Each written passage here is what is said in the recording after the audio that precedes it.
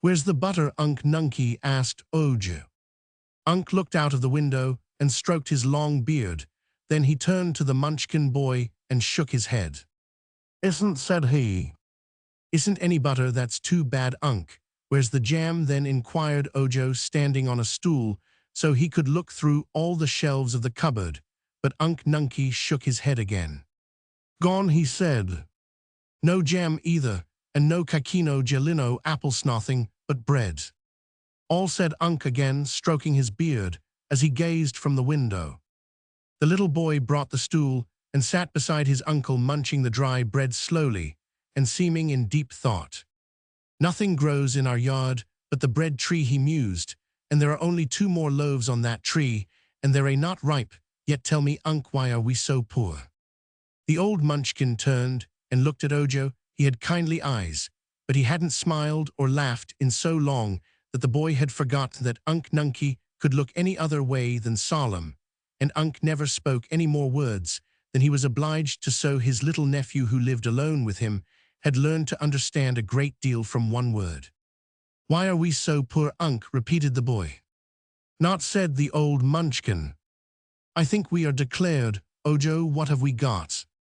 "How?" said Unc Nunky. "I know, but everyone in the land of Oz has a place to live." "What else, Unc?" "Bread. I am eating the last loaf that's ripe there. I've put aside your share, Unc. It's on the table, so you can eat it when you get hungry. But when that is gone, what shall we eat, Unc?" The old man shifted in his chair, but merely shook his head. "Of course," said Ojo, who was obliged to talk, because his uncle would not know one starves in the land of Oz. "Either there is plenty for everyone, you know, only if it isn't just where you happen to be, you must go where it is." The aged Munchkin wriggled again and stared at his small nephew as if disturbed by his argument. "By tomorrow morning," the boy went on, "we must go where there is something to eat, or we shall grow very hungry and become very unhappy." "Where?" asked Unc. "Where shall we go? I don't know, I am sure," replied Ojo. "But you must know, Unc, you must have traveled in your time, because you're so old I don't remember it. Because ever since I could remember anything, we've lived right here in this lonesome round house with a little garden back of it and the thick woods all around. All I've ever seen of the great land of Oz, Unc dear, is the view of that mountain over at the south, where they say the hammerheads live who won't let anybody go by them, and that mountain at the north, where they say nobody lives." "One," declared Unc, correcting him. "Oh yes, one family lives there. I've heard that's the crooked magician, who is named Dr. Pipt, and his wife Margalot. One year you told me about them.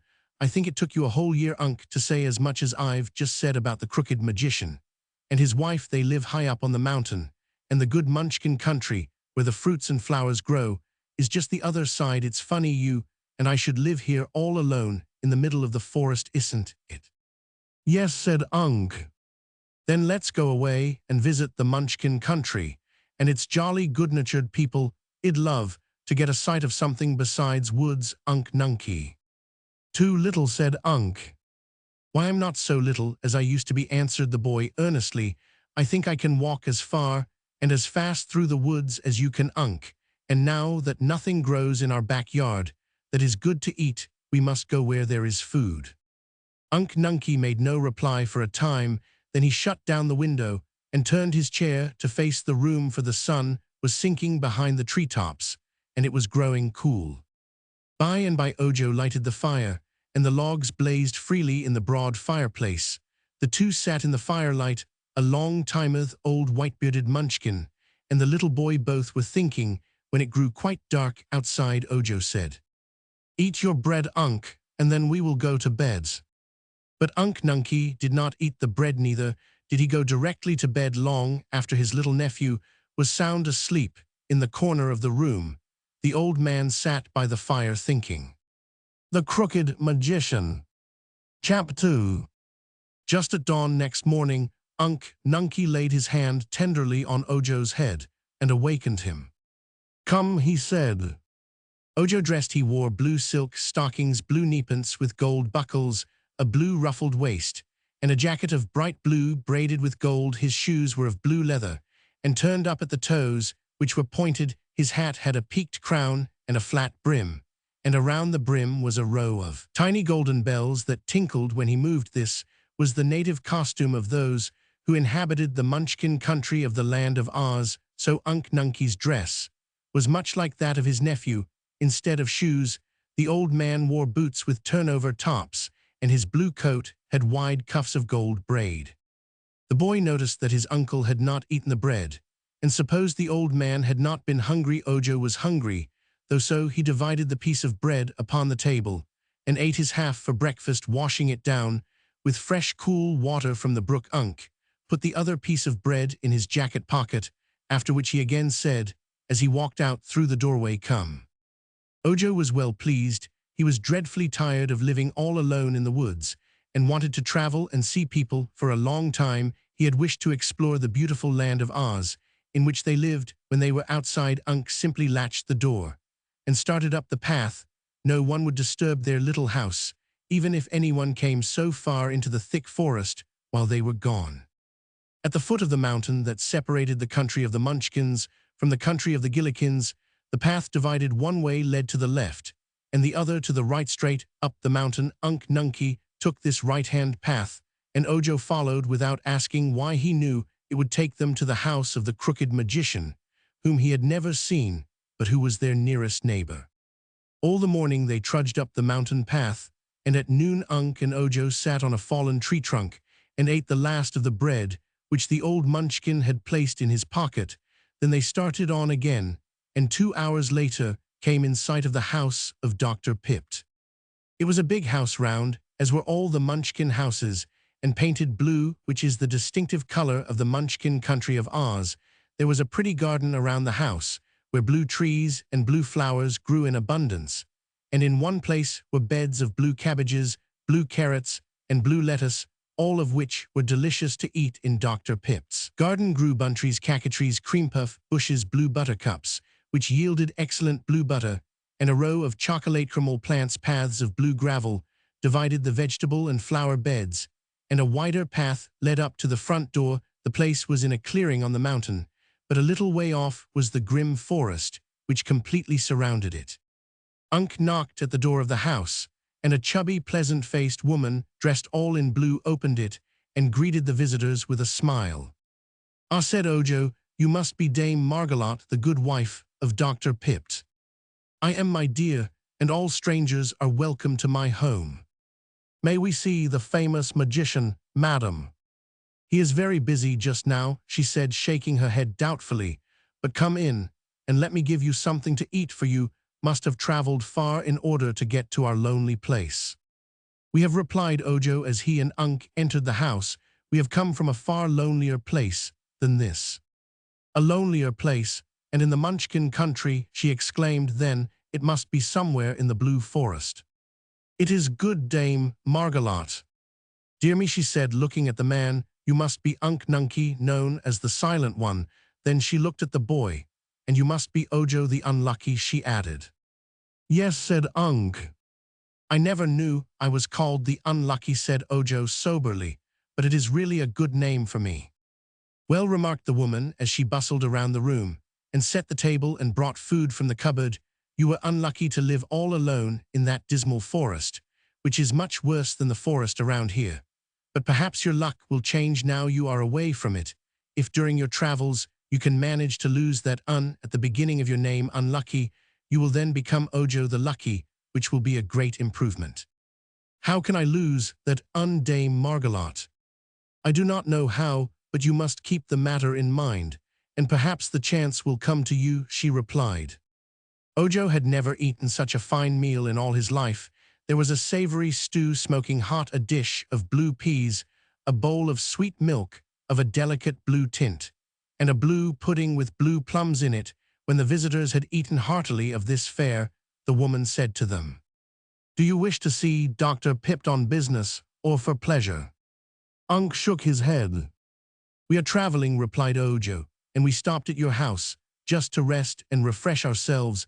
I do not think Unc Nunkie cares very much to see the famous crooked magician, but for my part one am curious to look at such a great man." The woman seemed thoughtful. I remember that Unc Nunky and my husband used to be friends many years ago, she said, so perhaps they will be glad to meet again. The magician is very busy, as I said, but if you will promise not to disturb him, you may come into his workshop and watch him prepare a wonderful charm. Thank you, replied the boy, much pleased. I would like to do that. She led the way to a great domed hall at the back of the house, which was the magician's workshop. There was a row of windows extending nearly around the sides of the circular room, which rendered the place very light, and there was a back door, in addition to the one leading to the front part of the house. Before the row of windows, a broad seat was built, and there were some chairs and benches in the room. Besides, at one end stood a great fireplace, in which a blue log was blazing with a blue flame, and over the fire hung 4 kettles in a row, all bubbling and steaming at a great rate. The magician was stirring all 4 of these kettles at the same time, 2 with his hands and 2 with his feet. To the latter, wooden ladles being strapped, for this man was so very crooked that his legs were as handy as his arms. Unc Nunky came forward to greet his old friend, but not being able to shake either his hands or his feet, which were all occupied in stirring, he patted the magician's bald head and asked what. It's the silent one, remarked Dr. Pipt without looking up, and he wants to know what I'm making. Well, when it is quite finished, this compound will be the wonderful powder of life, which no one knows how to make but myself. Whenever it is sprinkled on anything, that thing will at once come to life, no matter what it is. It takes me several years to make this magic powder, but at this moment, I am pleased to say, it is nearly done. You see, I am making it for my good wife Margalotte, who wants to use some of it for a purpose of her own. Sit down and make yourself comfortable, Unc Nunky, and after I've finished my task, I will talk to you. You must know, said Margalotte, when they were all seated together on the broad windows, that my husband foolishly gave away all the powder of life he first made to old Mombi the witch, who used to live in the country of the Gillikins to the north of here. Mombi gave to Dr. Pipt a powder of perpetual youth in exchange for his powder of life. But she cheated him wickedly, for the powder of youth was no good and could work no magic at all. Perhaps the powder of life couldn't either, said Ojo. Yes, it is perfection, she declared. The first lot we tested on our glass cat, which not only began to live, but has lived ever since. She's somewhere around the house now. A glass cat, exclaimed Ojo, astonished. Yes, she makes a very pleasant companion, but admires herself a little more than is considered modest, and she positively refuses to catch mice, explained Margalotte. My husband made the cat some pink brains, but they proved to be too high-bred and particular for a cat, so she thinks it is undignified in her to catch mice. Also, she has a pretty blood-red heart, but it is made of stonia ruby, I think, and so is rather hard and unfeeling. I think the next glass cat the magician makes will have neither brains nor heart, for then it will not object to catching mice, and may prove of some use to us. What did old Mombi the witch do with the powder of life your husband gave her, asked the boy. She brought Jack Pumpkinhead to life, for one thing, was the reply. I suppose you've heard of Jack Pumpkinhead. He is now living near the Emerald City, and is a great favorite with the Princess Ozma, who rules all the land of Oz. No, I've never heard of him, remarked Ojo. I'm afraid I don't know much about the land of Oz. You see, I've lived all my life with Unc Nunky, the silent one, and there was no one to tell me anything. That is one reason you are Ojo the unlucky, said the woman in a sympathetic tone. The more one knows, the luckier he is, for knowledge is the greatest gift in life. But tell me, please, what you intend to do with this new lot of the powder of life, which Dr. Pipt is making. He said his wife wanted it for some especial purpose. So I do, she answered. I want it to bring my patchwork girl to life. Oh, a patchwork girl, what is that? Ojo asked, for this seemed even more strange and unusual than a glass cat. I think I must show you my patchwork girl, said Margalotte, laughing at the boy's astonishment, for she is rather difficult to explain. But first I will tell you that for many years I have longed for a servant to help me with the housework, and to cook the meals and wash the dishes. No servant will come here, because the place is so lonely and out of the way, so my clever husband, the crooked magician, proposed that I make a girl out of some sort of material, and he would make her live by sprinkling over her the powder of life. This seemed an excellent suggestion, and at once Dr. Pip set to work to make a new batch of his magic powder. He has been at it a long, long while, and so I have had plenty of time to make the girl, yet that task was not so easy as you may suppose. At first I couldn't think what to make her of, but finally, in searching through a chest, I came across an old patchwork quilt, which my grandmother once made when she was young. "What is a patchwork quilt?" asked Oge. "A bed quilt made of patches of different kinds and colors of cloth, all neatly sewed together. The patches are of all shapes and sizes, so a patchwork quilt is a very pretty and gorgeous thing to look at sometimes. It is called a crazy quilt because the patches and colors are so mixed up. We never have used my grandmother's many-colored patchwork quilt handsome as it is, for we Munchkins do not care for any color other than blue, so it has been packed away in the chest for about 100 years. When I found it, I said to myself that it would do nicely for my servant girl, for when she was brought to life, she would not be proud nor haughty as the glass cat is, for such a dreadful mixture of colors would discourage her from trying to be as dignified as the blue Munchkins are." "Is blue the only respectable color?" then inquired Ojo. "Yes, for a Munchkin all our country is blue, you know, but in other parts of Oz, the people favor different colors. At the Emerald City, where our Princess Ozma lives, green is the popular color, but all Munchkins prefer blue to anything else. And when my housework girl is brought to life, she will find herself to be of so many unpopular colors that she'll never dare be rebellious or impudent, as servants are sometimes liable to be when they are made the same way their mistresses are." Unc Nunky nodded approval. "Good idea," he said, and that was a long speech for Unc Nunky because it was 2 words. "So I cut up the quilt," continued Margolot, "and made from it a very well-shaped girl, which I stuffed with cotton wadding. I will show you what a good job I did." And she went to a tall cupboard and threw open the door. Then back she came, lugging in her arms the patchwork girl, which she set upon the bench and propped up so that the figure would not tumble over. Ojo, the Patchwork Girl. Chap 3. Ojo examined this curious contrivance with wonder. The patchwork girl was taller than he when she stood upright, and her body was plump and rounded, because it had been so neatly stuffed with cotton. Margolot had first made the girl's form from the patchwork quilt, and then she had dressed it with a patchwork skirt and an apron with pockets in it using the same gay material throughout. Upon the feet, she had sewn a pair of red leather shoes with pointed toes. All the fingers and thumbs of the girl's hands had been carefully formed and stuffed and stitched at the edges with gold plates at the ends to serve as fingernails. "She will have to work when she comes to life," said Margolot. The head of the patchwork girl was the most curious part of her.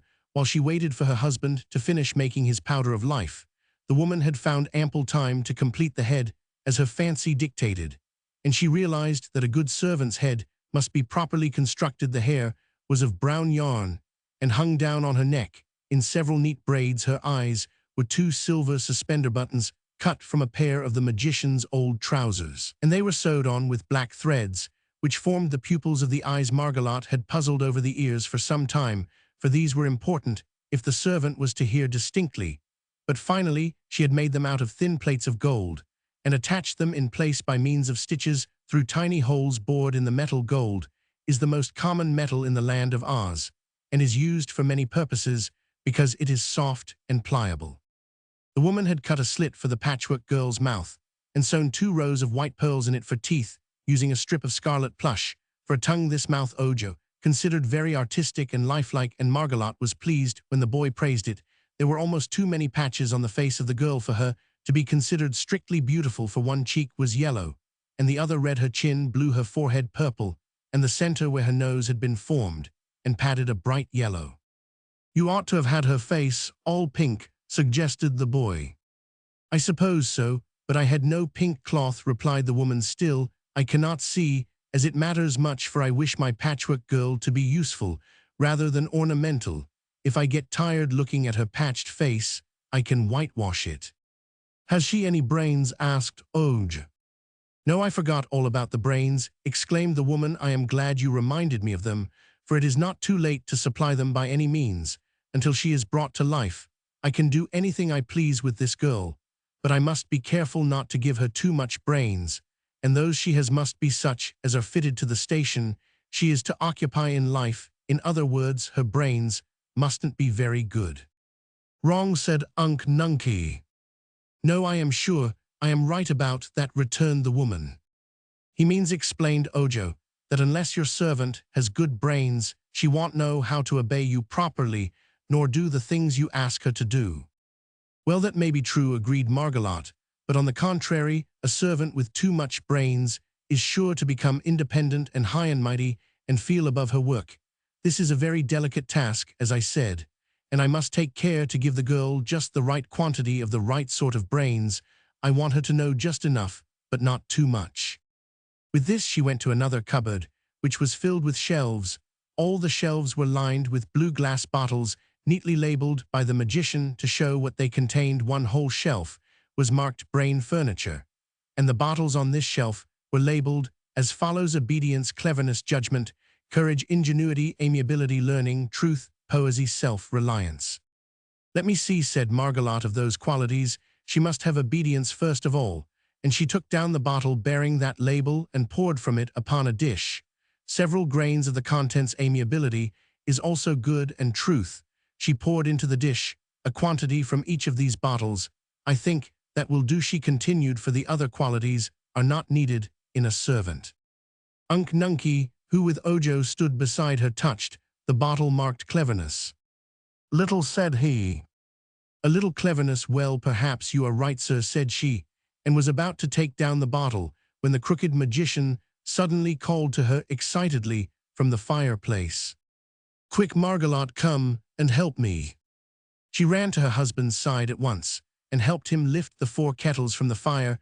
Their contents had all boiled away, leaving in the bottom of each kettle a few grains of fine white powder. Very carefully, the magician removed this powder, placing it all together in a golden dish, where he mixed it with a golden spoon. When the mixture was complete, there was scarcely a handful, all told. That, said Dr. Pipt in a pleased and triumphant tone, is the wonderful powder of life, which I alone in the world know how to make. It has taken me nearly 6 years to prepare these precious grains of dust. But the little heap on that dish is worth the price of a kingdom, and many a king would give all he has to possess it when it has become cooled. I will place it in a small bottle, but meantime I must watch it carefully lest a gust of wind blow it away or scatter it. Unc Nunky, Margolot, and the magician all stood looking at the marvelous powder, but Ojo was more interested just then in the Patchwork Girl's brains, thinking it both unfair and unkind to deprive her of any good qualities that were handy. The boy took down every bottle on the shelf and poured some of the contents in Margolot's dish. No one saw him do this, for all were looking at the powder of life. But soon the woman remembered what she had been doing and came back to the cupboard. Let's see, she remarked, I was about to give my girl a little cleverness, which is the doctor's substitute for intelligentsia quality. He has not yet learned how to manufacture. Taking down the bottle of cleverness, she added some of the powder to the heap on the dish. Ojo became a bit uneasy at this, for he had already put quite a lot of the cleverness powder in the dish, but he dared not interfere, and so he comforted himself with the thought that one cannot have too much cleverness. Margolot now carried the dish of brains to the bench, ripping the seam of the patch on the girl's forehead. She placed the powder within the head, and then sewed up the seam as neatly and securely as before.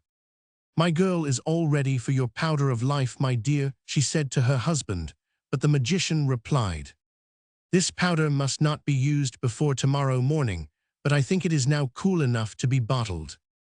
He selected a small gold bottle with a pepperbox top, so that the powder might be sprinkled on any object through the small holes. Very carefully, he placed the powder of life in the gold bottle, and then locked it up in a drawer of his cabinet. At last, said he, rubbing his hands together gleefully, I have ample leisure for a good talk with my old friend Unc Nunky, so let us sit down cozily and enjoy ourselves. After stirring those 4 kettles for 6 years, I am glad to have a little rest. You will have to do most of the talking, said Ojo, for Unc is called the Silent One and uses few words. I know, but that renders your uncle a most agreeable companion, and gossip, declared Dr. Pipt. Most people talk too much, so it is a relief to find one who talks too little. Ojo looked at the magician with much awe and curiosity. Don't you find it very annoying to be so crooked, he asked. No, I am quite proud of my person, was the reply. I suppose I am the only crooked magician in all the world. Some others are accused of being crooked, but I am the only genuine. He was really very crooked, and Ojo wondered how he managed to do so many things with such a twisted body. When he sat down upon a crooked chair that had been made to fit him, one knee was under his chin, and the other near the small of his back. But he was a cheerful man, and his face bore a pleasant and agreeable expression. "I'm not allowed to perform magic, except for my own amusement," he told his visitors as he lighted a pipe with a crooked stem and began to smoke. "Too many people were working magic in the land of Oz, and so our lovely Princess Ozma put a stop to it. I think she was quite right. There were several wicked witches who caused a lot of trouble, but now they are all out of business, and only the great sorceress Glinda the Good is permitted to practice her arts which never harm anybody. The Wizard of Oz, who used to be a humbug and knew no magic at all, has been taking lessons of Glinda, and I am told he is getting to be a pretty good wizard. But he is merely the assistant of the great sorceress. I've the right to make a servant girl for my wife, you know, or a glass cat to catch our mice which she refuses to do, but I am forbidden to work magic for others or to use it as a profession." "Magic must be a very interesting study," said Ode. "It truly is," asserted the magician. "In my time I've performed some magical feats that were worthy the skill of Glinda the Good. For instance, there's the powder of life and my liquid of petrifaction, which is contained in that bottle on the shelf yonder over the window." "What does the liquid of petrifaction do?" inquired the boy. "Turns everything it touches to solid marble. It's an invention of my own, and I find it very useful. Once two of those dreadful Kalidahs, with bodies like bears and heads like tigers, came here from the forest to attack us, but I sprinkled some of that liquid on them, and instantly they turned to marble. I now use them as ornamental statuary in my garden. This table looks to you like wood, and once it really was wood, but I sprinkled a few drops of the liquid of petrifaction on it, and now it is marble. It will never break nor wear out." "Fine," said Unc Nunkie, wagging his head and stroking his long gray beard. "Dear me, what a chatterbox you're getting to be, Unc," remarked the magician, who was pleased with the compliment. But just then there came a scratching at the back door, and a shrill voice cried, "Let me in, hurry up, can't you let me in?" Margolot got up and went to the door. "Ask like a good cat," then she said. "Me-oa, there, does that suit your Royal Highness?" asked the voice in scornful accents. "Yes, that's proper cat talk," declared the woman, and opened the door. At once a cat entered, came to the center of the room, and stopped short at the sight of strangers. Ojo and Unc Nunkie both stared at it with wide-open eyes, for surely no such curious creature had ever existed before, even in the land of Oz. The glass cat. Chap 4. The cat was made of glass so clear and transparent that you could see through it as easily as through a window. In the top of its head, however, was a mass of delicate pink balls which looked like jewels, and it had a heart made of a blood-red ruby. The eyes were two large emeralds, but aside from these colors, all the rest of the animal was clear glass, and it had a spunglass tail that was really beautiful. "Well, Doc Pipped, do you mean to introduce us or not?" demanded the cat in a tone of annoyance. "Seems to me you are forgetting your manners." "Excuse me," returned the magician. "This is Unc Nunkie, the descendant of the former kings of the Munchkins, before this country became a part of the land of Oz." "He needs a haircut," observed the cat, washing its face. "True," replied Unc, with a low chuckle of amusement.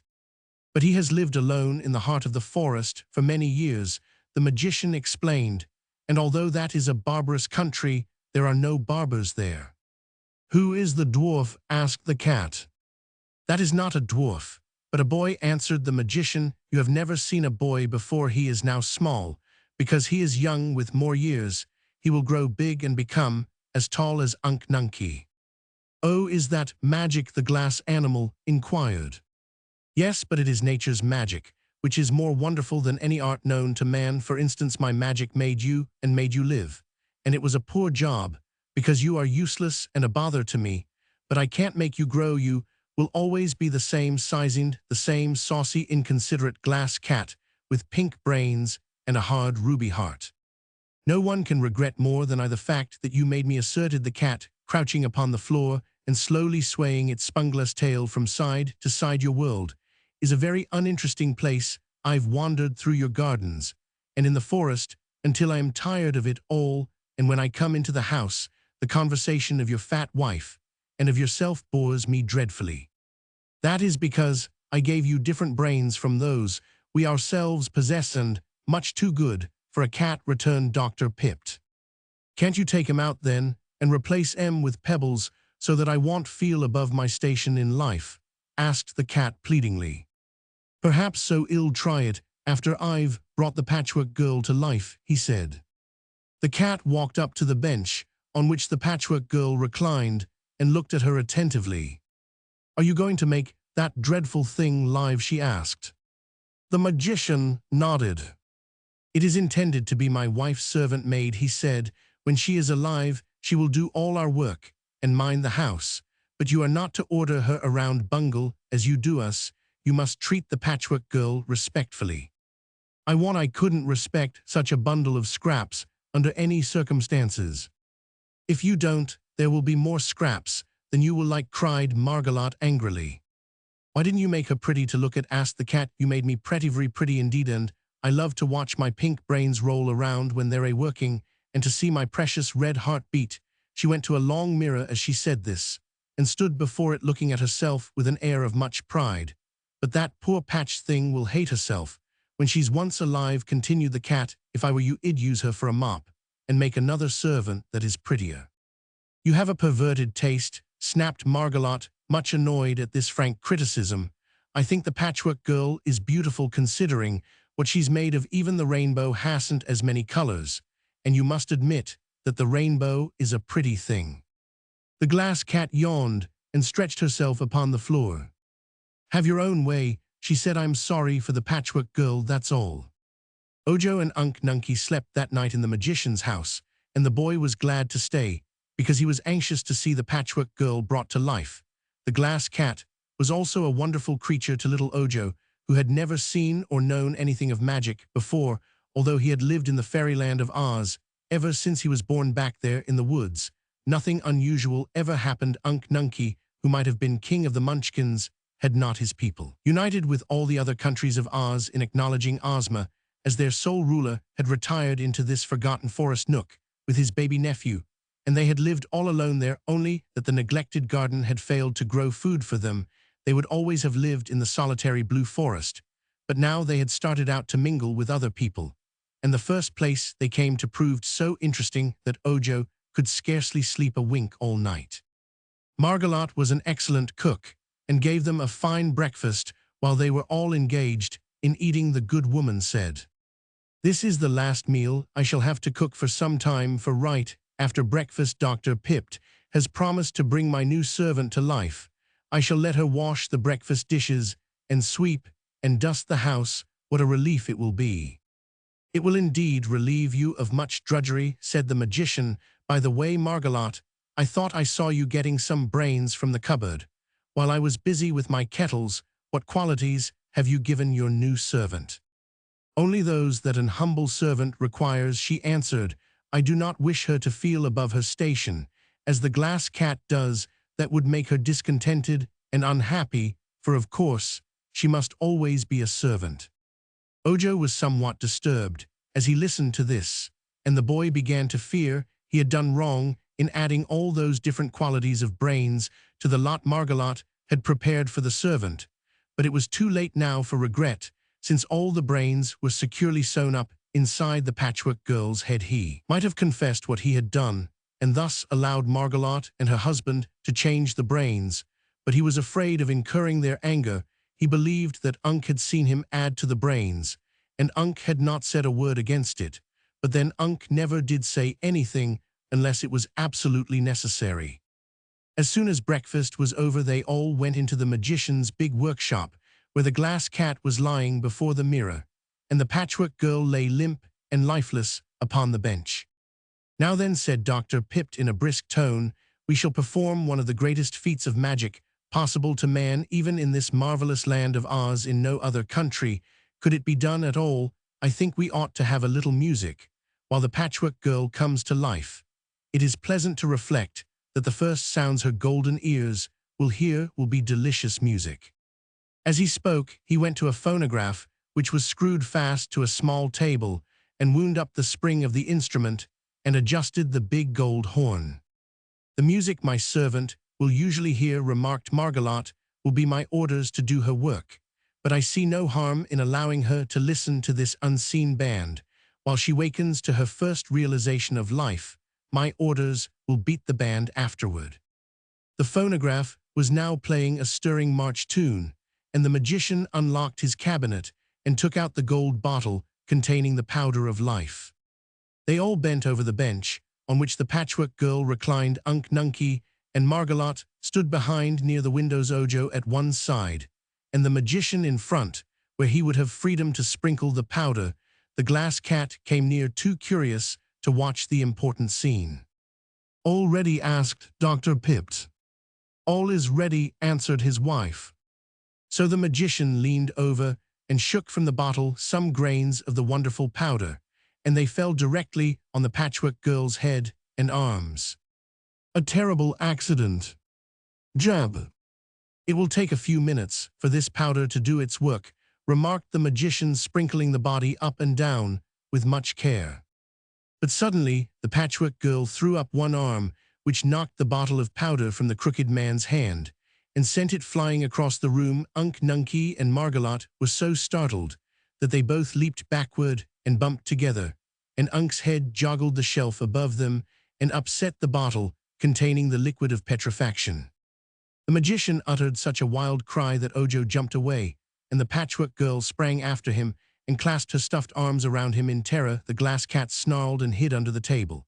And so it was that when the powerful liquid of petrifaction was spilled, it fell only upon the wife of the magician and the uncle of Ojo. With these two, the charm worked promptly. They stood motionless and stiff as marble statues in exactly the positions they were in when the liquid struck them. Ojo pushed the Patchwork Girl away and ran to Nunky, filled with a terrible fear for the only friend and protector he had ever known. When he grasped Unk's hand, it was cold and hard. Even the long gray beard was solid marble. The crooked magician was dancing around the room in a frenzy of despair, calling upon his wife to forgive him, to speak to him, to come to life again. The Patchwork Girl, quickly recovering from her fright now, came nearer and looked from one to another of the people with deep interest. Then she looked at herself and laughed, noticing the mirror. She stood before it and examined her extraordinary features with amazement. Her button eyes, pearl bead teeth, and puffy nose. Then, addressing her reflection in the glass, she exclaimed, "Wee, but there's a gaudy dame. Makes a paintbox blush with shame. Razzle dazzle, fizzle fazzle. How did-o, miss, what's your name?" She bowed, and the reflection bowed. Then she laughed again, long and merrily, and the glass cat crept out from under the table and said, "I don't blame you for laughing at yourself, aren't you horrid?" "Horrid," she replied, "why, I am thoroughly delightful. I am an original, if you please, and therefore incomparable. Of all the comic, absurd, rare, and amusing creatures the world contains, I must be the supreme freak. Who but poor Margolot could have managed to invent such an unreasonable being as I? But I am glad, awfully glad that I am just what I am and nothing else." "Be quiet, will you?" cried the frantic magician. "Be quiet, and let me think. If I don't think, I shall go mad." "Think ahead," said the Patchwork Girl, seating herself in a chair. "Think all you want to, I don't mind." "Gee, but I am tired playing that tune," called the phonograph, speaking through its horn in a brazen, scratchy voice. "If you don't mind, Pipt, old boy, ill cut it out and take a rest." The magician looked gloomily at the music machine. "What dreadful luck," he wailed despondently. "The powder of life must have fallen on the phonograph." He went up to it and found that the gold bottle that contained the precious powder had dropped upon the stand and scattered its life-giving grains over the machine. The phonograph was very much alive and began dancing a jig with the legs of the table to which it was attached, and this dance so annoyed Dr. Pipt that he kicked the thing into a corner and pushed a bench against it to hold it quiet.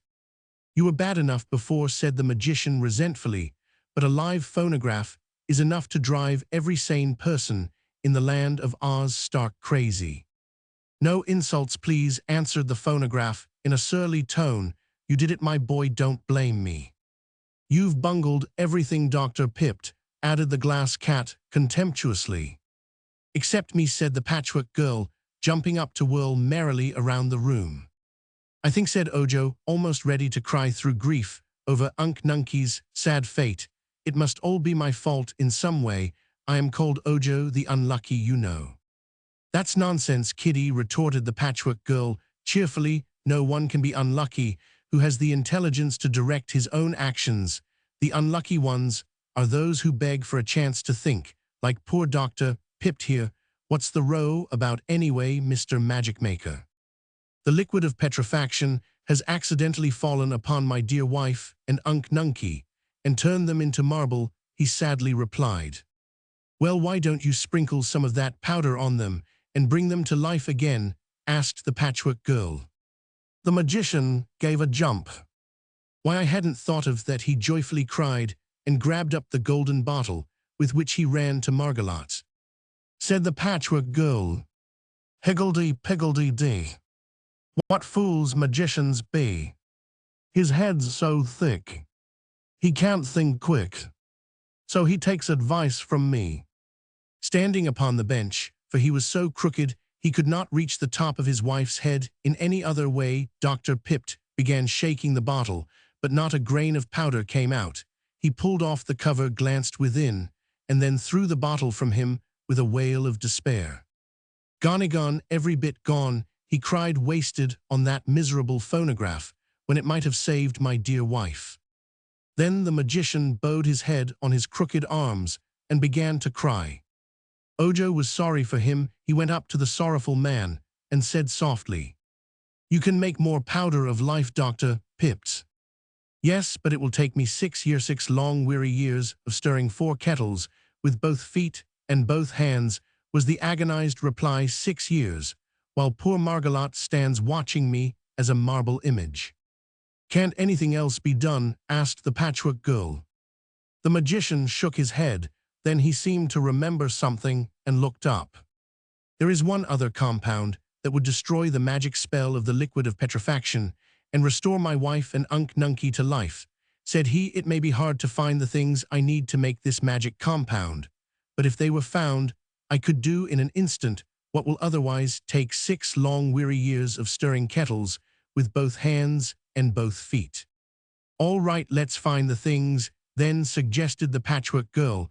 That seems a lot more sensible than those stirring times with the kettles. That's the idea, Scraps, said the glass cat approvingly.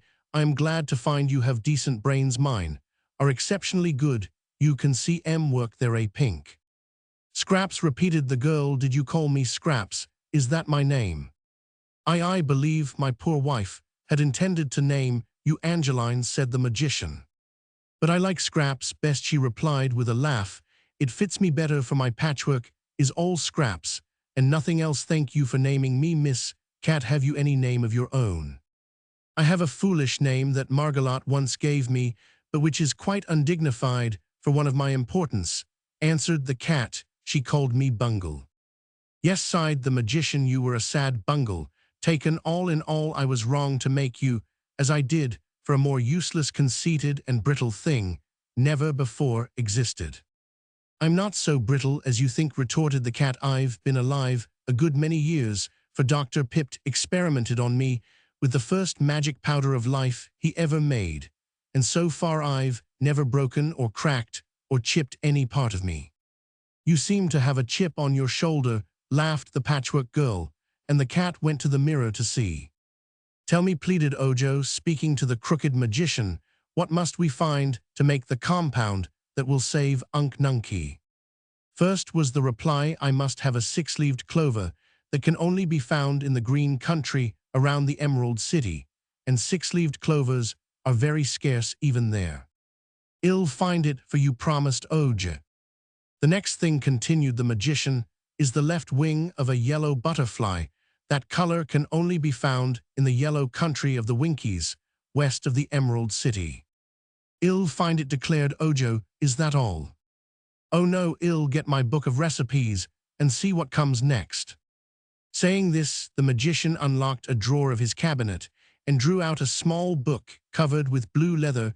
Looking through the pages, he found the recipe he wanted and said, "I must have a gill of water from a dark well."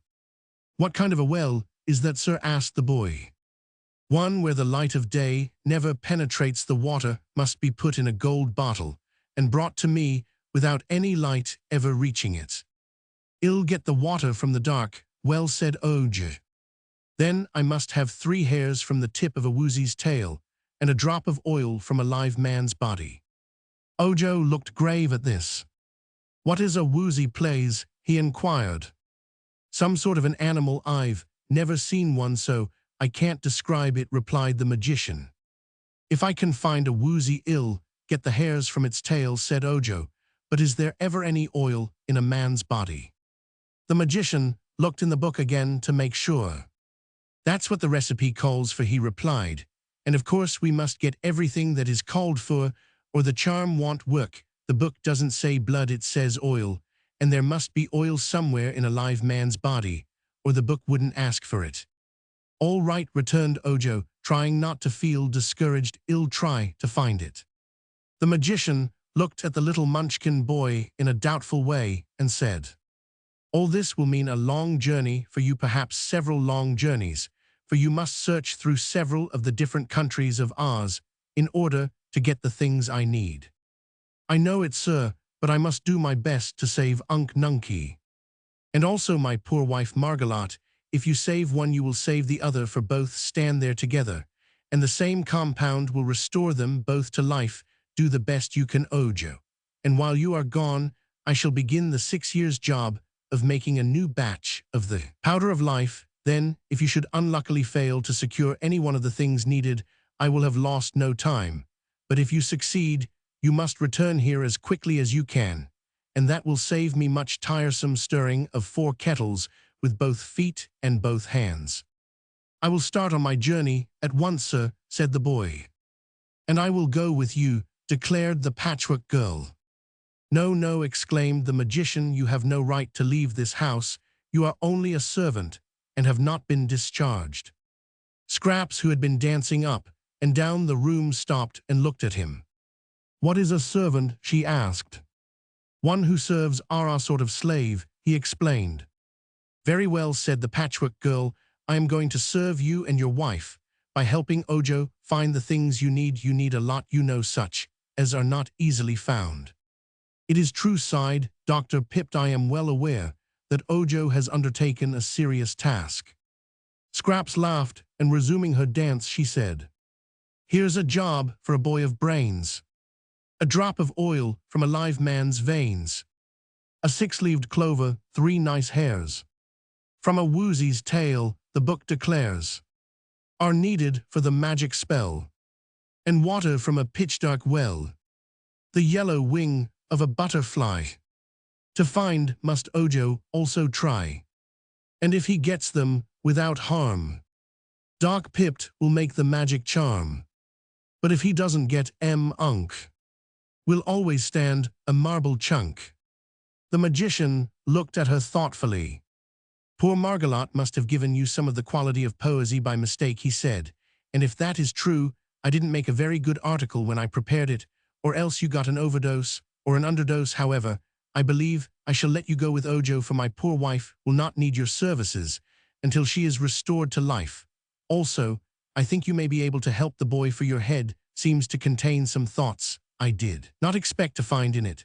But be very careful of yourself, for you're a souvenir of my dear Margalat. Try not to get ripped, or your stuffing may fall out. One of your eyes seems loose, and you may have to sew it on tighter. If you talk too much, yowl, wear out your scarlet plush tongue, which ought to have been hemmed on the edges. And remember, you belong to me, and must return here as soon as your mission is accomplished." "I am going with Scraps and Ojo," announced the glass cat. "You can't," said the magician. "Why not?" "You'd get broken in no time, and you couldn't be a bit of use to the boy and the Patchwork Girl." "I beg to differ with you," returned the cat in a haughty tone. 3 heads are better than 2, and my pink brains are beautiful. You can see work." "Well, go along," said the magician irritably. "You're only an annoyance anyhow, and I am glad to get rid of you." "Thank you for nothing, then," answered the cat stiffly. Dr. Pipt took a small basket from a cupboard and packed several things in it. Then he handed it to Ojo. "Here is some food and a bundle of charms," he said. "It is all I can give you, but I am sure you will find friends on your journey who will assist you in your search. Take care of the Patchwork Girl and bring her safely back, for she ought to prove useful to my wife. As for the glass cat properly named Bunglafe, she bothers you. I now give you my permission to break her in two, for she is not respectful and does not obey me. I made a mistake in giving her the pink brains you see." Then Ojo went to Unc Nunkie and kissed the old man's marble face very tenderly. "I'm going to try to save you, Unc," he said, just as if the marble image could hear him, and then he shook the crooked hand of the crooked magician, who was already busy hanging the 4 kettles in the fireplace, and picking up his basket left the house. The Patchwork Girl followed him, and after them came the glass cat. The journey. Chapter 6. Ojo had never traveled before, and so he only knew that the path down the mountainside led into the open Munchkin country, where large numbers of people dwelt. Scraps was quite new, and not supposed to know anything of the land of Oz, while the glass cat admitted she had never wandered very far away from the magician's house.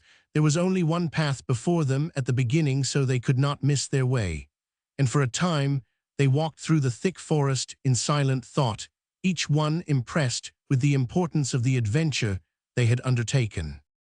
Suddenly the Patchwork Girl laughed. It was funny to see her laugh, because her cheeks wrinkled up, her nose tipped, her silver button eyes twinkled, and her mouth curled at the corners in a comical way. "Has something pleased you?" asked Ojo, who was feeling solemn and joyless through thinking upon his uncle's sad fate. "Yes," she answered, "your world pleases me, for it's a queer world and life in it is queerer still. Here am I, made from an old bedquilt, and intended to be a slave to Margolot, rendered free as air by an accident that none of you could foresee. I am enjoying life and seeing the world, while the woman who made me is standing helpless as a block of wood. If that isn't funny enough to laugh at, I don't know what is." "You're not seeing much of the world yet, my poor innocent Scraps," remarked the cat. "The world doesn't consist wholly of the trees that are on all sides of us." "But they're a part of it, and aren't they pretty trees?" returned Scraps, bobbing her head until her brown yarn curls fluttered in the breeze growing between them. "I can see lovely ferns and wildflowers and soft green mosses. If the rest of your world is half as beautiful, I shall be glad I am alive." "I don't know what the rest of the world is like, I am sure," said the cat, "but I mean to find out." "I have never been out of the forest," Ojo added, "but to me the trees are gloomy and sad, and the wildflowers seem lonesome. It must be nicer where there are no trees and there is room for lots of people to live together." "I wonder if any of the people we shall meet will be as splendid as I am," said the Patchwork Girl. "All I have seen so far have pale, colorless skins and clothes as blue as the country they live in, while I am of many gorgeous colors, face and body and clothes. That is why I am bright and contented, Ojo, while you are blue and sad." "I think I made a mistake in giving you so many sorts of brains," observed the boy. "Perhaps, as the magician said, you have an overdose, and they may not agree with you." "What had you to do with my brains?" asked Scraps. "A lot," replied Ojo. "Old Margolot meant to give you only a few, just enough to keep you going, but when she wasn't looking, I added a good many more of the best kinds I could find in the magician's cupboard." "Thanks," said the girl, dancing along the path ahead of Ojo, and then dancing back to his side. "If a few brains are good, many brains must be better." "But they ought to be evenly balanced," said the boy, "and I had no time to be careful from the way you're acting. I guess the dose was badly mixed." "Scraps hasn't enough brains to hurt her, so don't worry," remarked the cat, which was trotting along in a very dainty and graceful manner. "The only brains worth considering are mine, which are pink. You can see 'em work." After walking a long time, they came to a little brook that trickled across the path, and here Ojo sat down to rest and eat something from his basket. He found that the magician had given him part of a loaf of bread and a slice of cheese. He broke off some of the bread and was surprised to find the loaf just as large as it was before. It was the same way with the cheese. However much he broke off from the slice, it remained exactly the same size. "Ah," said he, nodding wisely, "that's magic. Dr. Pipt has enchanted the bread and the cheese so it will last me all through my journey, however much I eat." "Why do you put those things into your mouth?" asked Scraps, gazing at him in astonishment. "Do you need more stuffing? Then why don't you use cotton, such as I am stuffed with?" "I don't need that kind," said Oge. "But a mouth is to talk with, isn't it?" "It is also to eat with," replied the boy. "If I didn't put food into my mouth and eat it, I would get hungry and starve." "Ah, I didn't know that," she said. "Give me some." Ojo handed her a bit of the bread, and she put it in her mouth. "What next?" she asked, scarcely able to speak. "Chew it and swallow it," said the boy. Scraps tried that her pearl teeth were unable to chew the bread, and beyond her mouth there was no opening. Being unable to swallow, she threw away the bread and laughed. "I must get hungry and starve, for I can't eat," she said. "Neither can I," announced the cat, "but I am not fool enough to try. Can't you understand that you and I are superior people, and not made like these poor humans?" "Why should I understand that or anything else?" asked the girl. "Don't bother my head by asking conundrums, I beg of you. Just let me discover myself in my own way." With this, she began amusing herself by leaping across the brook and back again. "Be careful, or you'll fall in the water," warned Ojo. "Never mind. You'd better. If you get wet, you'll be soggy and can't walk. Your colors might run too," he said. "Don't my colors run whenever I run?" she asked. "Not in the way I mean. If they get wet, the reds and greens and yellows and purples of your patches might run into each other and become just a blur. No color at all, you know." Then said the Patchwork Girl, "I'll be careful, for if I spoiled my splendid colors, I would cease to be beautiful." "Pa," sneered the Glass Cat, "such colors are not beautiful. They're ugly and in bad taste. Please notice that my body has no color at all. I am transparent, except for my exquisite red heart and my lovely pink brain, so you can see em work." "Shoo, shoo, shoo," cried Scraps, dancing around and laughing. "And your horrid green eyes, Miss Bungle, you can't see your eyes, but we can, and I notice you're very proud of what little color you have. Shoo, Miss Bungle, shoo, shoo, shoo. If you were all colors and many colors, as I am, you'd be too stuck up for anything." She leaped over the cat and back again, and the startled Bungle crept close to a tree to escape her. This made Scraps laugh more heartily than ever, and she said, "Whoop-te-doodle-doo. The cat has lost her shoe. Her tootsie's bare, but she don't care. So what's the odds to you?" "Dear me, Ojo," said the cat, "don't you think the creature is a little bit crazy?" "It may be," he answered, with a puzzled look. "If she continues her insults, I'll scratch off her suspender-button eyes," declared the cat. "Don't quarrel, please," pleaded the boy, rising to resume the journey. "Let us be good comrades, and as happy and cheerful as possible, for we are likely to meet with plenty of trouble on our way." It was nearly sundown when they came to the edge of the forest and saw spread out before them a delightful landscape. There were broad blue fields stretching for miles over the valley, which was dotted everywhere with pretty blue domed houses, none of which, however, was very near to the place where they stood, just at the point where the path left the forest stood a tiny house covered with leaves from the trees, and before this stood a Munchkin man with an axe in his hand. He seemed very much surprised when Ojo and Scraps and the Glass Cat came out of the woods, but as the Patchwork Girl approached nearer, he sat down upon a bench and laughed so hard that he could not speak for a long time. This man was a woodchopper and lived all alone in the little house. He had bushy blue whiskers and merry blue eyes, and his blue clothes were quite old and worn. "Mercy me," exclaimed the woodchopper when at last he could stop laughing. "Who would think such a funny harlequin lived in the land of Oz? Where did you come from, Crazy Quilt?" "Do you mean me?" asked the Patchwork Girl. "Of course," he replied. "You misjudge my ancestry. I am not a Crazy Quilt, I am Patchwork," she said. "There's no difference," he replied, beginning to laugh again. "When my old grandmother sews such things together, she calls it a crazy quilt, but I never thought such a jumble could come to life." "It was the magic powder that did it," explained Ojo. "Oh, then you have come from the crooked magician on the mountain. I might have known it well. I declare here's a glass cat. But the magician will get in trouble for this. It's against the law for anyone to work magic, except Glinda the Good, and the Royal Wizard of Oz.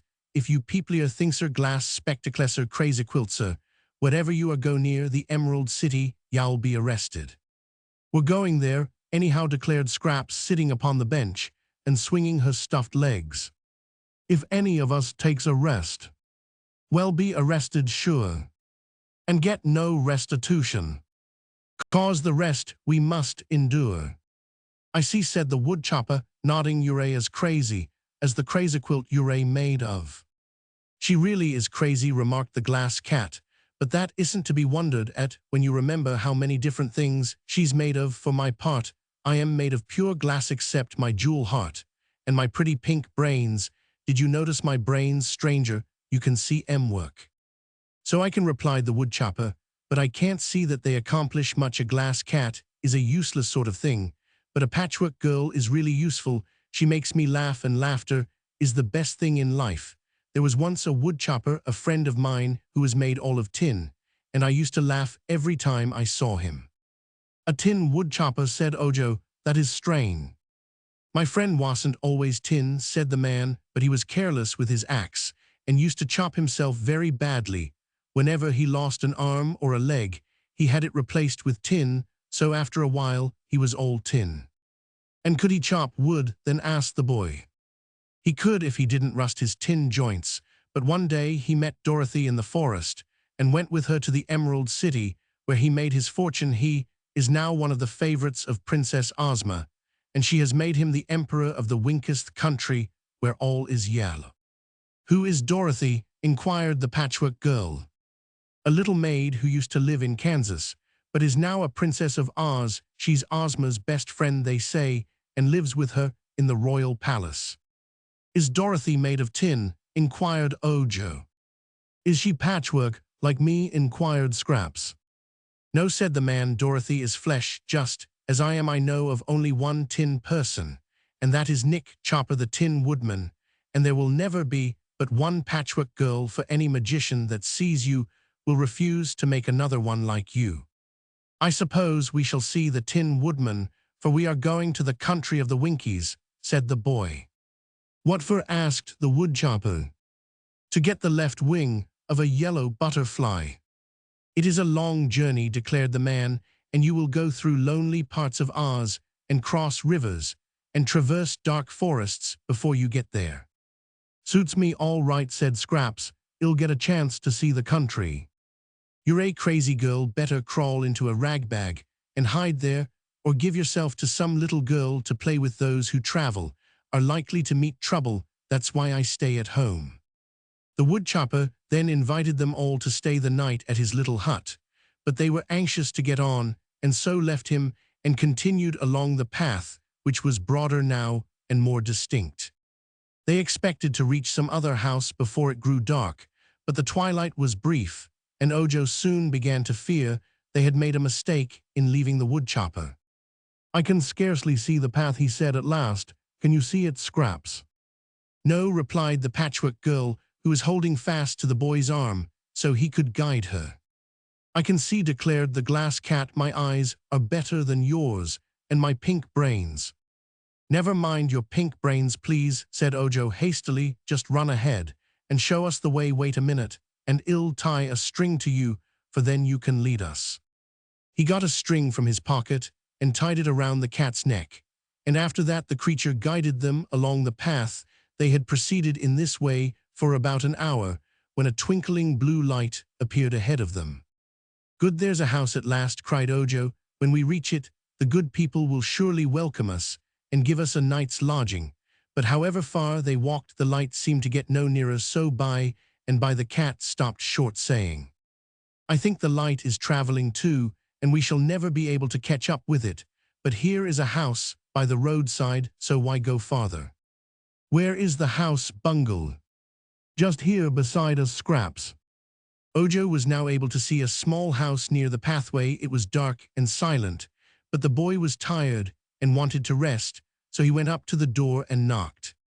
"Who is there?" cried a voice from within. "I am Ojo the Unlucky, and with me are Miss Scraps Patchwork and the Glass Cat," he replied. "What do you want?" asked the voice. "A place to sleep," said Ojo. "Come in then, but don't make any noise, and you must go directly to bed," returned the voice. Ojo unlatched the door and entered. It was very dark inside, and he could see nothing at all, but the cat exclaimed, "Why, there's no one here." "There must be," said the boy. "Someone spoke to me." "I can see everything in the room," replied the cat, "and no one is present but ourselves, but here are 3 beds all made up, so we may as well go to sleep." "What is sleep?" inquired the Patchwork Girl. "It's what you do when you go to bed," said Ojo. "But why do you go to bed?" persisted the Patchwork Girl. "Here, you are making altogether too much noise," cried the voice they had heard before. "Keep quiet, strangers, and go to bed." The cat, which could see in the dark, looked sharply around for the owner of the voice, but could discover no one. Although the voice had seemed close beside them, she arched her back a little, and seemed afraid. Then she whispered to Ojo, "Come," and led him to a bed. With his hands the boy felt of the bed, and found it was big and soft, with feather pillows and plenty of blankets, so he took off his shoes and hat and crept into the bed. Then the cat led Scraps to another bed, and the Patchwork Girl was puzzled to know what to do with it.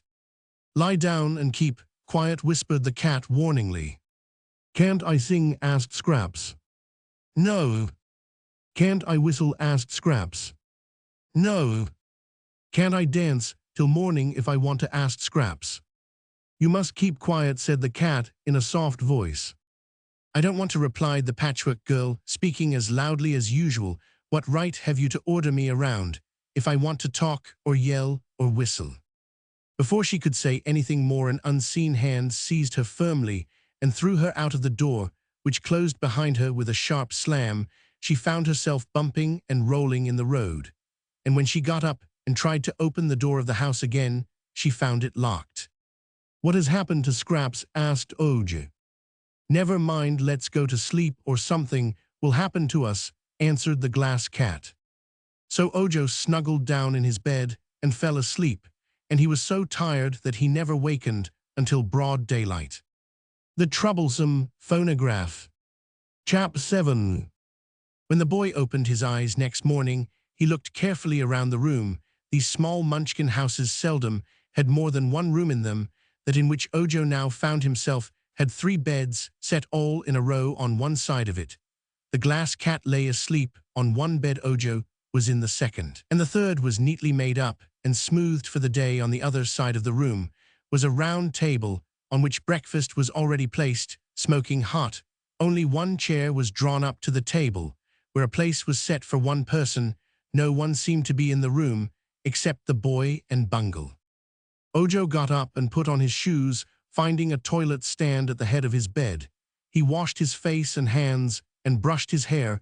Then he went to the table and said, "I wonder if this is my breakfast." "Eat it," commanded a voice at his side so near that Ojo jumped, but no person could he see. He was hungry and the breakfast looked good, so he sat down and ate all he wanted. Then rising, he took his hat and wakened the Glass Cat. "Come on, Bungle," said he, "we must go." He cast another glance about the room, and speaking to the air, he said, "Whoever lives here has been kind to me, and I am much obliged." There was no answer, so he took his basket and went out the door. The cat following him. In the middle of the path sat the Patchwork Girl, playing with pebbles she had picked up. "Oh, there you are," she exclaimed cheerfully. "I thought you were never coming out. It has been daylight a long time." "What did you do all night?" asked the boy. "Sat here and watched the stars and the moon," she replied. "They're interesting. I never saw them before, you know." "Of course not," said Ojo. "You were crazy to act so badly and get thrown outdoors," remarked Bungle as they renewed their journey. "That's all right," said Scraps. "If I hadn't been thrown out, I wouldn't have seen the stars nor the big gray wolf." "What wolf?" inquired Ojo. "The one that came to the door of the house 3 times during the night." "I don't see why that should be," said the boy thoughtfully. "There was plenty to eat in that house. for I had a fine breakfast, and I slept in a nice bed." "Don't you feel tired?" asked the Patchwork Girl, noticing that the boy yawned. "Why, yes, I am as tired as I was last night, and yet I slept very well." "And aren't you hungry?" "It's strange," replied Ojo. "I had a good breakfast, and yet I think I'll now eat some of my crackers and cheese." Scraps danced up and down the path, then she sang, "Kizzle kazzle core, the wolf is at the door. There's nothing to eat but a bone without meat, and a bill from the grocery store." "What does that mean?" asked Og. "Don't ask me," replied Scraps. "I say what comes into my head. But of course, I know nothing of a grocery store or bones without meat or very much else." "No," said the cat, "she's stark staring raving crazy, and her brains can't be pink for they don't work properly." "Bother the brains," cried Scraps. "Who cares for 'em anyhow? Have you noticed how beautiful my patches are in this sunlight?" Just then they heard a sound as of footsteps pattering along the path behind them, and all three turned to see what was coming. To their astonishment, they beheld a small round table running as fast as its 4 spindle legs could carry it, and to the top was screwed fast a phonograph with a big gold horn. "Hold on," shouted the phonograph, "wait for me." "Goodness me, it's that music thing which the crooked magician scattered the powder of life over," said Ojo. "So it is," returned Bungle in a grumpy tone of voice.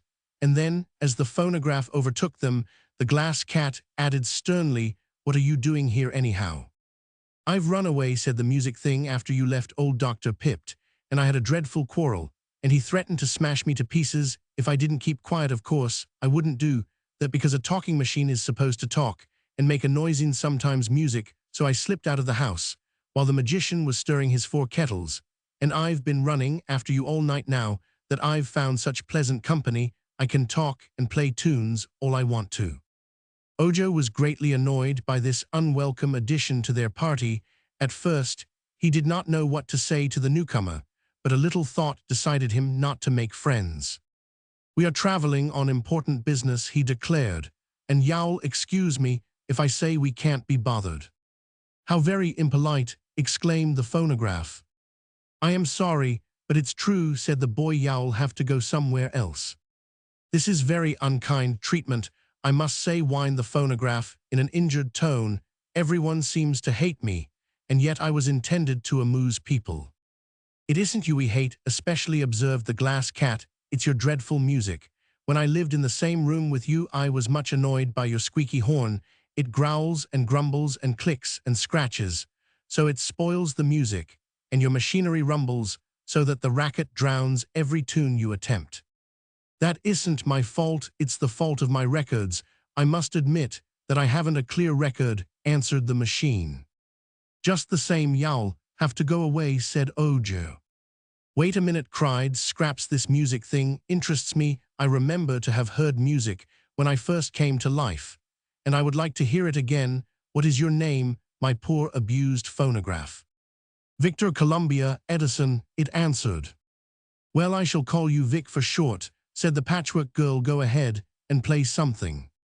"It'll drive you crazy," warned the cat.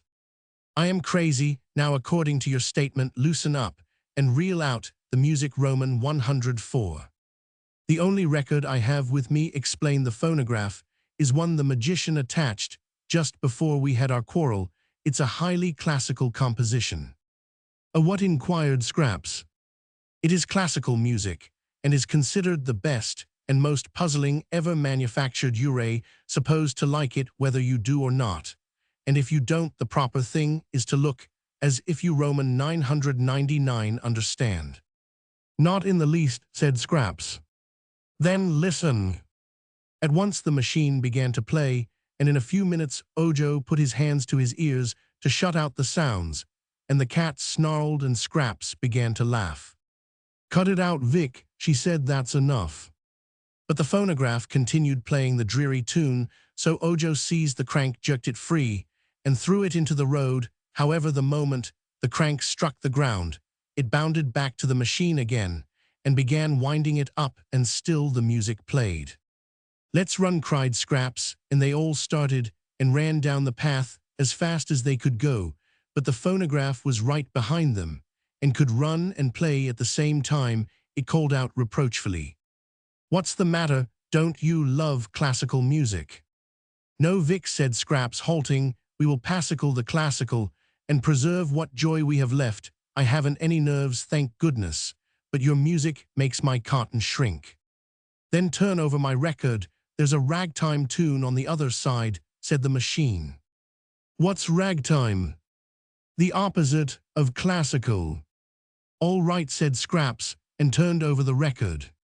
The phonograph now began to play a jerky jumble of sounds, which proved so bewildering that after a moment Scraps stuffed her patchwork apron into the gold horn and cried, "Stop, stop, that's the other extreme, it's extremely bad." Muffled as it was, the phonograph played on. "If you don't shut off, that music will smash your record," threatened Ojo. The music stopped at that, and the machine turned its horn from one to another, and said with great indignation, "What's the matter now? Is it possible you can't appreciate ragtime?" "Scraps ought to be rags herself," said the cat, "but I simply can't stand it. It makes my whiskers curl." "It is indeed dreadful," exclaimed Ojo, with a shudder. "It's enough to drive a crazy lady mad," murmured the Patchwork Girl. "I'll tell you what, Vic," she added, as she smoothed out her apron, and put it on again. "For some reason or other you've missed your guess. You're not a concert, you're a nuisance." "Music hath charms to soothe the savage breast," asserted the phonograph sadly. "Then we're not savages. I advise you to go home and beg the magician's pardon." "Never he'd smash me." "That's what we shall do if you stay here," Ojo declared. "Run along, Vic, and bother someone else," advised Scraps. "Find someone who is real wicked and stay with him till he repents. In that way, you can do some good in the world." The music thing turned silently away and trotted down a side path toward a distant Munchkin village. "Is that the way we go?" asked Bungle anxiously. "No," said Ojo. "I think we shall keep straight ahead, for this path is the widest and best. When we come to some house, we will inquire the way to the Emerald City." The foolish owl and the wise donkey. Jab aid. On they went, and half an hour's steady walking brought them to a house somewhat better than the two they had already passed. It stood close to the roadside, and over the door was a sign that read "Miss Foolish Owl and Mr. Wise Donkey, Public Advisors." When Ojo read this sign aloud, Scraps said laughingly, "Well, here is a place to get all the advice we want, maybe more than we need. Let's go in." The boy knocked at the door. "Come in," called a deep bass voice. So they opened the door and entered the house, where a little light brown donkey dressed in a blue apron and a blue cap was engaged in dusting the furniture. With a blue cloth on a shelf over the window sat a great blue owl with a blue sunbonnet on her head, blinking her big round eyes at the visitors. "Good morning," said the donkey in his deep voice, which seemed bigger than he was. "Did you come to us for advice?" "Why, we came anyhow," replied Scraps, "and now we are here we may as well have some advice. It's free, isn't it?" "Certainly," said the donkey. "Advice doesn't cost anything unless you follow it. Permit me to say, by the way, that you are the queerest lot of travelers that ever came to my shop. Judging you merely by appearances, I think you'd better talk to the foolish owl yonder." They turned to look at the bird, which fluttered its wings and stared back at them with its big eyes. "Hoot-a-toot-a-toot," cried the owl. "Fiddle-cum-foo." "How did-o?" "Riddle-cum, tiddle-cum." "Toralaloo." "That beats your poetry, Scraps," said Ojo. "It's just nonsense," declared the glass cat. "But it's good advice for the foolish," said the donkey admiringly. "Listen to my partner, and you can't go wrong," said the owl in a grumbling voice. "Patchwork Girl has come to life. No one's sweetheart, no one's wife. Lacking sense and loving fun. Shall be snubbed by everyone." "Quite a compliment, I declare," exclaimed the donkey, turning to look at Scraps. "You are certainly a wonder, my dear, and I fancy you'd make a splendid pincushion. If you belonged to me, I'd wear smoked glasses when I looked at you." Why, asked the Patchwork Girl. Because you are so gay and gaudy. It is my beauty that dazzles you, she asserted. You munchkin people all strut around in your stupid blue color while I— You are wrong in calling me a munchkin, interrupted the donkey, for I was born in the land of Mo, and came to visit the land of Oz on the day it was shut off from all the rest of the world, so here I am obliged to stay, and I confess it is a very pleasant country to live in. Hoot-a-toot, cried the owl. Ojo's searching for a charm. Cause nunkies come to harm. Charms are scarce, they're hard to get. Ojo's got a job, you bet. Is the owl so very foolish, asked the boy. Extremely so, replied the donkey. Notice what vulgar expressions she uses. But I admire the owl for the reason that she is positively foolish. Owls are supposed to be so very wise generally that a foolish one is unusual, and you perhaps know that anything or anyone unusual is sure to be interesting to the wise. The owl flapped its wings, again muttering these words. It's hard to be a glassy cat. No cat can be more hard than that. She's so transparent, every act is clear to us, and that's a fact. Have you noticed my pink brains? Inquired Bungle proudly. You can see 'em work. Not in the daytime, said the donkey. She can't see very well by day, poor thing. But her advice is excellent. I advise you all to follow it. The owl hasn't given us any advice, as yet, the boy declared. No, then what do you call all those sweet poems? Just foolishness, replied Ojo. Scraps does the same thing. Foolishness, of course. To be sure, the foolish owl must be foolish, or she wouldn't be the foolish owl. You are very complimentary to my partner. Indeed, asserted the donkey, rubbing his front hoofs together as if highly pleased. The sign says that you are wise, remarked Scraps to the donkey. I wish you would prove it. With great pleasure, returned the beast. Put me to the test, my dear Patches, and ill prove my wisdom in the wink of an eye. What is the best way to get to the Emerald City? Asked Ojo. Walk, said the donkey. I know, but what road shall I take? Was the boy's next question. The road of yellow bricks, of course. It leads directly to the Emerald City. And how shall we find the road of yellow bricks? By keeping along the path you have been following. You'll come to the yellow bricks pretty soon, and you'll know them when you see them, because they're the only yellow things in the blue country. Thank you, said the boy. At last you have told me something. Is that the extent of your wisdom? Asked Scraps. No, replied the donkey. I know many other things, but they wouldn't interest you so ill. Give you a last word of advice. Move on, for the sooner you do, that the sooner you'll get to the Emerald City of Oz. Hoot-a-toot-a-toot-a-toot, screeched the owl. Off you go, fast or slow. Where you're going you don't know. Patches, Bungle, Munchkin lad. Facing fortunes good and bad. Meeting dangers grave and sad. Sometimes worried, sometimes glad. Where you're going you don't know. Nor do I, but off you go. Sounds like a hint to me, said the Patchwork Girl. Then let's take it and go, replied Ojo. They said goodbye to the wise donkey and the foolish owl, and at once resumed their journey. They met the woozy. Chap 9. There seem to be very few houses around here, after all, remarked Ojo, after they had walked for a time in silence. Never mind, said Scraps, we are not looking for houses, but rather the road of yellow bricks.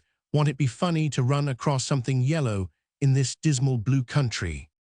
There are worse colors than yellow in this country, asserted the glass cat in a spiteful tone. Oh, do you mean the pink pebbles you call your brains, and your red heart and green eyes? Asked the Patchwork Girl.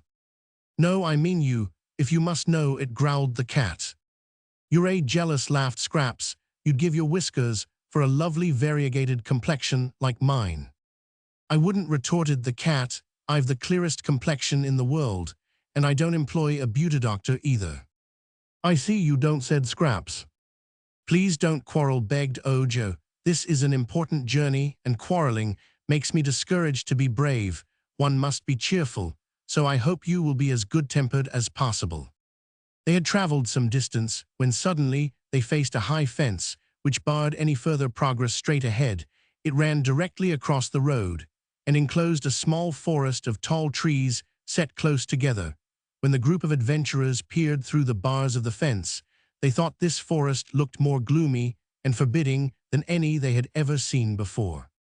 They soon discovered that the path they had been following now made a bend and passed around the enclosure, but what made Ojo stop and look thoughtful was a sign painted on the fence which read, "Beware of the woozy."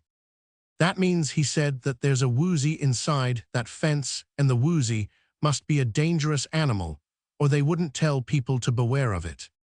"Let's keep out then," replied Scraps.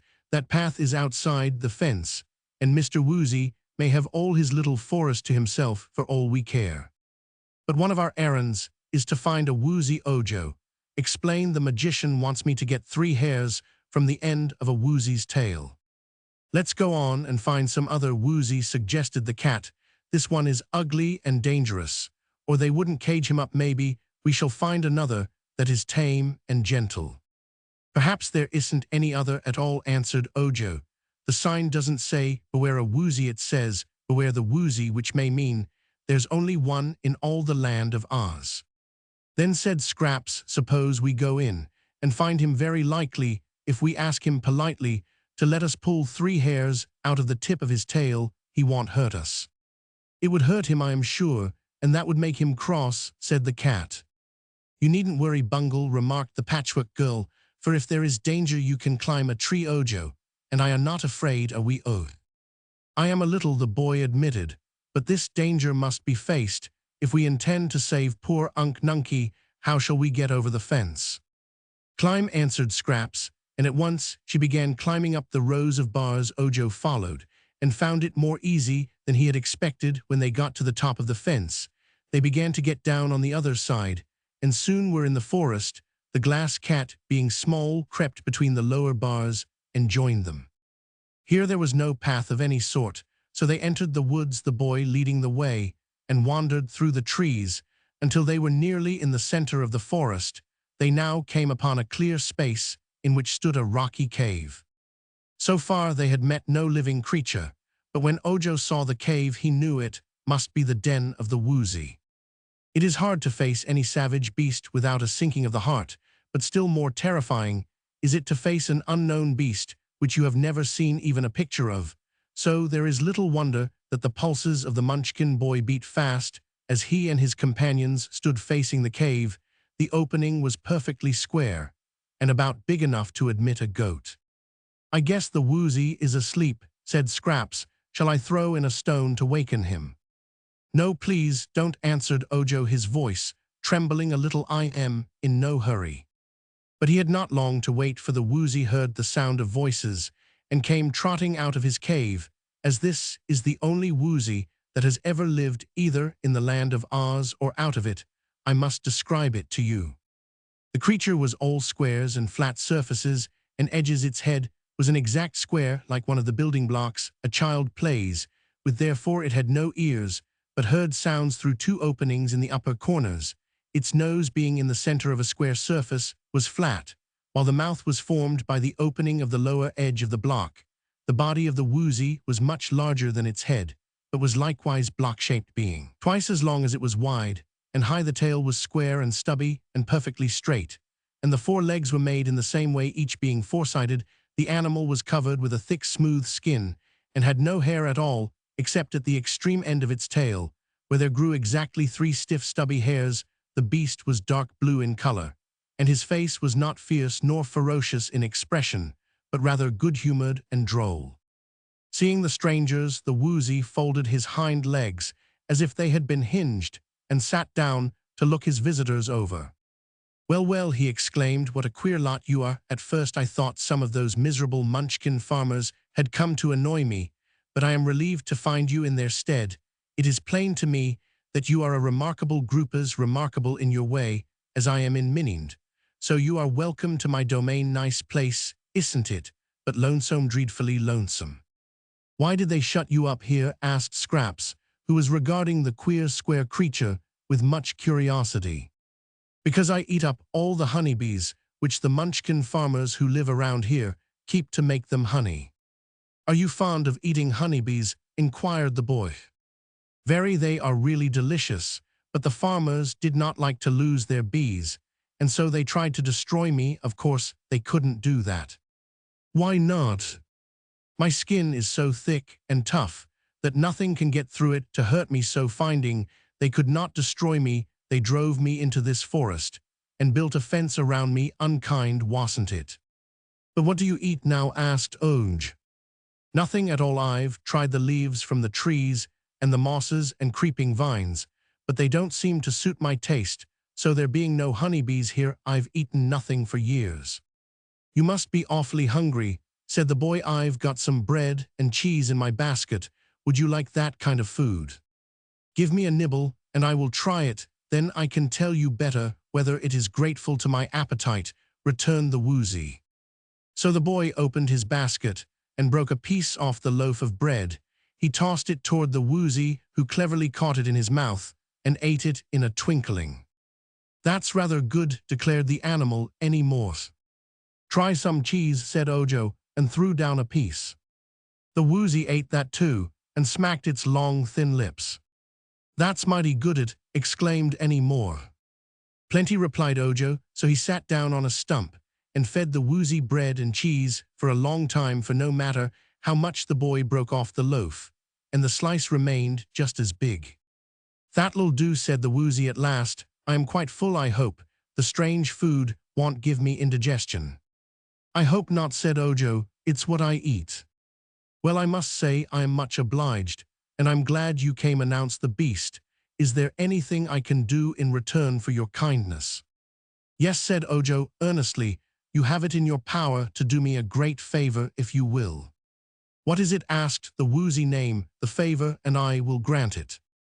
I want 3 hairs from the tip of your tail, said Ojo with some hesitation. 3 hairs? Why, that's all I have on my tail, or anywhere else, exclaimed the beast. I know, but I want them very much. They are my sole ornaments, my prettiest feature, said the woozy uneasily. If I give up those 3 hairs, I'm just a blockhead. Yet I must have them, insisted the boy firmly, and he then told the woozy all about the accident to Unk Nunky and Margolot, and how the 3 hairs were to be a part of the magic charm that would restore them to life. The beast listened with attention, and when Ojo had finished the recital, it said, with a sigh, I always keep my word, for I pride myself on being square, so you may have the 3 hairs, and welcome. I think, under such circumstances, it would be selfish in me to refuse you. Thank you very much, cried the boy joyfully. May I pull out the hairs now? Any time you like, answered the woozy. So Ojo went up to the queer creature, and taking hold of one of the hairs, began to pull. He pulled harder, he pulled with all his might, but the hair remained fast. What's the trouble? Asked the woozy, which Ojo had dragged here and there all around the clearing in his endeavor to pull out the hair. It won't come, said the boy, panting. I was afraid of that, declared the beast. You'll have to pull harder. I'll help you, exclaimed Scraps, coming to the boy's side. You pull the hair and I'll pull you, and together we ought to get it out easily. Wait a jiffy, called the woozy, and then it went to a tree and hugged it with its front paws so that its body couldn't be dragged around by the pull. All ready now, go ahead. Ojo grasped the hair with both hands and pulled with all his strength, while Scraps seized the boy around his waist and added her strength to his, but the hair wouldn't budge. Instead, it slipped out of Ojo's hands, and he and Scraps both rolled upon the ground in a heap and never stopped until they bumped against the rocky cave. Give it up, advised the glass cat as the boy arose and assisted the Patchwork Girl to her feet. A dozen strong men couldn't pull out those hairs. I believe they're clinched on the underside of the woozy's thick skin. Then what shall I do? Asked the boy despairingly. If on our return I fail to take these 3 hairs to the crooked magician, the other things I have come to seek will be of no use at all, and we cannot restore Unk Nunky and Margolot to life. They're goners, I guess, said the Patchwork Girl. Never mind, added the cat. I can't see that old Unk and Margolot are worth all this trouble anyhow. But Ojo did not feel that way. He was so disheartened that he sat down upon a stump and began to cry. The Woozy looked at the boy thoughtfully. "Why don't you take me with you?" asked the beast. "Then, when at last you get to the magician's house, he can surely find some way to pull out those 3 hairs." Ojo was overjoyed at this suggestion. "That's it," he cried, wiping away the tears and springing to his feet with a smile. "If I take the 3 hairs to the magician, it won't matter if they are still in your body." "It can't matter in the least," agreed the Woozy. "Come on then," said the boy, picking up his basket. "Let us start at once. I have several other things to find, you know." But the glass cat gave a little laugh and inquired in her scornful way, "How do you intend to get the beast out of this forest?" That puzzled them all for a time. "Let us go to the fence, and then we may find a way," suggested Scraps. So they walked through the forest to the fence, reaching it at a point exactly opposite that where they had entered the enclosure. "How did you get in?" asked the Woozy. "We climbed over," answered Oj. "I can't do that," said the beast. "I am a very swift runner, for I can overtake a honeybee as it flies, and I can jump very high, which is the reason they made such a tall fence to keep me in, but I can't climb at all, and I'm too big to squeeze between the bars of the fence." Ojo tried to think what to do. "Can you dig?" he asked. "No," answered the Woozy, "for I have no claws. My feet are quite flat on the bottom of them, nor can I gnaw away the boards, as I have no teeth." "You're not such a terrible creature, after all," remarked Scraps. "You haven't heard me growl, or you wouldn't say that," declared the Woozy. "When I growl, the sound echoes like thunder all through the valleys and woodlands, and children tremble with fear, and women cover their heads with their aprons, and big men run and hide. I suppose there is nothing in the world so terrible to listen to as the growl of a Woozy." "Please don't growl," then begged Ojo earnestly.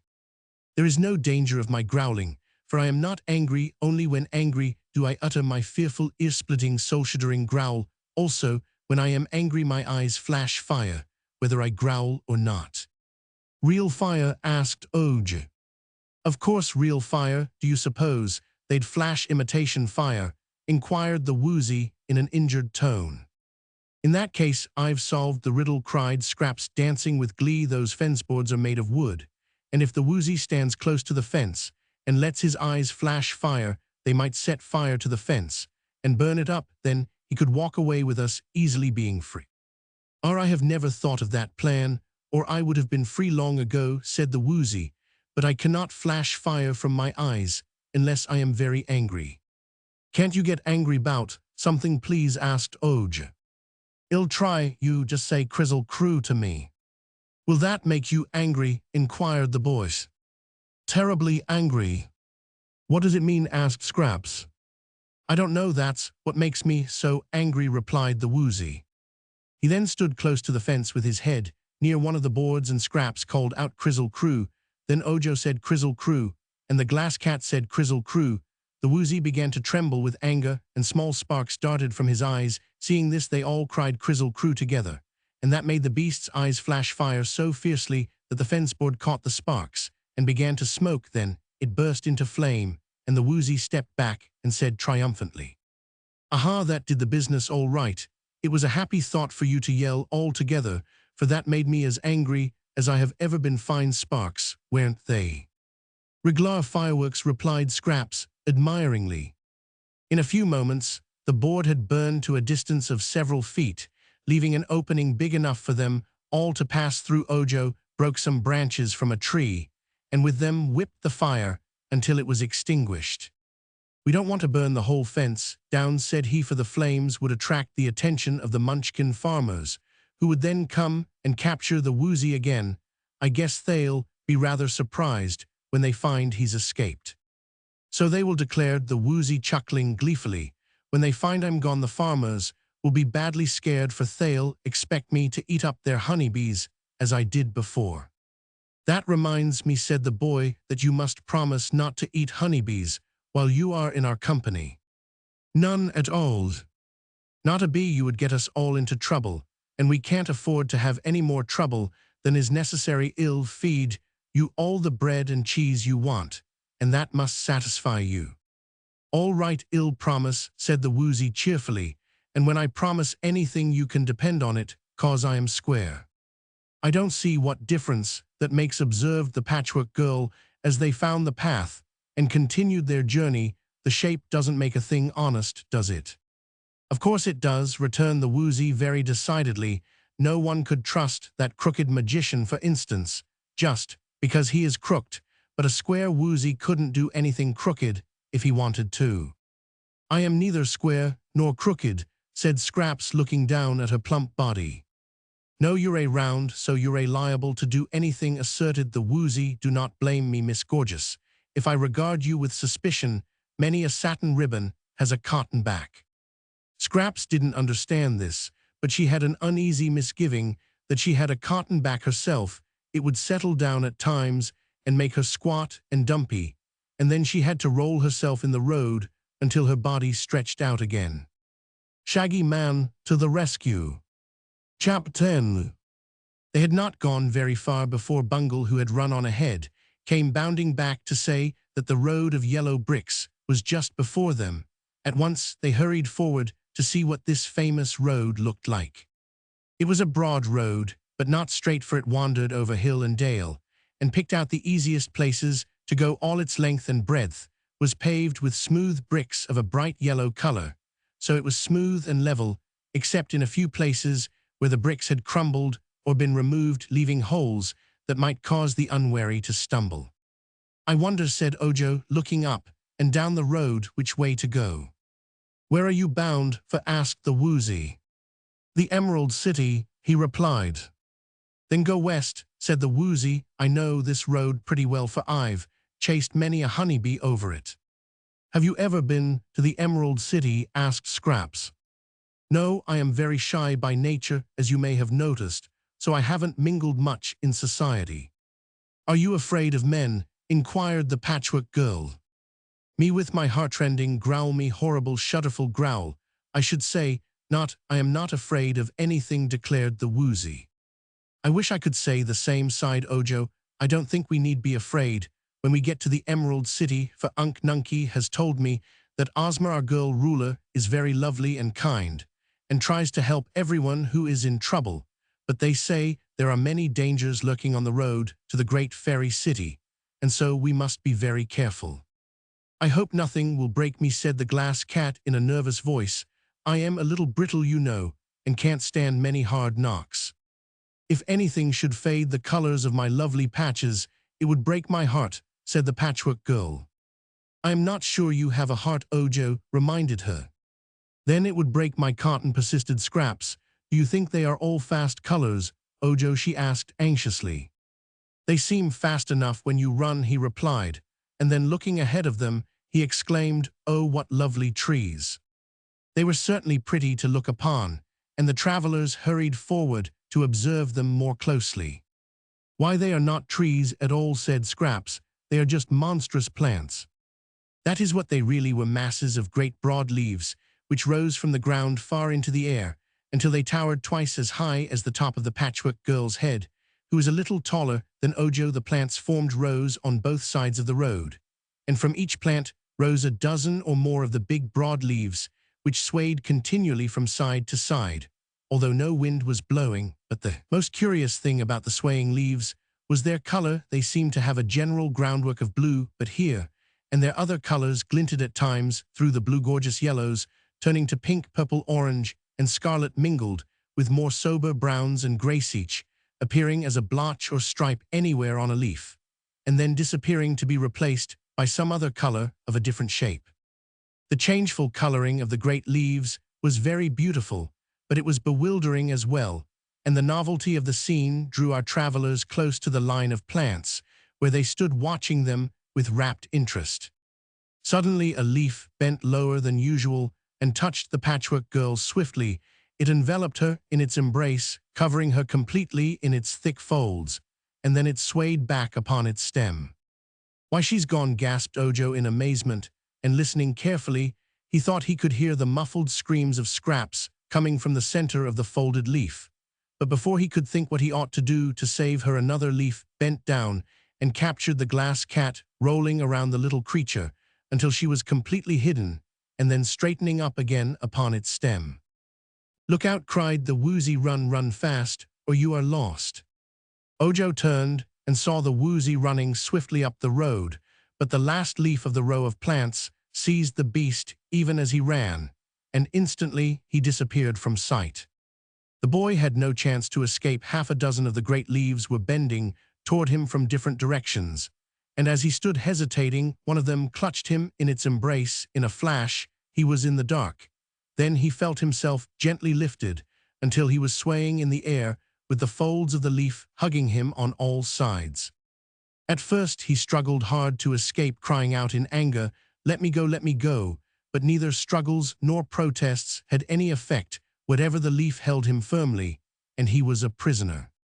Then Ojo quieted himself and tried to think. Despair fell upon him when he remembered that all his little party had been captured even as he was, and there was none to save them. "I might have expected it," he sobbed miserably. "I am Ojo the unlucky, and something dreadful was sure to happen to me." He pushed against the leaf that held him and found it to be soft but thick and firm. It was like a great bandage all around him, and he found it difficult to move his body or limbs in order to change their position. The minutes passed and became hours. Ojo wondered how long one could live in such a condition, and if the leaf would gradually sap his strength and even his life in order to feed itself.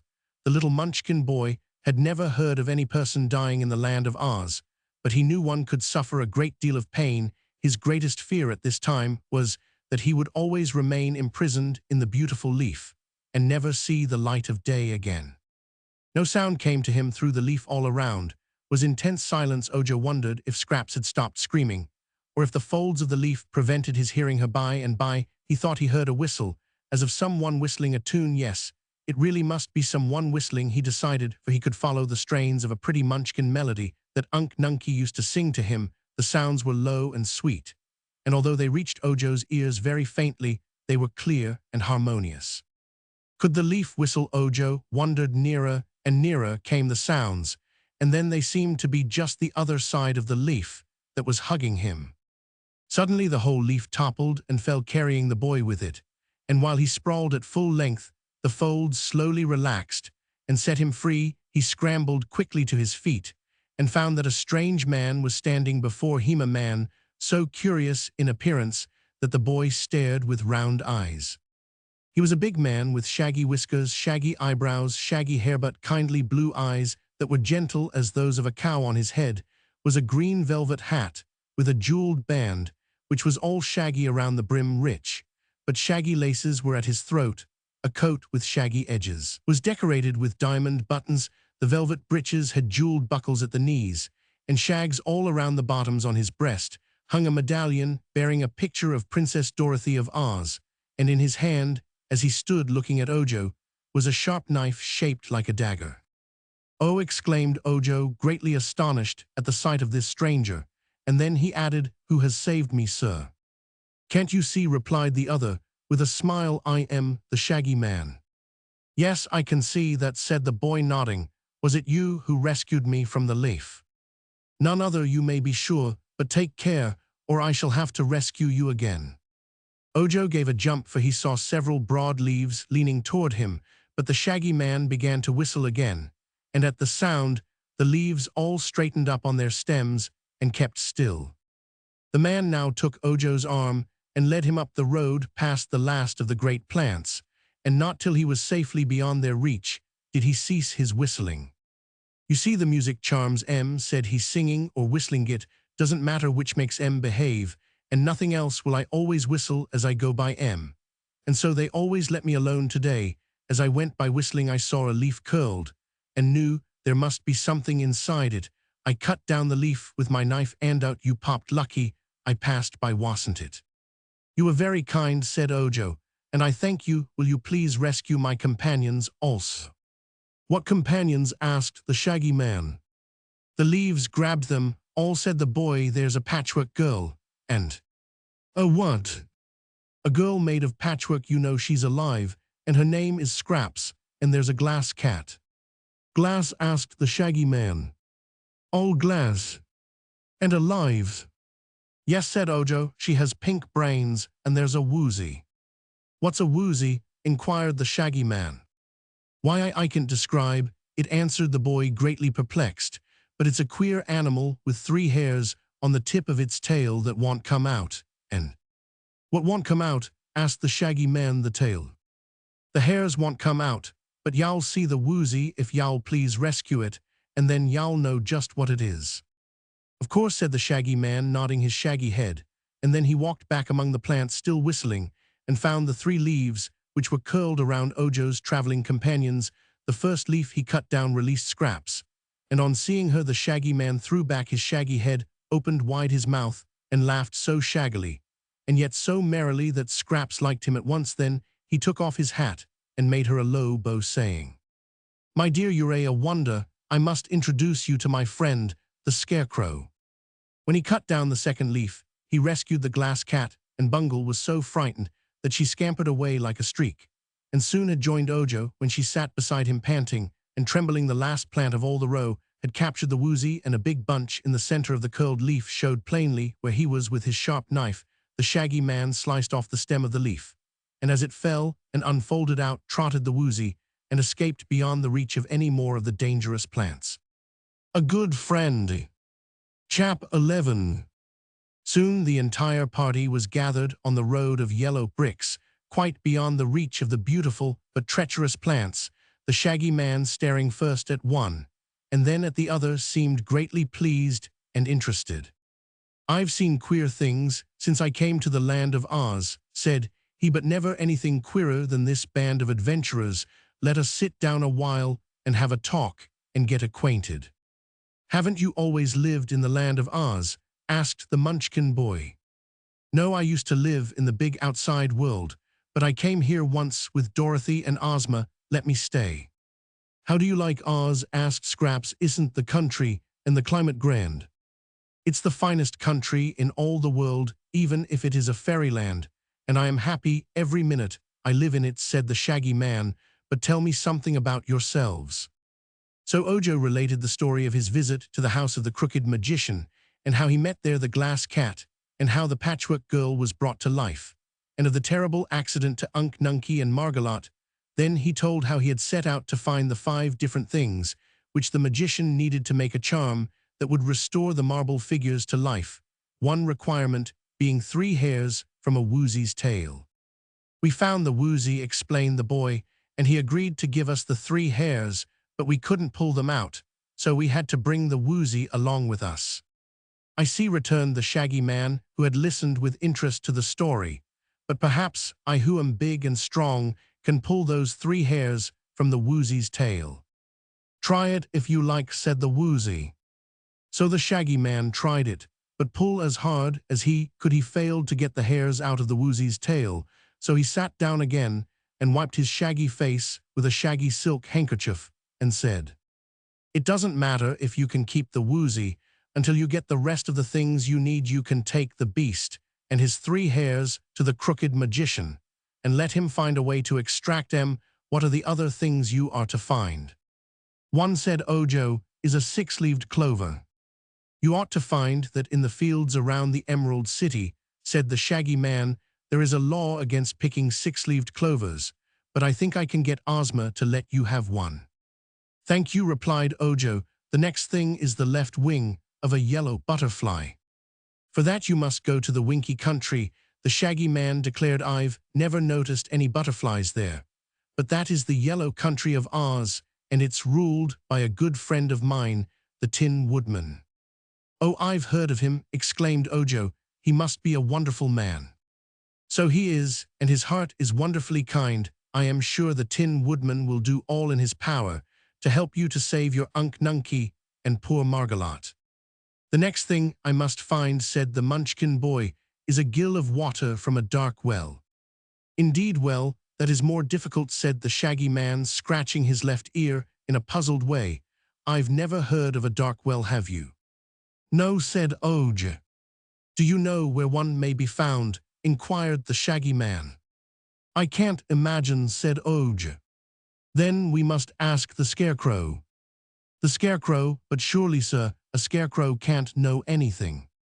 Most Scarecrows don't, I admit, answered the Shaggy Man, but this Scarecrow of whom I speak is very intelligent. He claims to possess the best brains in all Oz. Better than mine? Asked Scraps. Better than mine, echoed the Glass Cat. Mine are pink, and you can see 'em work. Well, you can't see the Scarecrow's brains work, but they do a lot of clever thinking, asserted the Shaggy Man. If anyone knows where a dark well is, it's my friend, the Scarecrow. Where does he live? Inquired Ojo. He has a splendid castle in the Winky Country, near to the palace of his friend, the Tin Woodman, and he is often to be found in the Emerald City, where he visits Dorothy at the Royal Palace. Then we will ask him about the dark, well, said Ojo. But what else does this crooked magician want? Asked the Shaggy Man. A drop of oil from a live man's body. Oh, but there isn't such a thing. That is what I thought, replied Ojo, but the crooked magician said it wouldn't be called for by the recipe if it couldn't be found, and therefore I must search until I find it. I wish you good luck, said the Shaggy Man, shaking his head doubtfully, but I imagine you'll have a hard job getting a drop of oil from a live man's body. There's blood in a body, but no oil. I hate dignity. There's cotton in mine, said Scraps, dancing a little jig. I don't doubt it, returned the Shaggy Man admiringly. You're a regular comforter, and as sweet as patchwork can be. All you lack is dignity.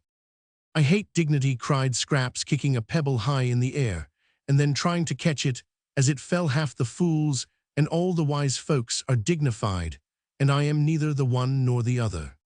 She's just crazy, explained the Glass Cat. The Shaggy Man laughed. She's delightful in her way, he said. I am sure Dorothy will be pleased with her, and the Scarecrow will dote on her. Did you say you were traveling toward the Emerald City? Yes, replied Ojo. I thought that the best place to go at first, because the six-leaved clover may be found there. I'll go with you, said the Shaggy Man, and show you the way. Thank you, exclaimed Ojo. I hope it won't put you out any. No, said the other. I wasn't going anywhere in particular. I've been a rover all my life, and although Ozma has given me a suite of beautiful rooms in her palace, I still get the wandering fever once in a while, and start out to roam the country over. I've been away from the Emerald City several weeks this time, and now that I've met you and your friends, I am sure it will interest me to accompany you to the great city of Oz and introduce you to my friends. That will be very nice, said the boy gratefully. I hope your friends are not dignified, observed Scraps. Some are and some are not, he answered, but I never criticize my friends. If they are really true friends, they may be anything they like for all of me. There's some sense in that, said Scraps, nodding her queer head in approval. Come on, and let's get to the Emerald City as soon as possible. With this, she ran up the path, skipping and dancing, and then turned to await them. It is quite a distance from here to the Emerald City, remarked the Shaggy Man, so we shall not get there today nor tomorrow. Therefore, let us take the jaunt in an easy manner. I am an old traveler, and have found that I never gain anything by being in a hurry. Take it easy is my motto. If you can't take it easy, take it as easy as you can. After walking some distance over the road of yellow bricks, Ojo said he was hungry and would stop to eat some bread and cheese. He offered a portion of the food to the Shaggy Man, who thanked him but refused it. When I start out on my travels, said he, I carry along enough square meals to last me several weeks. Think I'll indulge in one now, as long as we're stopping anyway.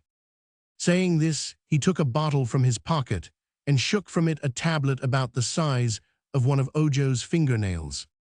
That, announced the Shaggy Man, is a square meal in condensed form, invention of the great Professor Wogglebug of the Royal College of Athletics. It contains soup, fish, roast meat, salad, apple dumplings, ice cream, and chocolate drops, all boiled down to this small size, so it can be conveniently carried and swallowed when you are hungry and need a square meal. I am square, said the Woozy. Give me one, please. So the Shaggy Man gave the Woozy a tablet from his bottle, and the beast ate it in a twinkling. You have now had a 6-course dinner, declared the Shaggy Man. Shaw said the woozy ungratefully. I want to taste something. There's no fun in that sort of eating. One should only eat to sustain life, replied the shaggy man, and that tablet is equal to a peck of other food. I don't care for it. I want something I can chew and taste, grumbled the woozy. You are quite wrong, my poor beast, said the shaggy man in a tone of pity. Think how tired your jaws would get chewing a square meal like this, if it were not condensed to the size of a small table which you can swallow in a jiffy. Chewing isn't tiresome, it's fun, maintained the woozy. I always chew the honeybees. When I catch them, give me some bread and cheese, Ojo. No, you've already eaten a big dinner, protested the shaggy man. Maybe, answered the woozy, but I guess I'll fool myself by munching some bread and cheese. I may not be hungry having eaten all those things you gave me, but I consider this eating business a matter of taste, and I like to realize what's going into me. Ojo gave the beast what he wanted, but the shaggy man shook his shaggy head reproachfully and said there was no animal so obstinate or hard to convince as a woozy. At this moment, a patter of footsteps was heard, and looking up they saw the live phonograph standing before them. It seemed to have passed through many adventures since Ojo and his comrades last saw the machine, for the varnish of its wooden case was all marred and dented and scratched in a way that gave it an aged and disreputable appearance. Dear me, exclaimed Ojo, staring hard. What has happened to you?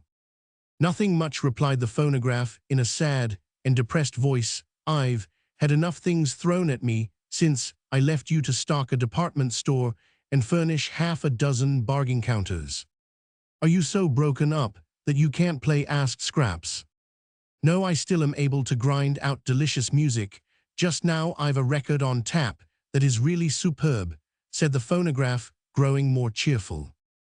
That is too bad, remarked Ojo. We've no objection to you as a machine, you know, but as a music maker we hate you.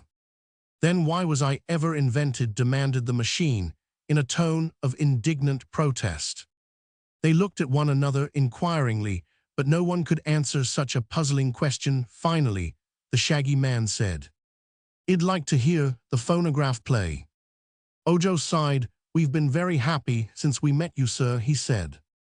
I know, but a little misery at times makes one appreciate happiness more. Tell me, Phony, what is this record like which you say you have on tap? It's a popular song, sir, in all civilized lands. The common people have gone wild over it. Make civilized folks wild folks, then it's dangerous. Wild with joy, I mean, explained the phonograph. Listen, this song will prove a rare treat to you, I know. It made the author rich for an author. It is called My Lulu. Then the phonograph began to play. A strain of odd jerky sounds was followed by these words, sung by a man through his nose with great vigor of expression. I want my Lulu, my crossed Lulu. I want my Lulu, Lulu, Lulu, loose. I love my Lulu, my crossed Lulu. There ain't nobody else loves Lulu Lou. Hera, shut that off, cried the shaggy man, springing to his feet. What do you mean by such impertinence? It's the latest popular song, declared the phonograph, speaking in a sulky tone of voice. A popular song?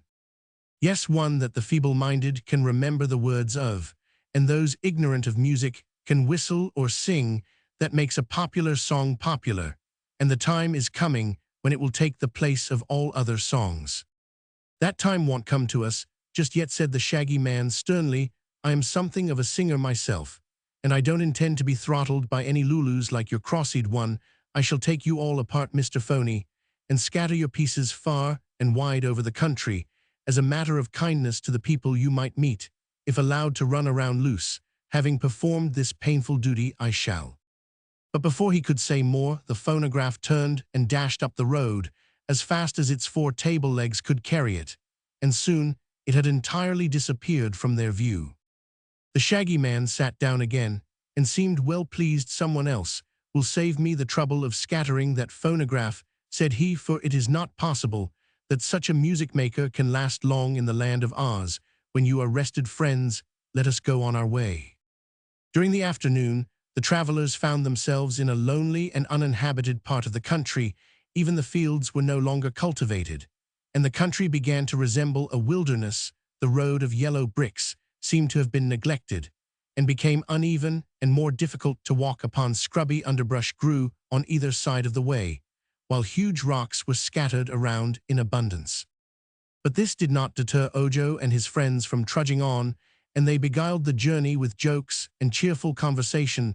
Toward evening they reached a crystal spring, which gushed from a tall rock by the roadside, and near this spring stood a deserted cabin.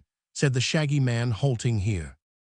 "We may as well pass the night here, where there is shelter for our heads and good water to drink. Road beyond here is pretty bad. Worst, we shall have to travel, so let's wait until morning before we tackle it." They agreed to this, and Ojo found some brushwood in the cabin and made a fire on the hearth. The fire delighted Scraps, who danced before it, until Ojo warned her she might set fire to herself and burn up. After that the Patchwork Girl kept at a respectful distance from the darting flames, but the Woozy lay down before the fire like a big dog and seemed to enjoy its warmth. For supper the Shaggy Man ate one of his tablets, but Ojo stuck to his bread and cheese as the most satisfying food. He also gave a portion to the Woozy. When darkness came on, and they sat in a circle on the cabin floor, facing the firelight, there being no furniture of any sort in the place, Ojo said to the Shaggy Man, "Want you tell us a story?" "I'm not good at stories," was the reply, "but I sing like a bird." "Raven or crow?" asked the Glass Cat. "Like a songbird." "Ill, prove it." "Ill sing a song I composed myself. Don't tell anyone I am a poet.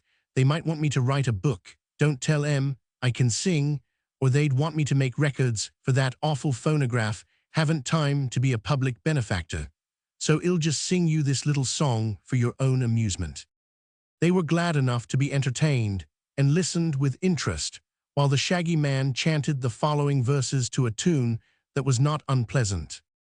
"I'll sing a song of Ozland, where wondrous creatures dwell, and fruits and flowers and shady bowers abound in every dell, where magic is a science and where no one shows surprise if some amazing thing takes place before his very eyes. Our ruler's a bewitching girl whom fairies love to please. She's always kept her magic scepter to enforce decrees.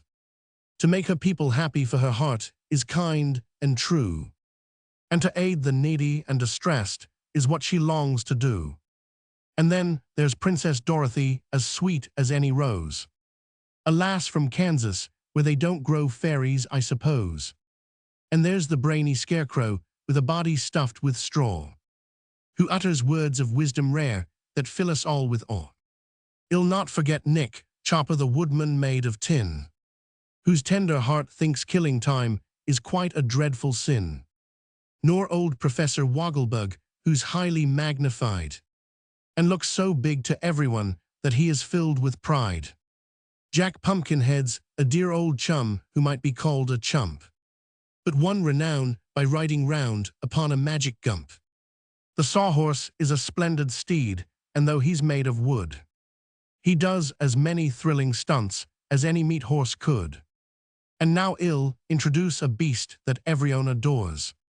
The Cowardly Lion shakes with fear most every time he roars, and yet he does the bravest things that any lion might, because he knows that cowardice is not considered right.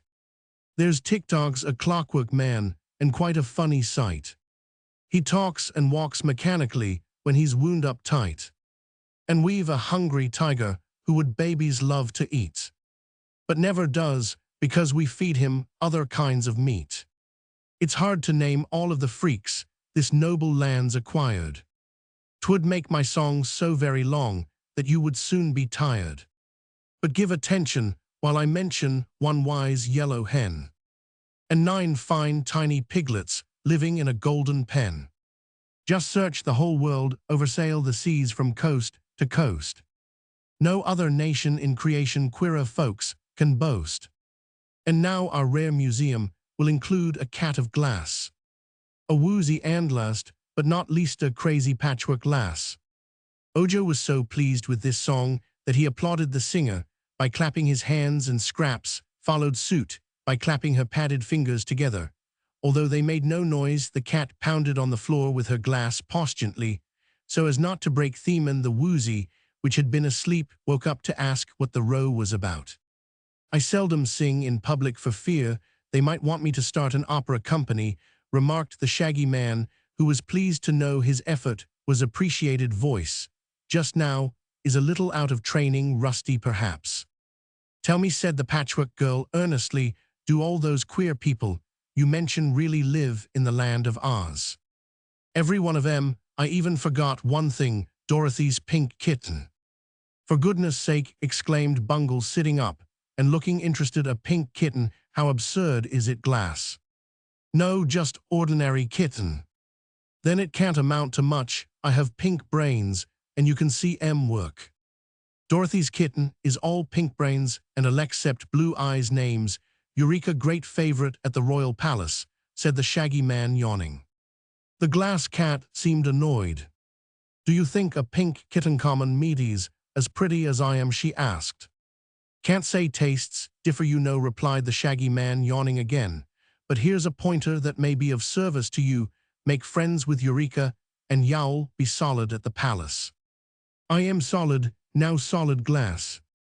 You don't understand, rejoined the shaggy man sleepily. Anyhow, make friends with the pink kitten, and you'll be all right. If the pink kitten despises you, look out for breakers.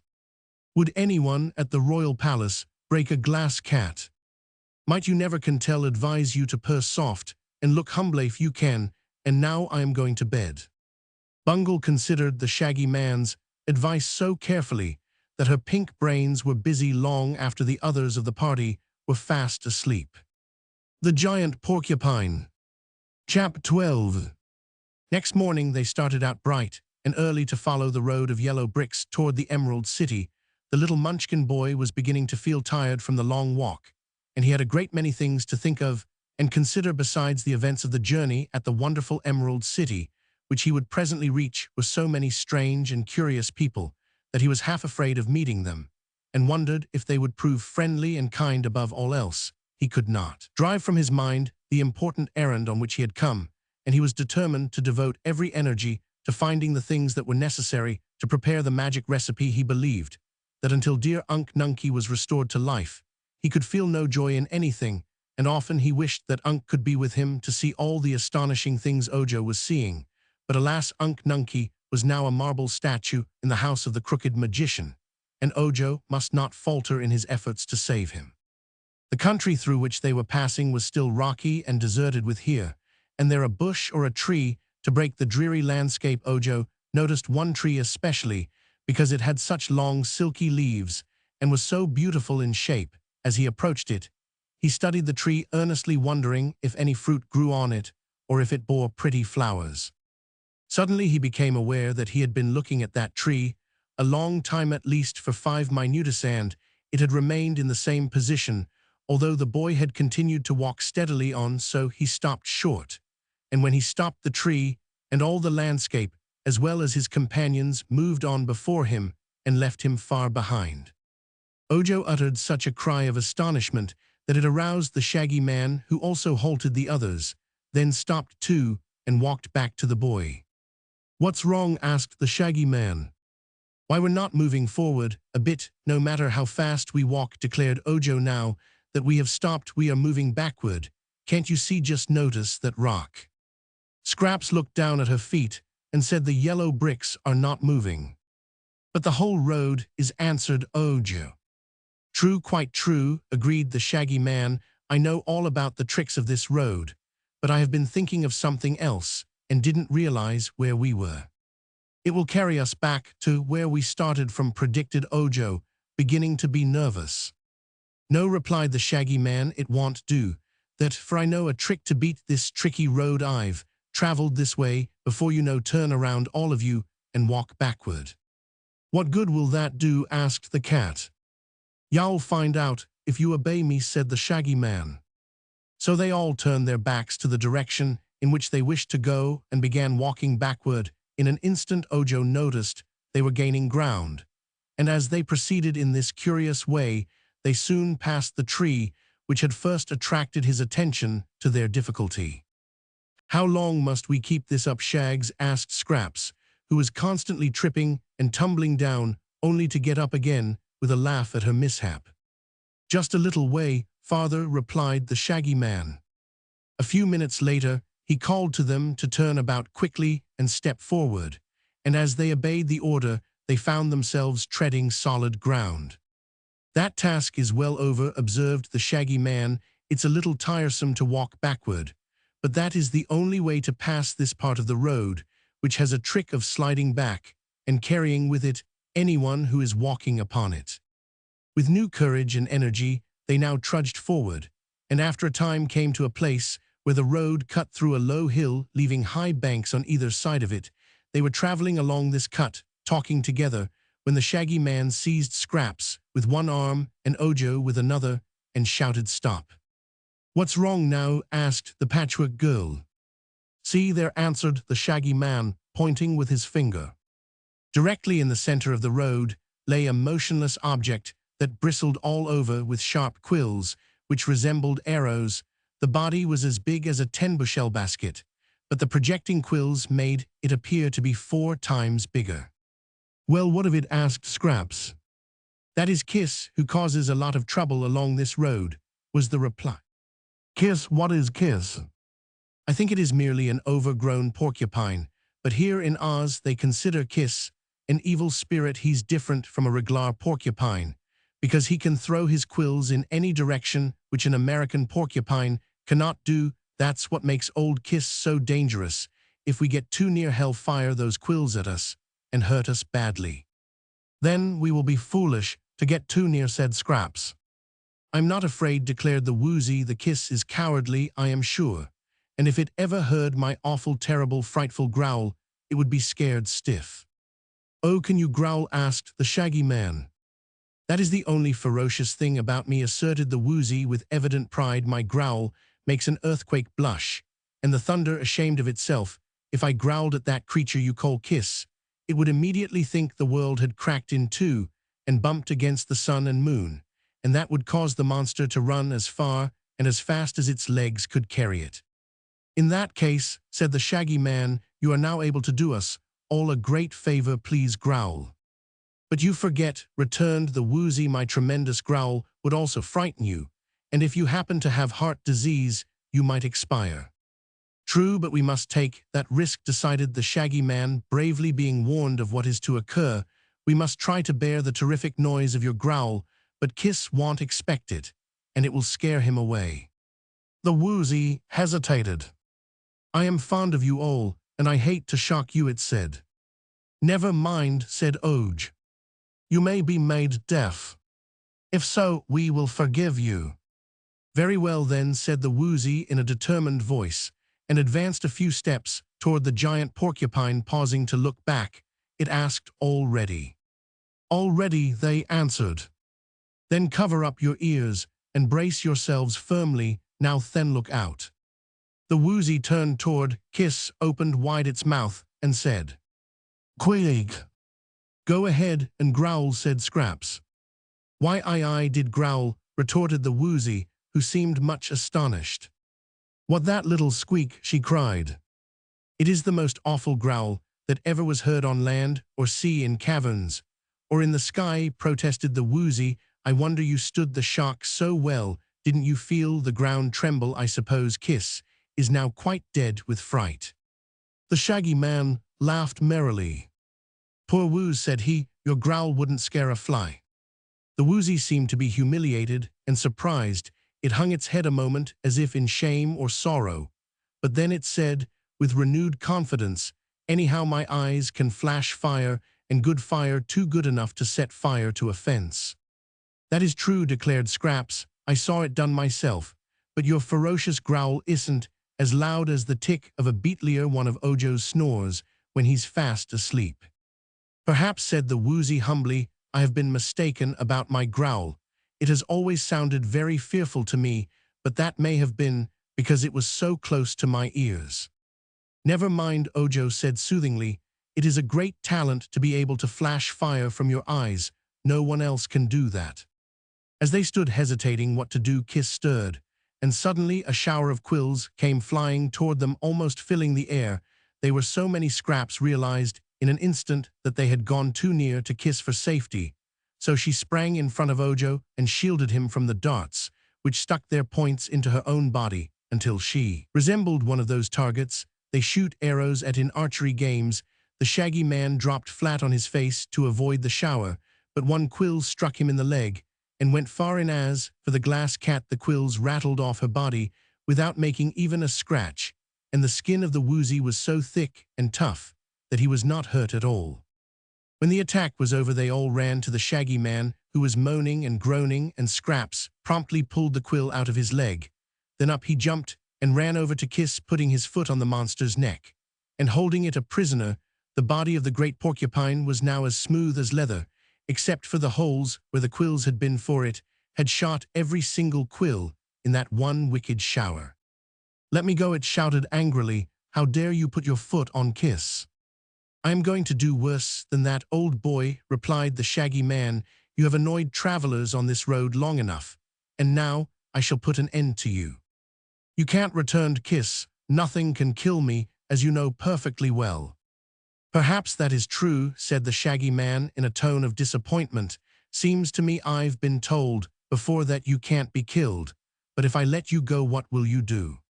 "Pick up my quills again," said Kiss in a sulky voice, "and then shoot them at more travelers. No, that won't do. You must promise me to stop throwing quills at people." "I won't promise anything of the sort," declared Kiss. "Why not?" "Because it is my nature to throw quills, and every animal must do what nature intends it to do. It isn't fair for you to blame me if it were wrong for me to throw quills. Then I wouldn't be made with quills to throw. The proper thing for you to do is to keep out of my way." "Why, there's some sense in that argument," admitted the Shaggy Man thoughtfully. "But people who are strangers and don't know you are here won't be able to keep out of your way." "Tell you what," said Scraps, who was trying to pull the quills out of her own body. "Let's gather up all the quills and take them away with us. Then old Kiss won't have any left to throw at people." "Ah, that's a clever idea. You and Ojo must gather up the quills, while I hold Kiss a prisoner, for if I let him go he will get some of his quills and be able to throw them again." So Scraps and Ojo picked up all the quills and tied them in a bundle so they might easily be carried. After this, the Shaggy Man released Kiss and let him go, knowing that he was harmless to injure anyone. "It's the meanest trick I ever heard of," muttered the porcupine gloomily. "How would you like it, Shaggy Man, if I took all your shags away from you?" "If I threw my shags and hurt people, you would be welcome to capture them," was the reply. Then they walked on and left Kiss standing in the road, sullen and disconsolate. The Shaggy Man limped as he walked, for his wound still hurt him, and Scraps was much annoyed because the quills had left a number of small holes in her patches. When they came to a flat stone by the roadside, the Shaggy Man sat down to rest, and then Ojo opened his basket and took out the bundle of charms the crooked magician had given him. "I am Ojo the Unlucky," he said, "or we would never have met that dreadful porcupine, but I will see if I can find anything among these charms which will cure your leg." Soon he discovered that one of the charms was labeled for flesh wounds, and this the boy separated from the others. It was only a bit of dried root taken from some unknown shrub, but the boy rubbed it upon the wound made by the quill, and in a few moments the place was healed entirely, and the Shaggy Man's leg was as good as ever.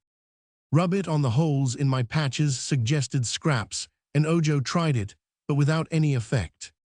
"The charm you need is a needle and thread," said the Shaggy Man, "but do not worry, my dear, those holes do not look badly at all. They'll let in the air, and I don't want people to think I am airy or that I've been stuck up," said the Patchwork Girl. "You were certainly stuck up until we pulled out those quills," observed Ojo with a laugh.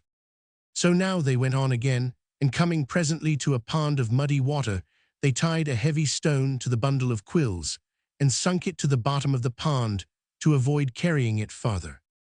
Scraps and the Scarecrow. Chapter 13. From here on the country improved, and the desert places began to give way to fertile spots. Still, no houses were yet to be seen near the road. there were some hills with valleys between them, and on reaching the top of one of these hills, the travelers found before them a high wall running to the right and the left as far as their eyes could reach. Immediately in front of them, where the wall crossed the roadway, stood a gate having stout iron bars that extended from top to bottom. They found on coming nearer that this gate was locked, with a great padlock rusty through lack of use. "Well," said Scraps, "I guess we'll stop here." "It's a good guess," replied Oj. "Our way is barred by this great wall and gate. It looks as if no one had passed through in many years." "Looks are deceiving," declared the Shaggy Man, laughing at their disappointed faces. "And this barrier is the most deceiving thing in all Oz. It prevents our going any farther anyhow," said Scraps. "There is no one to mind the gate and let people through, and we've no key to the padlock." "True," replied Ojo, going a little nearer to peep through the bars of the gate. "What shall we do, Shaggy Man? If we had wings, we might fly over the wall, but we cannot climb it. And unless we get to the Emerald City, I won't be able to find the things to restore Unc Nunky to life." "All very true," answered the Shaggy Man quietly, "but I know this gate, having passed through it many times." "How?" they all eagerly inquired. "I'll show you how," said he. He stood Ojo in the middle of the road and placed Scraps just behind him with her padded hands on his shoulders. After the Patchwork Girl came the Woozy, who held a part of her skirt in his mouth. Then last of all was the Glass Cat, holding fast to the Woozy's tail with her glass jaws. "Now," said the Shaggy Man, "you must all shut your eyes tight and keep them shut until I tell you to open them." "I can't," objected Scraps. "My eyes are buttons and they won't shut." So the Shaggy Man tied his red handkerchief over the Patchwork Girl's eyes and examined all the others to make sure they had their eyes fast shut and could see nothing. "What's the game anyhow, blind man's buff?" asked Scraps. "Keep quiet," commanded the Shaggy Man sternly. "All ready, then follow me." He took Oj's hand and led him forward over the road of yellow bricks toward the gate. Holding fast to one another, they all followed in a row, expecting every minute to bump against the iron bars. The Shaggy Man also had his eyes closed, but marched straight ahead nevertheless, and after he had taken 100 steps by actual count, he stopped and said, "Now you may open your eyes." They did so, and to their astonishment found the wall and the gateway far behind them, while in front, the former blue country of the Munchkins had given way to green fields, with pretty farmhouses scattered among them.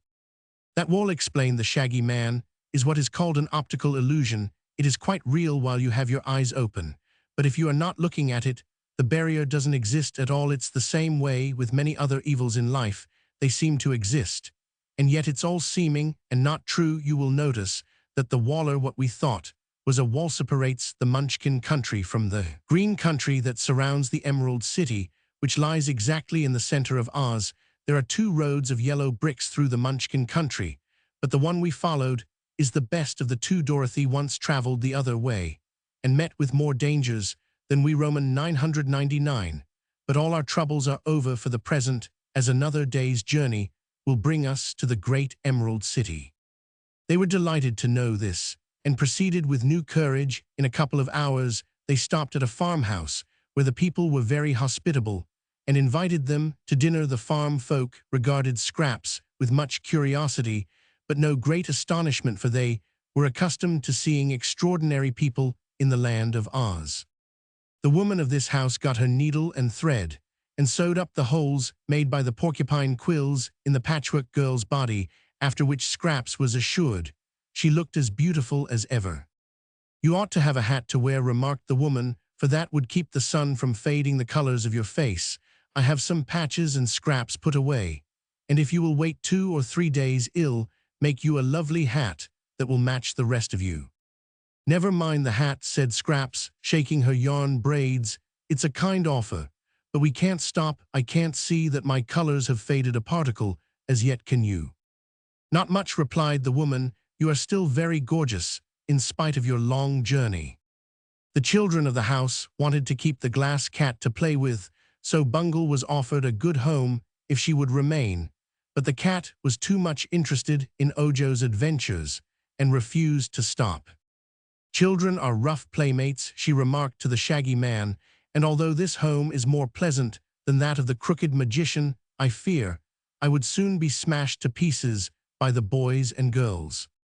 After they had rested themselves, they renewed their journey, finding the road now smooth and pleasant to walk upon, and the country growing more beautiful the nearer they drew to the Emerald City.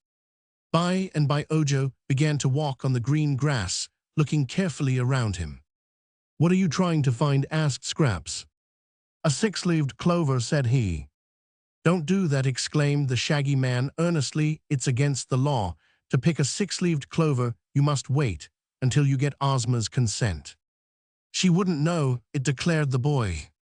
"Ozma knows many things," said the Shaggy Man. "In her room is a magic picture that shows any scene in the land of Oz where strangers or travelers happen to be. She may be watching the picture of us even now and noticing everything that we do." "Does she always watch the magic picture?" asked Ojo. "Not always, for she has many other things to do, but as I said, she may be watching us this very minute." "I don't care," said Ojo in an obstinate tone of voice. "Ozma's only a girl." The Shaggy Man looked at him in surprise. "You ought to care for Ozma," said he, "if you expect to save your uncle, for if you displease our powerful ruler, your journey will surely prove a failure, whereas if you make a friend of Ozma, she will gladly assist you as, for her being a girl, that is another reason why you should obey her laws. If you are courteous and polite, everyone in Oz loves Ozma and hates her enemies, for she is as just as she is powerful." Ojo sulked a while, but finally returned to the road and kept away from the green clover. The boy was moody and bad-tempered for an hour or two afterward, because he could really see no harm in picking a six-leaved clover if he found one, and in spite of what the Shaggy Man had said, he considered Ozma's law to be unjust. They presently came to a beautiful grove of tall and stately trees, through which the road wound in sharp curves first one way, and then another. As they were walking through this grove, they heard someone in the distance singing, and the sounds grew nearer and nearer, until they could distinguish the words. Although the bend in the road still hid the singer, the song was something like this: "Here's to the hale old bale of straw that's cut from the waving grain, the sweetest sight man ever saw, in forest, dell, or plain. It fills me with a crunkling joy, a straw stag to behold, for then I pad this lucky boy with strands of yellow gold." "Ah," exclaimed the Shaggy Man, "here comes my friend, the Scarecrow." "What, a live scarecrow?" asked Ojo. "Yes, the one I told you of. He's a splendid fellow, and very intelligent. You'll like him, I am sure." Just then the famous Scarecrow of Oz came around the bend in the road, riding astride a wooden sawhorse, which was so small that its rider's legs nearly touched the ground. The Scarecrow wore the blue dress of the Munchkins, in which country he was made, and on his head was set a peaked hat with a flat brim trimmed with tinkling bells. A rope was tied around his waist to hold him in shape, for he was stuffed with straw in every part of him, except the top of his head, where at one time the Wizard of Oz had placed sawdust mixed with needles and pins to sharpen his wits. The head itself was merely a bag of cloth fastened to the body at the neck, and on the front of this bag was painted the facier's eyes, nose, and mouth. The Scarecrow's face was very interesting, for it bore a comical and yet winning expression, although one eye was a bit larger than the other, and the ears were not mates. The Munchkin farmer who had made the Scarecrow had neglected to sew him together with close stitches, and therefore some of the straw with which he was stuffed was inclined to stick out between the seams. His hands consisted of padded white gloves, with the fingers long and rather limp, and on his feet he wore Munchkin boots of blue leather with broad turns at the tops of them. The sawhorse was almost as curious as its rider. It had been rudely made in the beginning to saw logs upon, so that its body was a short length of a log, and its legs were stout branches fitted into 4 holes made in the body. The tail was formed by a small branch that had been left on the log, while the head was a gnarled bump on one end of the body. 2 knots of wood formed the eyes, and the mouth was a gash chopped in the log. When the sawhorse first came to life, it had no ears at all, and so could not hear, but the boy who then owned him had whittled 2 ears out of bark and stuck them in the head, after which the sawhorse heard very distinctly. This queer wooden horse was a great favorite with Princess Ozma, who had caused the bottoms of its legs to be shod with plates of gold, so the wood would not wear away. Its saddle was made of cloth of gold, richly encrusted with precious gems. It had never worn a bridle. As the Scarecrow came in sight of the party of travelers, he reined in his wooden steed and dismounted, greeting the Shaggy Man with a smiling nod. Then he turned to stare at the Patchwork Girl in wonder, while she in turn stared at him. "Shags," he whispered, drawing the Shaggy Man aside, "pat me into shape. There's a good fellow." While his friend punched and patted the Scarecrow's body to smooth out the humps, Scraps turned to Ojo and whispered, "Roll me out, please. I've sagged down dreadfully from walking so much, and men like to see a stately figure." She then fell upon the ground, and the boy rolled her back and forth like a rolling pin until the cotton had filled all the spaces in her patchwork covering, and the body had lengthened to its fullest extent. Scraps and the Scarecrow both finished their hasty toilets at the same time, and again they faced each other. "Allow me, Miss Patchwork," said the Shaggy Man, "to present my friend, the Right Royal Scarecrow of Oz. Scarecrow, this is Miss Scraps, Patches. Scraps, this is the Scarecrow. Scarecrow, Scraps, Scraps, Scarecrow." They both bowed with much dignity. "Forgive me for staring so rudely," said the Scarecrow, "but you are the most beautiful sight my eyes have ever beheld." "That is a high compliment from one who is himself so beautiful," murmured Scraps, casting down her suspender-button eyes by lowering her head. "But tell me, good sir, are you not a trifle lumpy?" "Yes, of course, that's my straw, you know. It bunches up sometimes, in spite of all my efforts to keep it even. Doesn't your straw ever bunch?" "Oh, I am stuffed with cotton," said Scraps. "It never bunches, but it's inclined to pack down and make me sag." "But cotton is a high-grade stuffing. I may say it is even more stylish, not to say aristocratic, than straw," said the Scarecrow politely. "Still, it is but proper that one so entrancingly lovely should have the best stuffing there is going. So glad I've met you, Miss Scraps. Introduce us again, Shaggy." "Once is enough," replied the Shaggy Man, laughing at his friend's enthusiasm. "Then tell me where you found her, and dear me, what a queer cat. What are you made of? Gelatin?" "Pure glass," answered the cat, proud to have attracted the Scarecrow's attention.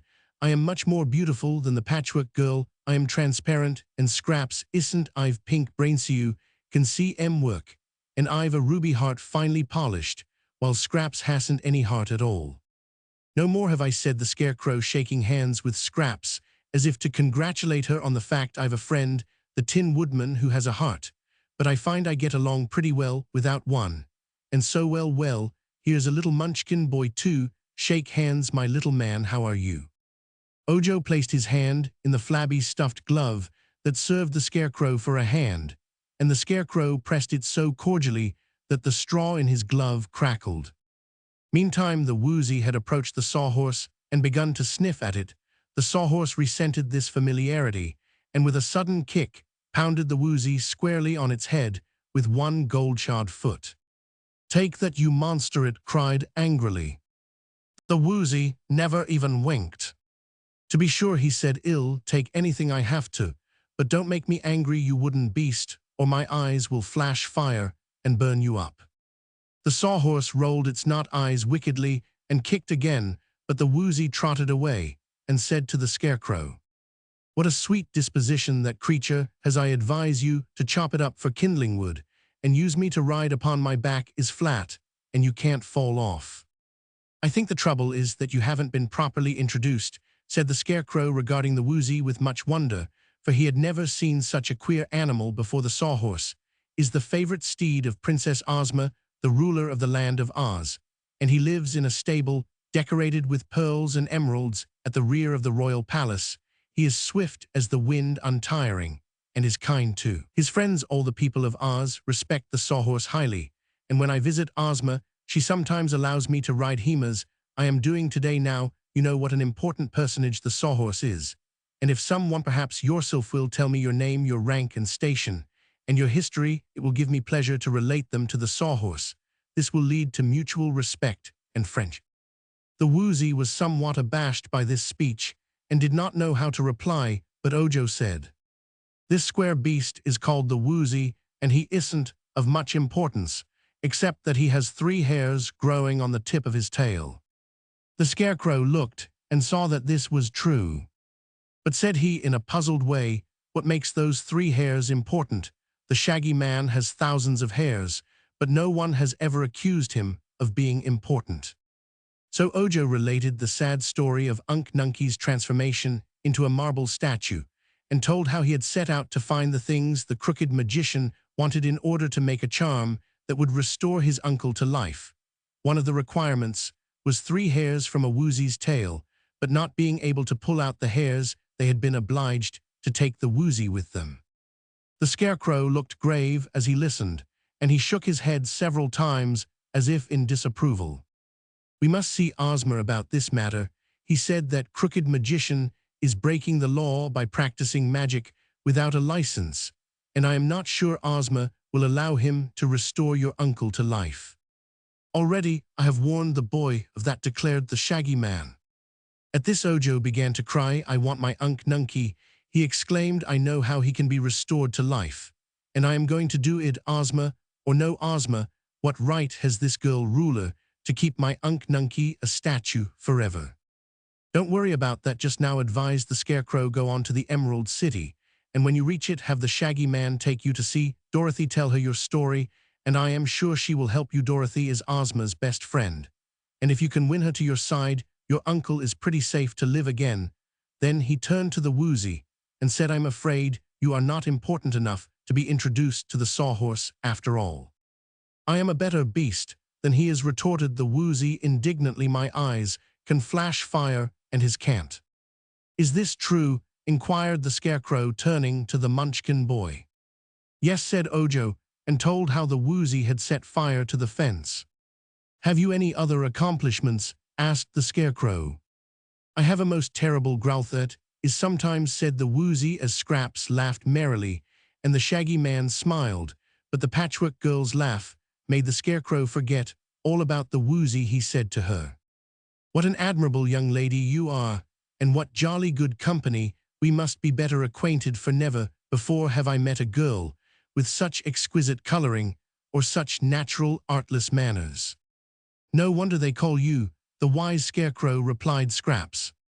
"When you arrive at the Emerald City, I will see you again," continued the Scarecrow. "Just now, I am going to call upon an old friend, an ordinary young lady named Ginger, who has promised to repaint my left ear for me. You may have noticed that the paint on my left ear has peeled off and faded, which affects my hearing on that side. Ginger always fixes me up when I get weather-worn." "When do you expect to return to the Emerald City?" asked the Shaggy Man. "I'll be there this evening, for I am anxious to have a long talk with Miss Scraps. How is it, Sawhorse? Are you equal to a swift run?" "Anything that suits you suits me," returned the wooden horse. So the Scarecrow mounted to the jeweled saddle and waved his hat when the Sawhorse darted away so swiftly that they were out of sight in an instant. Ojo breaks the law. Chap 14. "What a queer man," remarked the Munchkin boy when the party had resumed its journey. "And so nice and polite," added Scraps, bobbing her head. "I think he is the handsomest man I've seen since I came to life." "Handsome is as handsome does," quoted the Shaggy Man, "but we must admit that no living Scarecrow is handsomer. The chief merit of my friend is that he is a great thinker, and in Oz it is considered good policy to follow his advice." "I didn't notice any brains in his head," observed the Glass Cat. "You can't see 'em work, but they're all right," declared the Shaggy Man. "I hadn't much confidence in his brains myself. When first I came to Oz, for a humbug wizard gave them to him, but I was soon convinced that the Scarecrow is really wise, and unless his brains make him so, such wisdom is unaccountable." "Is the Wizard of Oz a humbug?" asked Ojo. "Not now, he was once, but he has reformed, and now assists Glinda the Good, who is the royal sorceress of Oz, and the only one licensed to practice magic or sorcery. Glinda has taught our old wizard a good many clever things, so he is no longer a humbug." They walked a little while in silence, and then Ojo said, "If Ozma forbids the crooked magician to restore Unk Nunky to life, what shall I do?" The Shaggy Man shook his head. "In that case you can't do anything," he said, "but don't be discouraged. Yet we will go to Princess Dorothy and tell her your troubles, and then we will let her talk to Ozma. Dorothy has the kindest little heart in the world, and she has been through so many troubles herself that she is sure to sympathize with you." "Is Dorothy the little girl who came here from Kansas?" asked the boy. "Yes, in Kansas. She was Dorothy Gale. I used to know her there, and she brought me to the land of Oz. But now Ozma has made her a princess, and Dorothy's Aunt Em and Uncle Henry are here too." Here the Shaggy Man uttered a long sigh, and then he continued, "It's a queer country, this land of Oz, but I like it nevertheless." "What is queer about it?" asked Scraps. "You, for instance," said he. "Did you see no girls as beautiful as I am in your own country?" she inquired. "None with the same gorgeous variegated beauty," he confessed. "In America, a girl stuffed with cotton wouldn't be alive, nor would anyone think of making a girl out of a patchwork quilt." "What a queer country America must be," she exclaimed in great surprise. "The Scarecrow, whom you say is wise, told me I am the most beautiful creature he has ever seen." "I know, and perhaps you err from a Scarecrow point of view," replied the Shaggy Man, but why he smiled as he said it Scraps could not imagine. As they drew nearer to the Emerald City, the travelers were filled with admiration for the splendid scenery. They beheld handsome houses stood on both sides of the road, and each had a green lawn before it, as well as a pretty flower garden. "In another hour," said the Shaggy Man, "we shall come in sight of the walls of the royal city." He was walking ahead with Scraps, and behind them came the Woozy and the Glass Cat. Ojo had lagged behind, for in spite of the warnings he had received, the boy's eyes were fastened on the clover that bordered the road of yellow bricks, and he was eager to discover if such a thing as a six-leaved clover really existed. Suddenly he stopped short and bent over to examine the ground more closely. Yes, here at last was a clover with 6 spreading leaves. He counted them carefully to make sure. In an instant his heart leaped with joy, for this was one of the important things. He had come for one of the things that would restore dear Unk Nunky to life. He glanced ahead and saw that none of his companions was looking back, neither were any other people about, for it was midway between 2 houses. The temptation was too strong to be resisted. "I might search for weeks and weeks and never find another 6-leaved clover," he told himself, and quickly plucking the stem from the plant, he placed the prized clover in his basket, covering it with the other things he carried there. Then, trying to look as if nothing had happened, he hurried forward and overtook his comrades. The Emerald City, which is the most splendid as well as the most beautiful city in any fairyland, is surrounded by a high, thick wall of green marble, polished smooth and set with glistening emeralds. There are 4 gates, one facing the Munchkin country, one facing the country of the Winkies, one facing the country of the Quadlings, and one facing the country of the Gillikins. The Emerald City lies directly in the center of these 4 important countries of Oz. The gates had bars of pure gold, and on either side of each gateway were built high towers, from which floated gay banners. Other towers were set at distances along the walls, which were broad enough for 4 people to walk abreast upon. This enclosure, all green and gold and glittering with precious gems, was indeed a wonderful sight to greet our travelers who first observed it from the top of a little hill. But beyond the wall was the vast city it surrounded, and hundreds of jeweled spires, domes, and minarets flaunting flags and banners reared their crests far above the towers of the gateways. In the center of the city, our friends could see the tops of many magnificent trees, some nearly as tall as the spires of the buildings, and the Shaggy Man told them that these trees were in the royal gardens of Princess Ozma. They stood a long time on the hilltop, feasting their eyes on the splendor of the Emerald City. "We," exclaimed Scraps, clasping her padded hands in ecstasy, "that'll do for me to live in all right. No more of the Munchkin country for these patches, and no more of the crooked magician." "Why, you belong to Dr. Pipt," replied Ojo, looking at her in amazement. "You were made for a servant, Scraps, so you are personal property and not your own mistress. Bother Dr. Pipt, if he wants me let him come here, and get me ill not go back to his den of my own, accord that's certain only one place in the land of Oz is fit to live in, and that's the Emerald City. It's lovely, it's almost as beautiful as I am Oj.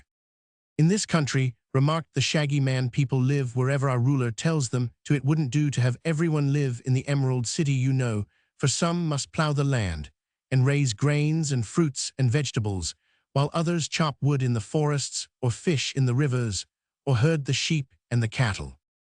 Poor things, said Scraps. I'm not sure they are not happier than the city people, replied the Shaggy Man.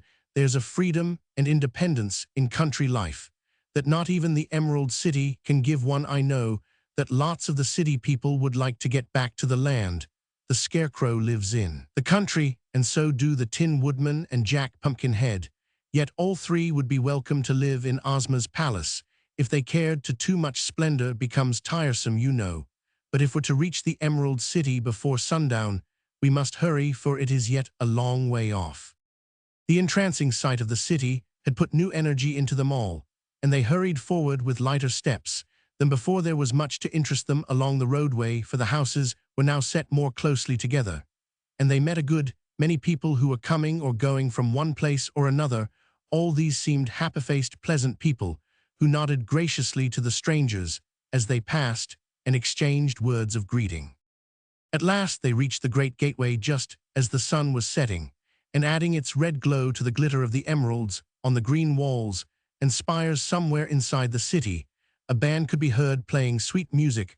A soft, subdued hum as of many voices reached their ears. From the neighboring yards came the low mooing of cows waiting to be milked. They were almost at the gate when the golden bars slid back and a tall soldier stepped out and faced them. Ojo thought he had never seen so tall a man before. The soldier wore a handsome green and gold uniform with a tall hat in which was a waving plume, and he had a belt thickly encrusted with jewels. But the most peculiar thing about him was his long green beard, which fell far below his waist, and perhaps made him seem taller than he really was. Halt, said the soldier with the green whiskers, not in a stern voice, but rather in a friendly tone. They halted before he spoke and stood looking at him. Good evening, Colonel, said the Shaggy Man. What's the news? Since I left anything important?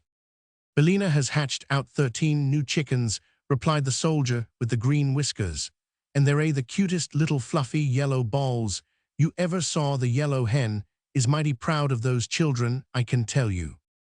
She has a right to be, agreed the Shaggy Man. Let me see, that's about 7,000 chicks she has hatched out, isn't it, General? That at least, was the reply. You will have to visit Billina and congratulate her. It will give me pleasure to do that, said the Shaggy Man, but you will observe that I have brought some strangers home with me. I am going to take them to see Dorothy. One moment, please, said the soldier, barring their way as they started to enter the gate. I am on duty, and I have orders to execute. Is anyone in your party named Ojo the Unlucky? Why, that's me, cried Ojo, astonished at hearing his name on the lips of a stranger.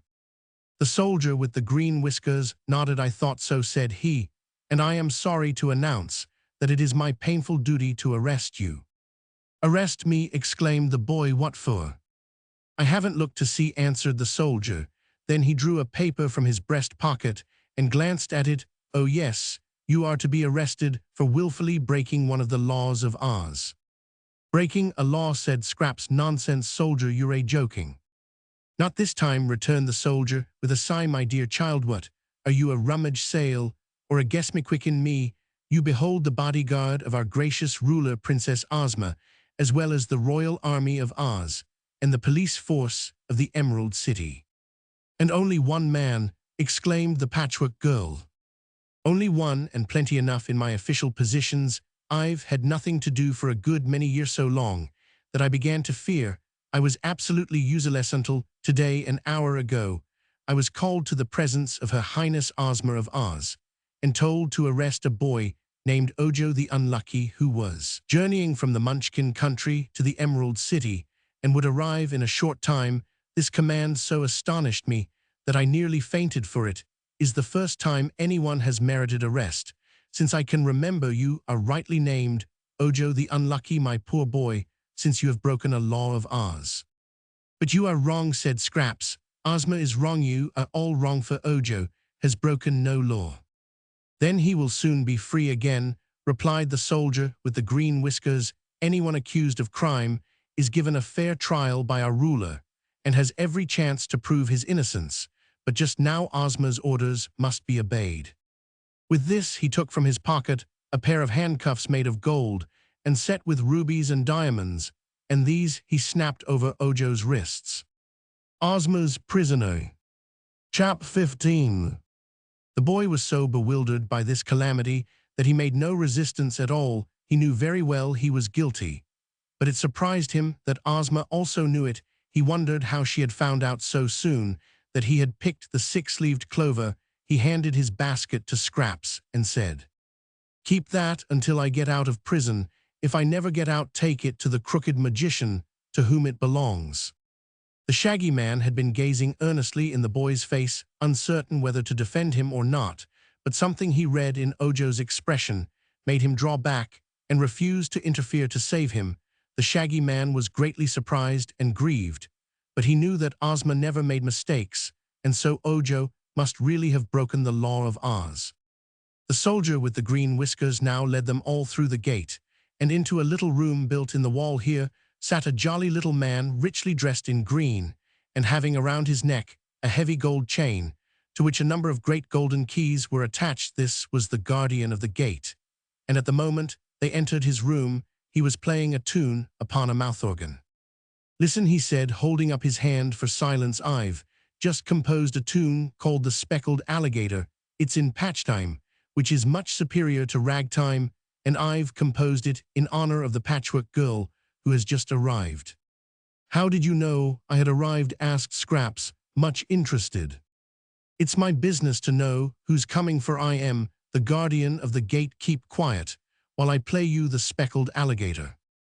It wasn't a very bad tune, nor a very good one, but all listened respectfully while he shut his eyes and swayed his head from side to side and blew the notes from the little instrument. When it was all over, the soldier with the green whiskers said, "Guardian, I have here a prisoner." "Good gracious, a prisoner!" cried the little man, jumping up from his chair. "Which one?" "Not the Shaggy Man. No, this boy." "I hope his fault is as small as himself," said the guardian of the gate. "But what can he have done, and what made him do it?" "Can't say," replied the soldier. "All I know is that he has broken the law." "But no one ever does that." "Then he must be innocent, and soon will be released." "I hope you are right, guardian. Just now I am ordered to take him to prison. Get me a prisoner's robe from your official wardrobe." The guardian unlocked a closet and took from it a white robe, which the soldier threw over Ojo. It covered him from head to foot, but had two holes just in front of his eyes, so he could see where to go in this attire. The boy presented a very quaint appearance. As the guardian unlocked a gate leading from his room into the streets of the Emerald City, the Shaggy Man said to Scraps, "I think I shall take you directly to Dorothy, as the Scarecrow advised, and the Glass Cat and the Woozy may come with us. Ojo must go to prison with the soldier with the green whiskers, but he will be well treated, and you need not worry about him." "What will they do with him?" asked Scraps. "That I cannot tell. Since I came to the land of Oz, no one has ever been arrested or imprisoned until Ojo broke the law." "Seems to me that girl ruler of yours is making a big fuss over nothing," remarked Scraps, tossing her yarn hair out of her eyes with a jerk of her patched head. "I don't know what Ojo has done, but it couldn't be anything very bad, for you and I were with him all the time." The Shaggy Man made no reply to this speech, and presently the Patchwork Girl forgot all about Ojo in her admiration of the wonderful city she had entered. They soon separated from the Munchkin boy, who was led by the soldier with the green whiskers down a side street toward the prison. Ojo felt very miserable and greatly ashamed of himself, but he was beginning to grow angry because he was treated in such a disgraceful manner. Instead of entering the splendid Emerald City as a respectable traveler who was entitled to a welcome and to hospitality, he was being brought in as a criminal, handcuffed and in a robe that told all he met of his deep disgrace. Ojo was by nature gentle and affectionate, and if he had disobeyed the law of Oz, it was to restore his dear Unc Nunky to life. His fault was more thoughtless than wicked, but that did not alter the fact that he had committed a fault. At first he had felt sorrow and remorse, but the more he thought about the unjust treatment he had received unjust merely because he considered it sauce. More he resented his arrest blaming Ozma for making foolish laws, and then punishing folks who broke them. Only a six-leaved clover, a tiny green plant, growing neglected and trampled underfoot. What harm could there be in picking it? Ojo began to think Ozma must be a very bad and oppressive ruler for such a lovely fairyland. As Oz, the Shaggy Man, said the people loved her, but how could they? The little Munchkin boy was so busy thinking these things which many guilty prisoners have thought before him that he scarcely noticed all the splendor of the city streets through which they passed. Whenever they met any of the happy, smiling people, the boy turned his head away in shame, although none knew who was beneath the robe. By and by they reached a house built just beside the great city wall, but in a quiet, retired place. It was a pretty house neatly painted, and with many windows. Before it was a garden filled with blooming flowers. The soldier, with the green whiskers, led Ojo up the gravel path to the front door, on which he knocked.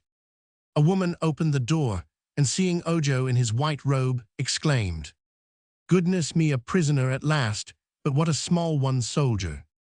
"The size doesn't matter, Toledigle, my dear. The fact remains that he is a prisoner," said the soldier, "and this being the prison, and you the jailer, it is my duty to place the prisoner in your charge." "True, come in then, and I'll give you a receipt for him."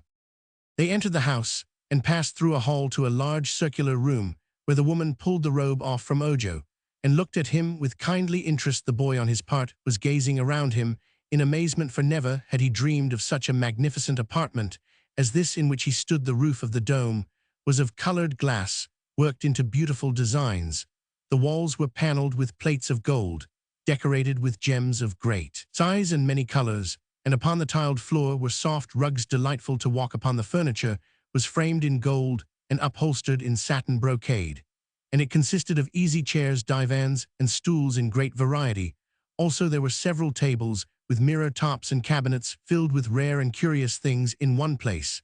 A case filled with books stood against the wall, and elsewhere Ojo saw a cupboard containing all sorts of games. "May I stay here a little while before I go to prison?" asked the boy pleadingly. "Why, this is your prison," replied Toledigle, "and in me behold your jailer. Take off those handcuffs, soldier, for it is impossible for anyone to escape from this house." "I know that very well," replied the soldier, and at once unlocked the handcuffs and released the prisoner. The woman touched a button on the wall and lighted a big chandelier that hung suspended from the ceiling, for it was growing dark outside. Then she seated herself at a desk and asked, "What name?" "Ojo the Unlucky," answered the soldier with the green whiskers. "Unlucky, ah, that accounts for it," said she. "What crime?" "Breaking a law of Oz." "All right, there's your receipt, soldier, and now I am responsible for the prisoner. I am glad of it, for this is the first time I've ever had anything to do in my official capacity," remarked the jailer in a pleased tone.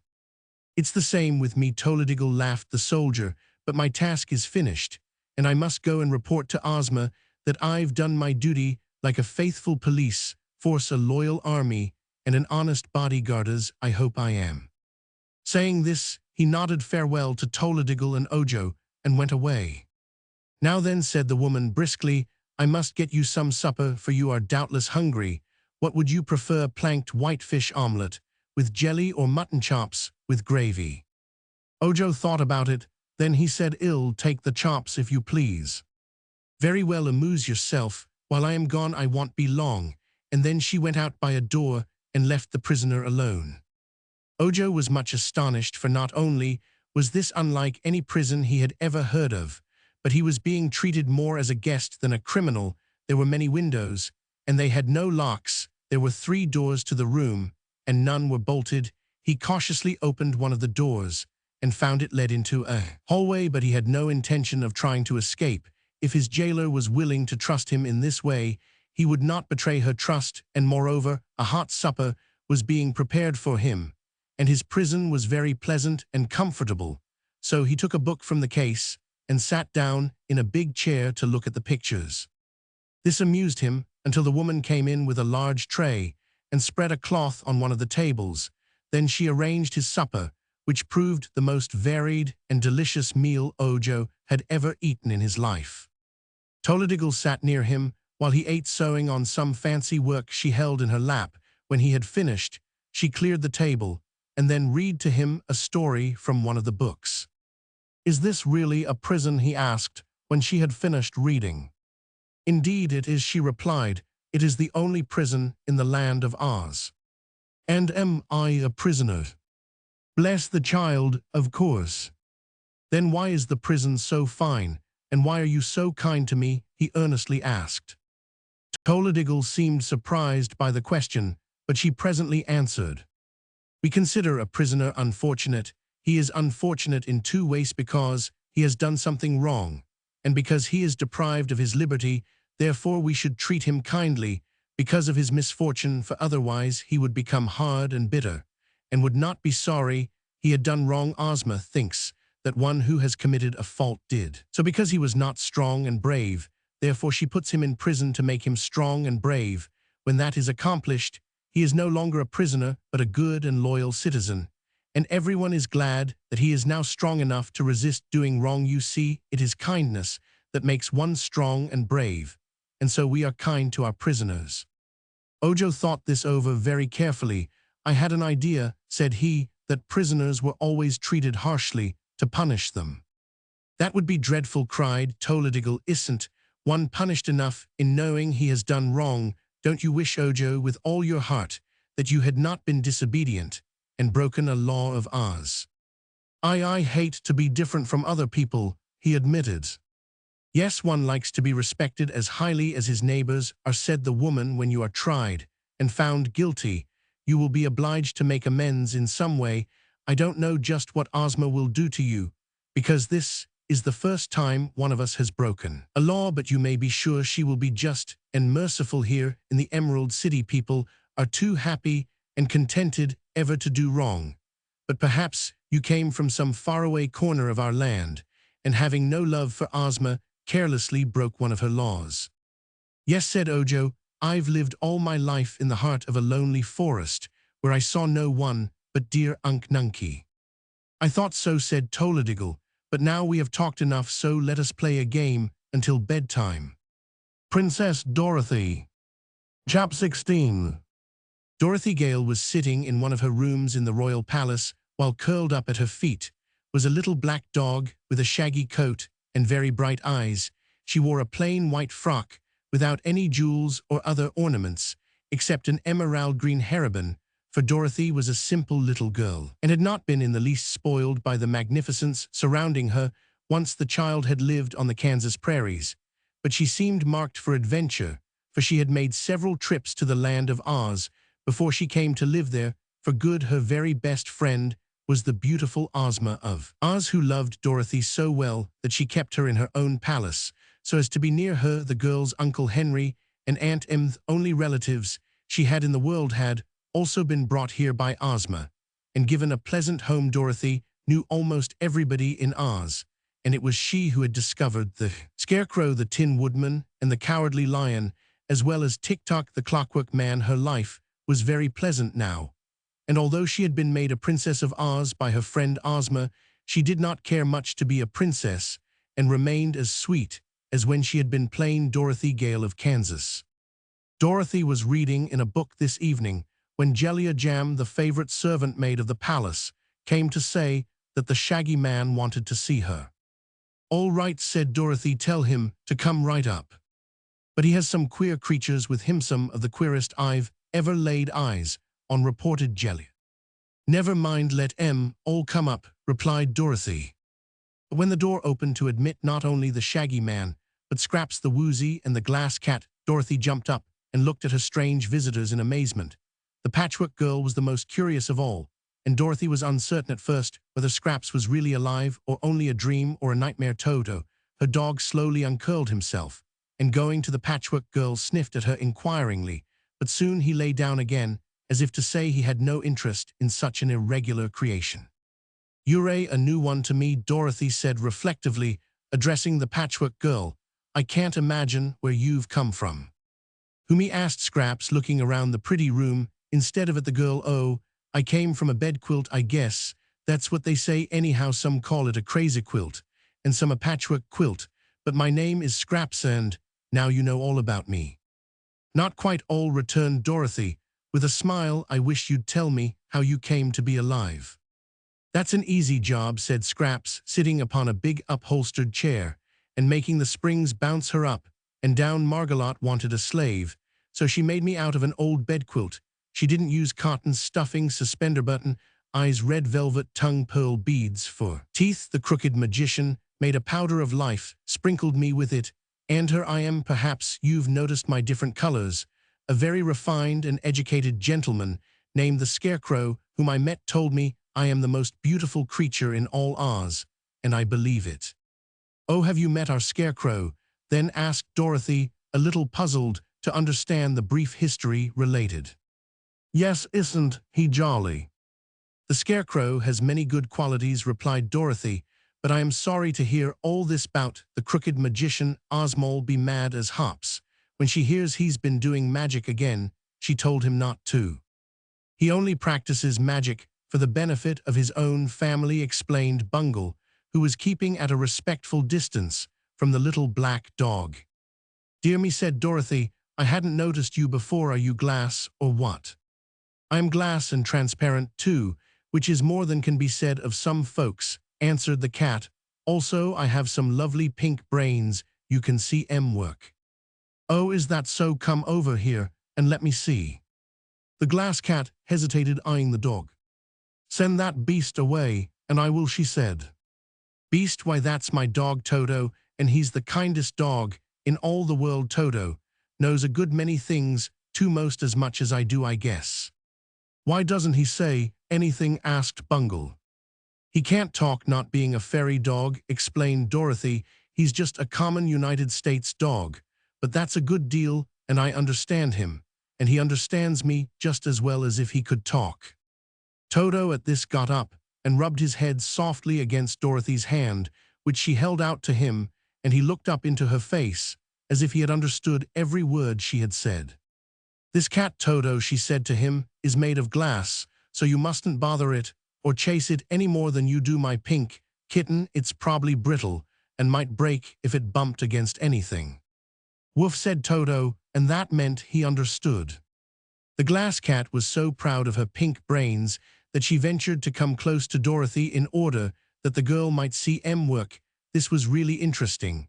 But when Dorothy patted the cat, she found the glass cold and hard and unresponsive, so she decided at once that Bungle would never do for a pet. "What do you know about the crooked magician who lives on the mountain?" asked Dorothy. "He made me," replied the cat, "so I know all about him. The Patchwork Girl is new 3 or 4 days old, but I've lived with Dr. Pip for years, and though I don't much care for him, I will say that he has always refused to work magic for any of the people who come to his house. He thinks there's no harm in doing magic things for his own family, and he made me out of glass because the meat cats drink too much milk.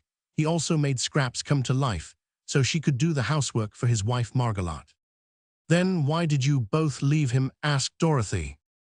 "I think you'd better let me explain that," interrupted the Shaggy Man, and then he told Dorothy all of Ojo's story and how Unk Nunky and Margolot had accidentally been turned to marble by the liquid of petrifaction. Then he related how the boy had started out in search of the things needed to make the magic charm which would restore the unfortunates to life, and how he had found the woozy and taken him along because he could not pull the 3 hairs out of its tail. Dorothy listened to all this with much interest and thought that so far Ojo had acted very well. But when the Shaggy Man told her of the Munchkin boy's arrest by the soldier with the green whiskers because he was accused of willfully breaking a law of Oz, the little girl was greatly shocked. "What do you suppose he's done?" she asked. "I fear he has picked a 6-leaved clover," answered the Shaggy Man sadly. "I did not see him do it, and I warned him that to do so was against the law, but perhaps that is what he did nevertheless." I am sorry about that, said Dorothy gravely. For now, there will be no one to help his poor uncle, and Margalotte except this patchwork girl, the woozy, and the glass cat. Don't mention it, said Scraps. That's no affair of mine. Margalotte and Unc Nunky are perfect strangers to me. For the moment I came to life, they came to marble. I see, remarked Dorothy, with a sigh of regret. The woman forgot to give you a heart. I'm glad she did, retorted the patchwork girl. A heart must be a great annoyance to one. It makes a person feel sad, or sorry, or devoted, or sympathetical, of which sensations interfere with one's happiness. I have a heart, murmured the glass cat. It's made of a ruby, but I don't imagine I shall let it bother me about helping Unc Nunky and Margalotte. That's a pretty hard heart of yours, said Dorothy, and the woozy, of course. Why, as for me, observed the woozy, who was reclining on the floor, with his legs doubled under him, so that he looked much like a square box, I have never seen those unfortunate people you are speaking of, and yet I am sorry for them, having at times been unfortunate. Myself, when I was shut up in that forest, I longed for someone to help me, and by Ojo came, and did help me, so I am willing to help his uncle. I am only a stupid beast, Dorothy, but I can't help that, and if y'all tell me what to do to help Ojo and his uncle, I'll gladly do it. Dorothy walked over and patted the woozy on his square head.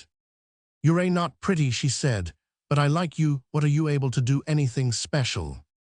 I can make my eyes flash fire when I am angry. When anyone says crizzle crew to me, I get angry, and then my eyes flash fire. I don't see as fireworks could help Ojo's uncle, remarked Dorothy. Can you do anything else? I thought I had a very terrifying growl, said the woozy with hesitation, but perhaps I was mistaken. Yes, said the Shaggy Man, you were certainly wrong about that. Then he turned to Dorothy and added, what will become of the Munchkin boy? I don't know, she said, shaking her head thoughtfully. Ozma will see him about it, of course, and then she'll punish him, but how I don't know, 'cause no one ever has been punished in Oz since I knew anything about the place. Too bad, Shaggy Man, isn't it? While they were talking, Scraps had been roaming around the room and looking at all the pretty things it contained. She had carried Ojo's basket in her hand, until now, when she decided to see what was inside it. She found the bread and cheese, which she had no use for, and the bundle of charms, which were curious, but quite a mystery to her. Then, turning these over, she came upon the six-leaved clover which the boy had plucked. Scraps was quick-witted, and although she had no heart, she recognized the fact that Ojo was her first friend. She knew at once that because the boy had taken the clover, he had been imprisoned, and she understood that Ojo had given her the basket so they would not find the clover in his possession and have proof of his crime. So, turning her head to see that no one noticed her, she took the clover from the basket and dropped it into a golden vase that stood on Dorothy's table. Then she came forward and said to Dorothy, I wouldn't care to help Ojo's uncle, but I will help Ojo. He did not break the law. No one can prove he did, and that green-whiskered soldier had no right to arrest him. Ozma ordered the boy's arrest, said Dorothy, and of course she knew what she was doing, but if you can prove Ojo is innocent, they will set him free at once. They'll have to prove him guilty, won't they? Asked Scraps. I suppose so. Well, they can't do that, declared the Patchwork Girl. As it was nearly time for Dorothy to dine with Ozma, which she did every evening, she rang for a servant and ordered the woozy taken to a nice room and given plenty of such food as he liked best. That's honeybees, said the woozy. You can't eat honeybees, but you'll be given something just as nice, Dorothy told him. Then she had the glass cat taken to another room for the night, and the Patchwork Girl she kept in one of her own rooms, for she was much interested in the strange creature and wanted to talk with her again and try to understand her better. Ozma and her friends. Chapter 17.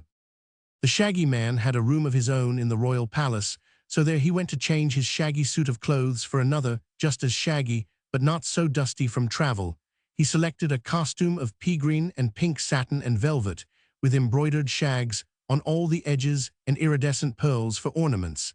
Then he bathed in an alabaster pool, brushed his shaggy hair and whiskers the wrong way to make them still more shaggy. This accomplished, and arrayed in his splendid shaggy garments, he went to Ozma's banquet hall, and found the Scarecrow, the Wizard, and Dorothy already assembled there.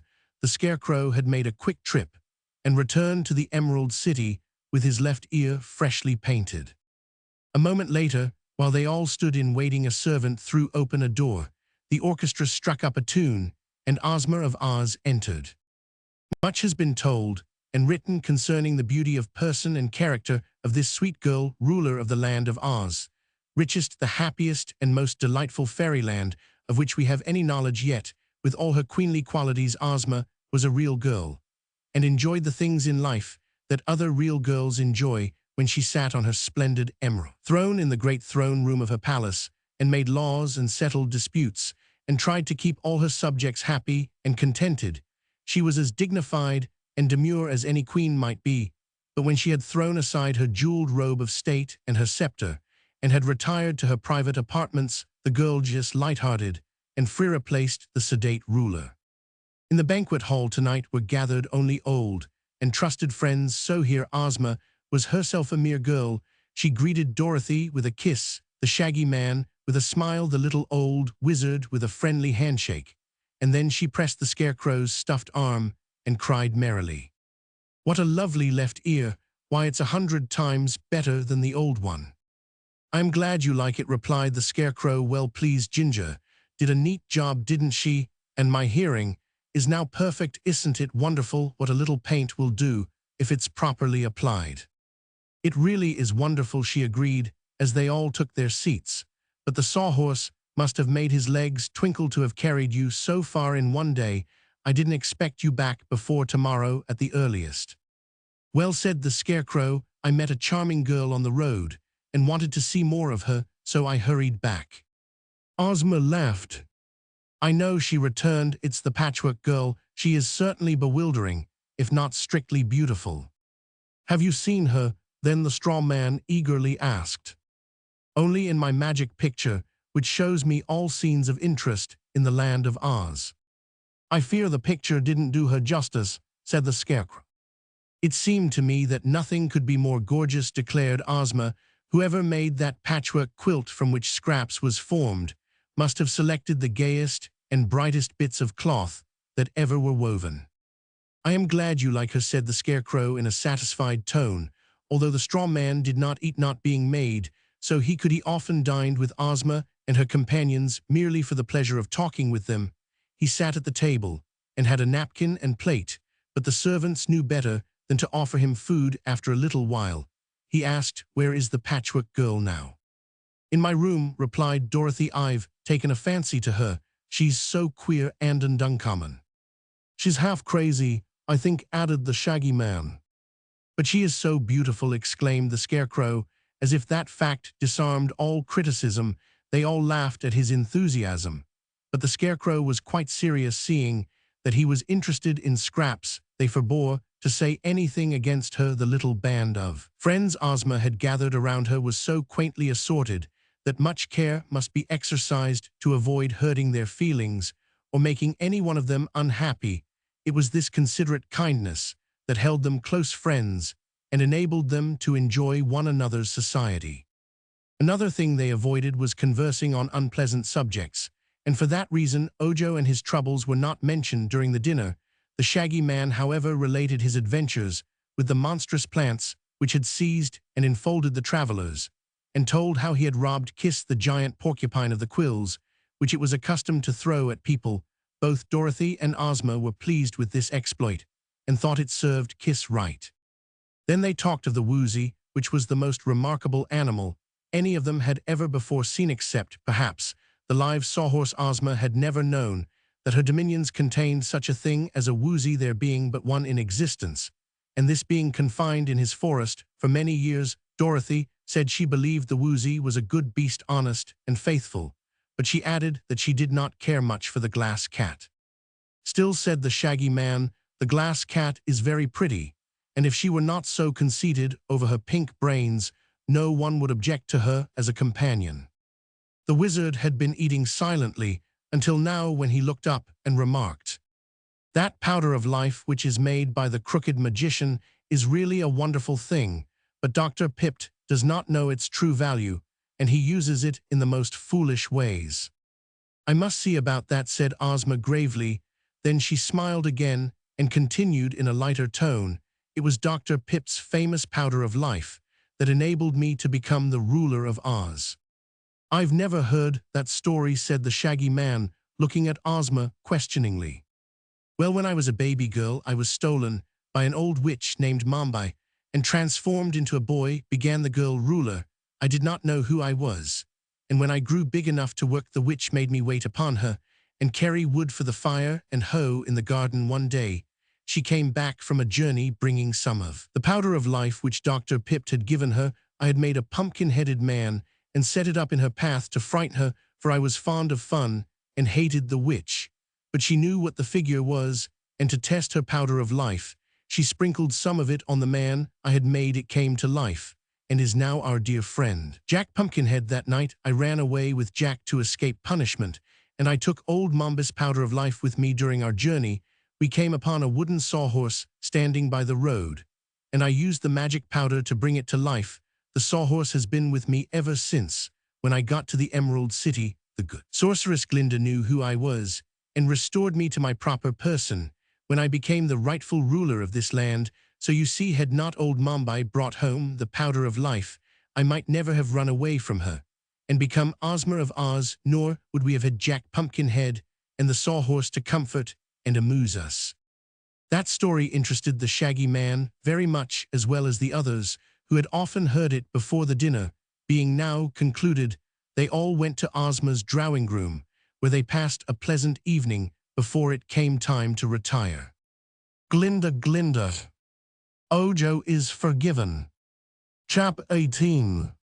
The next morning, the soldier with the green whiskers went to the prison and took Ojo away to the royal palace, where he was summoned to appear before the girl ruler for judgment. Again, the soldier put upon the boy the jeweled handcuffs and white prisoner's robe with the peaked top and holes for the eyes. Ojo was so ashamed both of his disgrace and the fault he had committed that he was glad to be covered up in this way, so that people could not see him or know who he was. He followed the soldier with the green whiskers, very willingly, anxious that his fate might be decided as soon as possible. The inhabitants of the Emerald City were polite people and never jeered at the unfortunate, but it was so long since they had seen a prisoner that they cast many curious looks toward the boy, and many of them hurried away to the royal palace to be present during the trial. When Ojo was escorted into the great throne room of the palace, he found hundreds of people assembled there. In the magnificent emerald throne, which sparkled with countless jewels, sat Ozma of Oz in her robe of state, which was embroidered with emeralds and pearls. On her right, but a little lower, was Dorothy, and on her left, the Scarecrow. Still lower, but nearly in front of Ozma, sat the wonderful Wizard of Oz, and on a small table beside him was the golden vase from Dorothy's room into which Scraps had dropped the stolen clover. At Ozma's feet crouched two enormous beasts, each the largest and most powerful of its kind.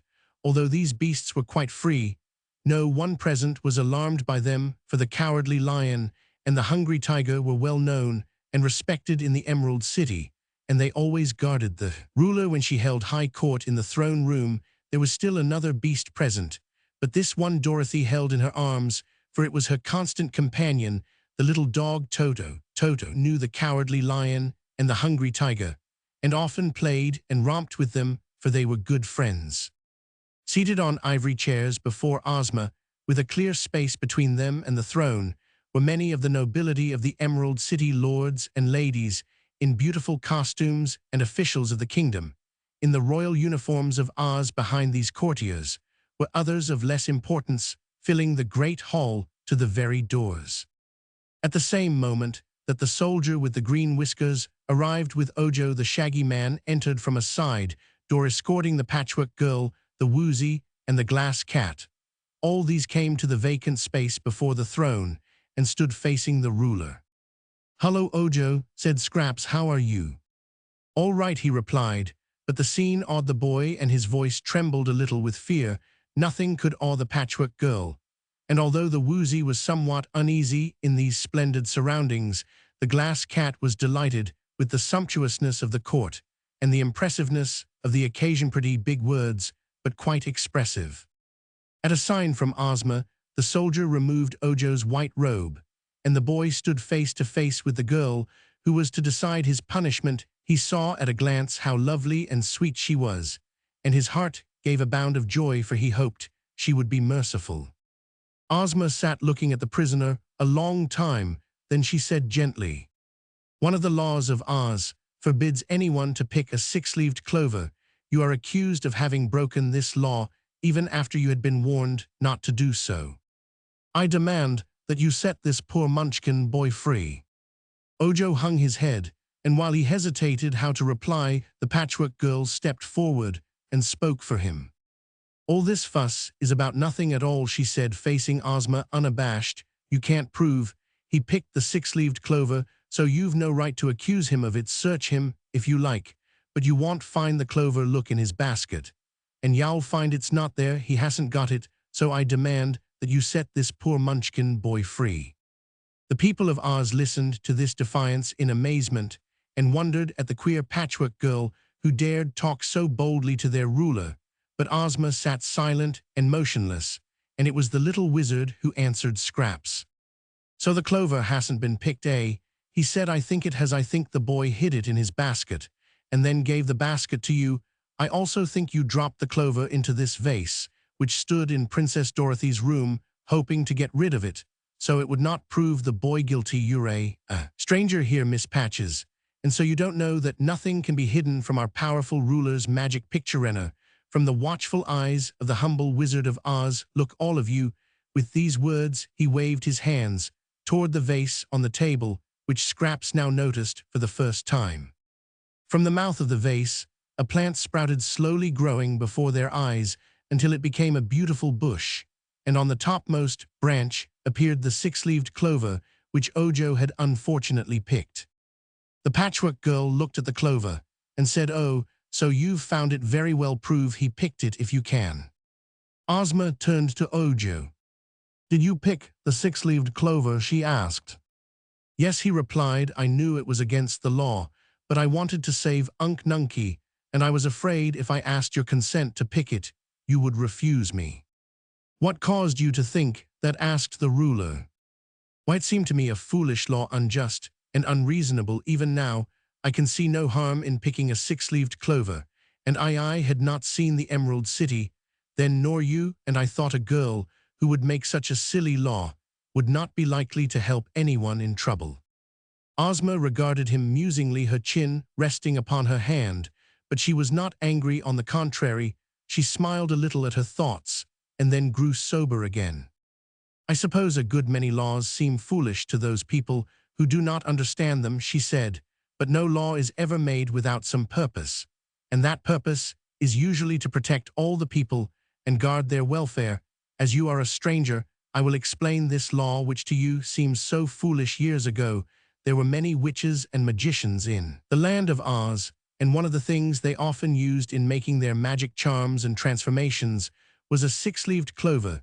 These witches and magicians caused so much trouble among my people, often using their powers for evil rather than good, that I decided to forbid anyone to practice magic or sorcery, except Glinda the Good and her assistant, the Wizard of Oz, both of whom I can trust to use their arts only to benefit my people and to make them happier. Since I issued that law, the land of Oz has been far more peaceful and quiet, but I learned that some of the witches and magicians were still practicing magic on the sly and using the six-leaved clovers to make their potions and charms. Therefore, I made another law forbidding anyone from plucking a six-leaved clover or from gathering other plants and herbs which the witches boil in their kettles to work magic with. That has almost put an end to wicked sorcery in our land. So you see, the law was not a foolish one, but wise and just, and in any event, it is wrong to disobey a law."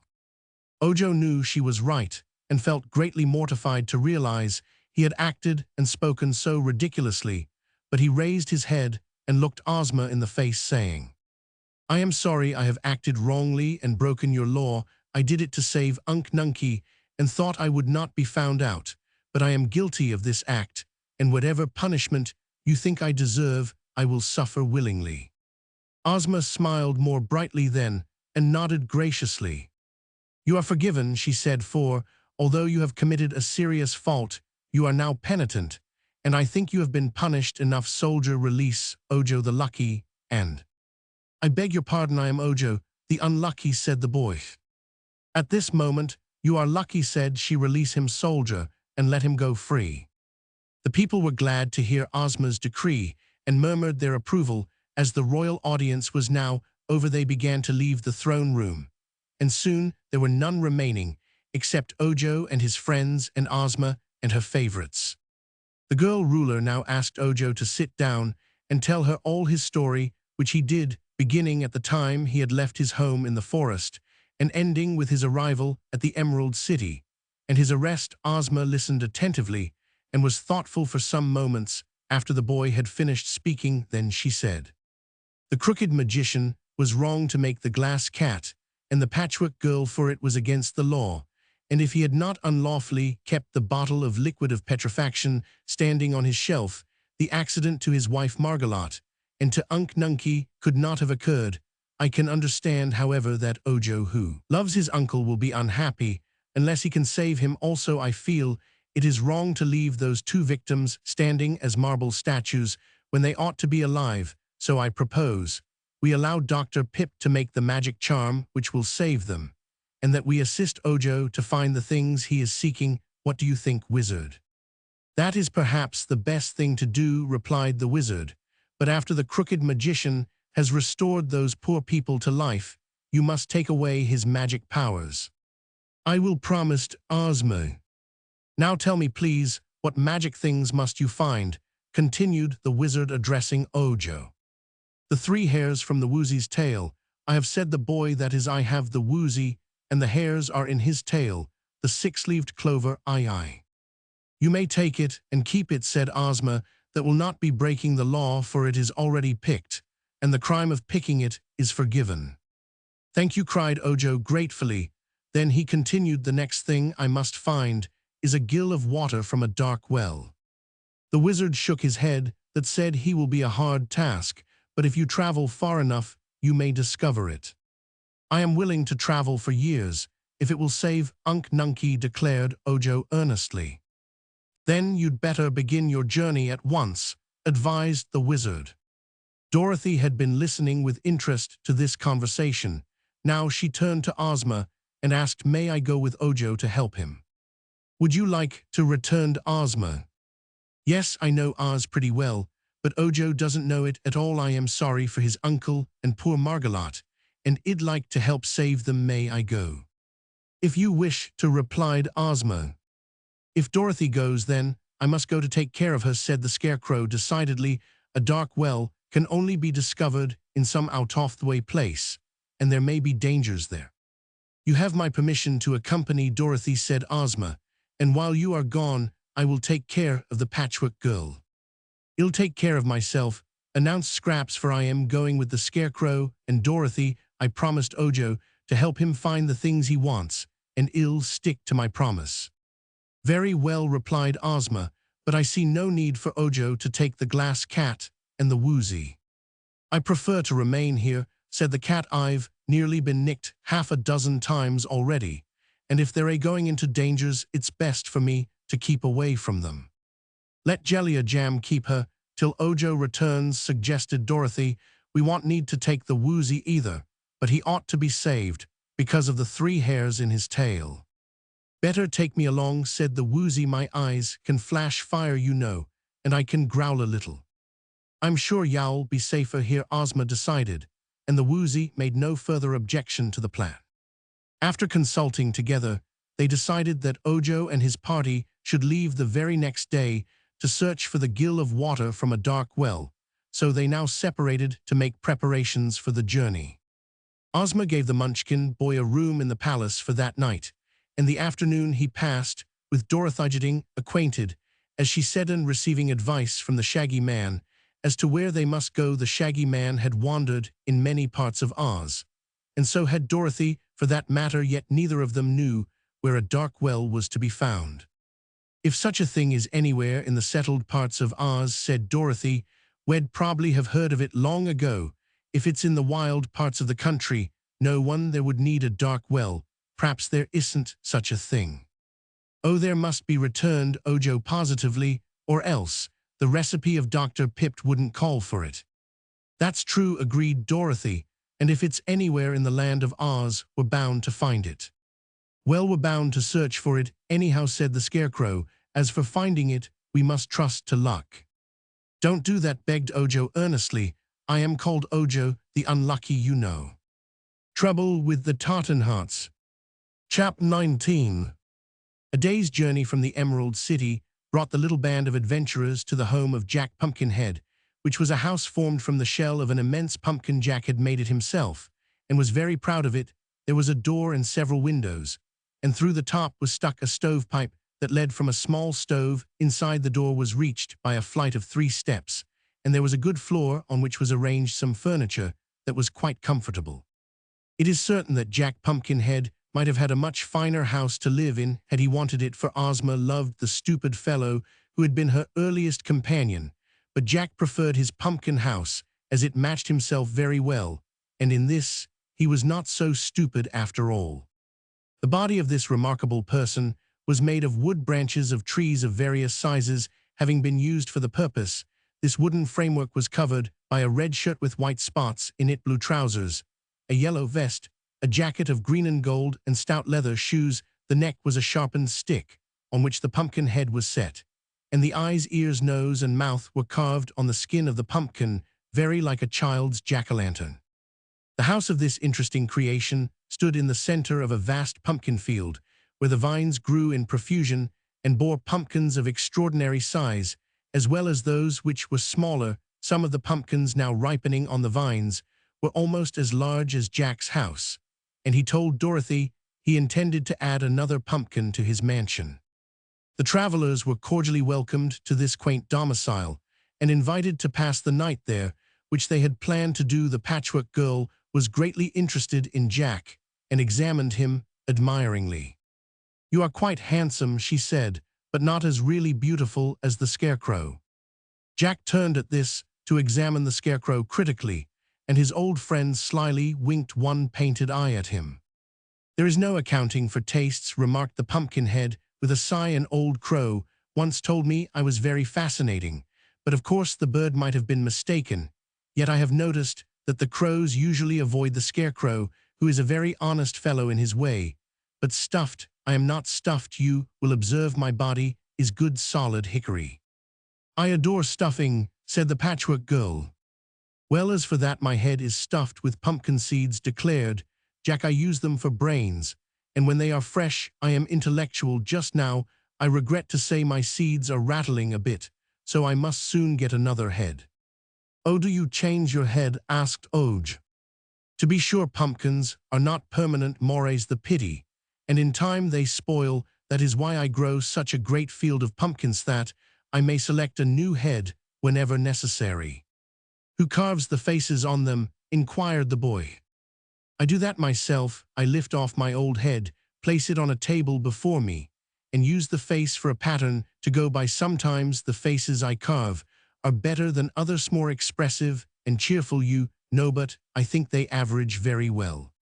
Before she had started on the journey, Dorothy had packed a knapsack with the things she might need, and this knapsack the Scarecrow carried strapped to his back. The little girl wore a plain gingham dress and a checked sunbonnet, as she knew they were best fitted for travel. Ojo also had brought along his basket, to which Ozma had added a bottle of square meal tablets and some fruit. But Jack Pumpkinhead grew a lot of things in his garden besides pumpkins, so he cooked for them a fine vegetable soup, and gave Dorothy, Ojo, and Toto, the only ones who found it necessary to eat, a pumpkin pie and some green cheese for beds.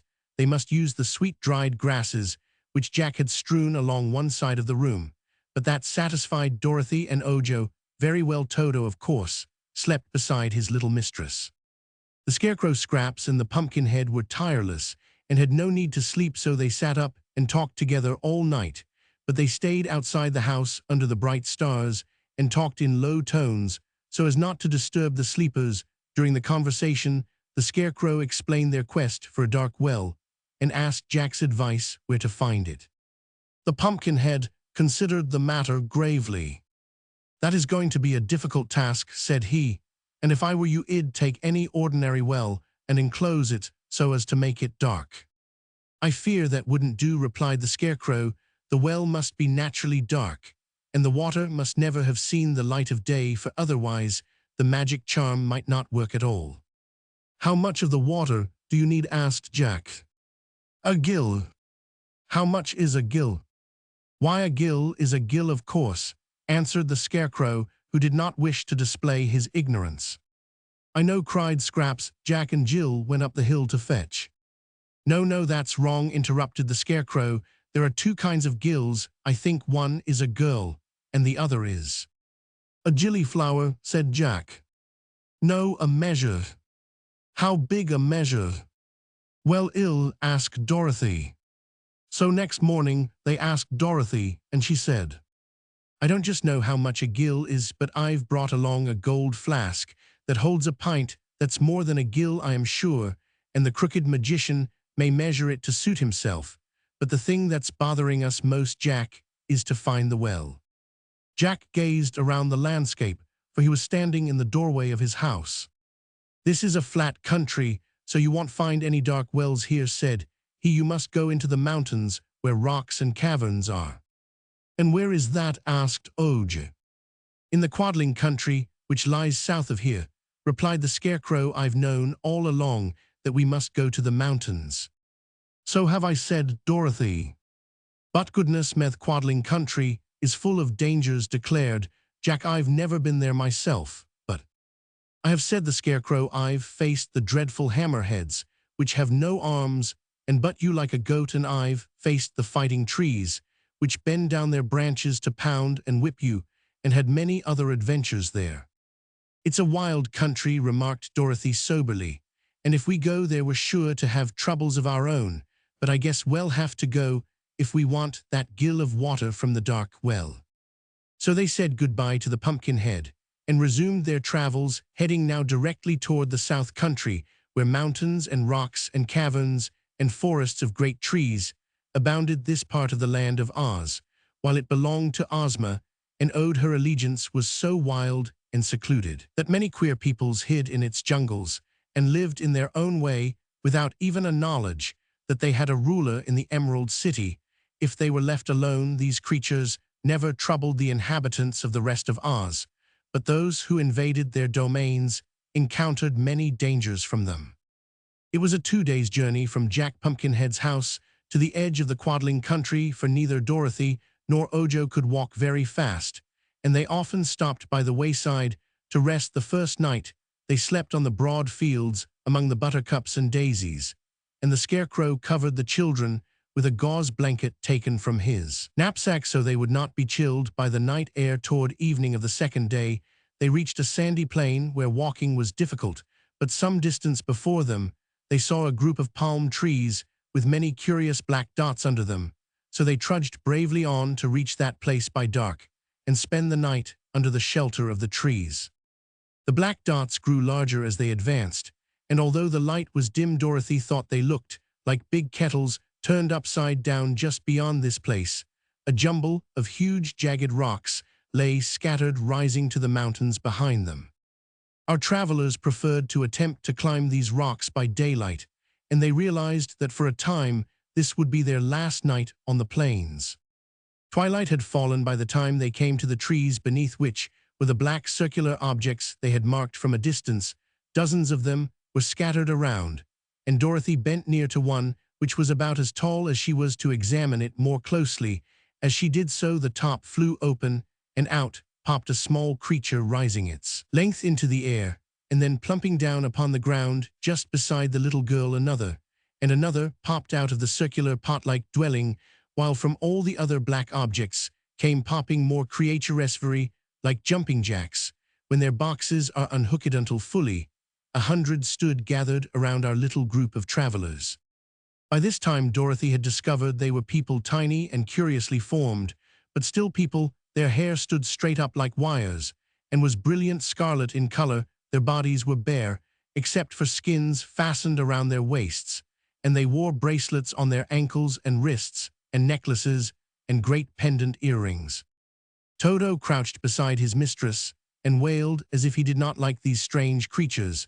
a bit Scraps began to mutter something about hoppity poppity jumpity dump, but no one paid any attention to her. Ojo kept close to the Scarecrow, and the Scarecrow kept close to Dorothy, but the little girl turned to the queer creatures and asked, "Who are you?" They answered this question all together in a sort of chanting chorus, the words being as follows. "We're the jolly Tottenhots. We do not like the day, but in the night tease our delight. To gamble, skip, and play. We hate the sun, and from it run. The moon is cool and clear. So on this spot, each Tottenhot waits for it to appear. We're every one chock full of fun, and full of mischief too. But if you're a gay, and with us play, we'll do no harm to you." "Glad to meet you, Tottenhots," said the Scarecrow solemnly, "but you mustn't expect us to play with you all night, for we've traveled all day, and some of us are tired." "And we never gamble," added the Patchwork Girl. "It's against the law." These remarks were greeted with shouts of laughter by the impish creatures, and one seized the Scarecrow's arm, and was astonished to find the straw man whirl around so easily, so the Tottenhot raised the Scarecrow high in the air, and tossed him over the heads of the crowd. Someone caught him, and tossed him back, and so, with shouts of glee, they continued throwing the Scarecrow here and there, as if he had been a basketball. Presently another imp seized Scraps, and began to throw her about in the same way. They found her a little heavier than the Scarecrow, but still light enough to be tossed like a sofa cushion, and they were enjoying the sport immensely, when Dorothy, angry and indignant at the treatment her friends were receiving, rushed among the Tottenhots, and began slapping and pushing them, until she had rescued the Scarecrow and the Patchwork Girl, and held them close on either side of her. Perhaps she would not have accomplished this victory so easily had not Toto helped her, barking and snapping at the bare legs of the imps, until they were glad to flee from his attack. As for Ojo, some of the creatures had attempted to toss him also, but finding his body too heavy they threw him to the ground, and a row of the imps sat on him and held him from assisting Dorothy in her battle. The little folks were much surprised at being attacked by the girl and the dog, and one or two who had been slapped hardest began to cry. Then suddenly they gave a shout all together, and disappeared in a flash into their various houses, the tops of which closed with a series of pops that sounded like a bunch of firecrackers being exploded. The adventurers now found themselves alone, and Dorothy asked anxiously, "Is anybody hurt?" "Not me," answered the Scarecrow. "They have given my straw a good shaking up, and taken all the lumps out of it. I am now in splendid condition, and am really obliged to the Tottenhots for their kind treatment." "I feel much the same way," said Scraps. "My cotton stuffing had sagged a good deal with the day's walking, and they've loosened it up until I feel as plump as a sausage. But the play was a little rough, and id had quite enough of it when you interfered." "6 of them sat on me," said Ojo, "but as they are so little, they didn't hurt me much." Just then the roof of the house in front of them opened, and a Tottenhot stuck his head out very cautiously and looked at the strangers.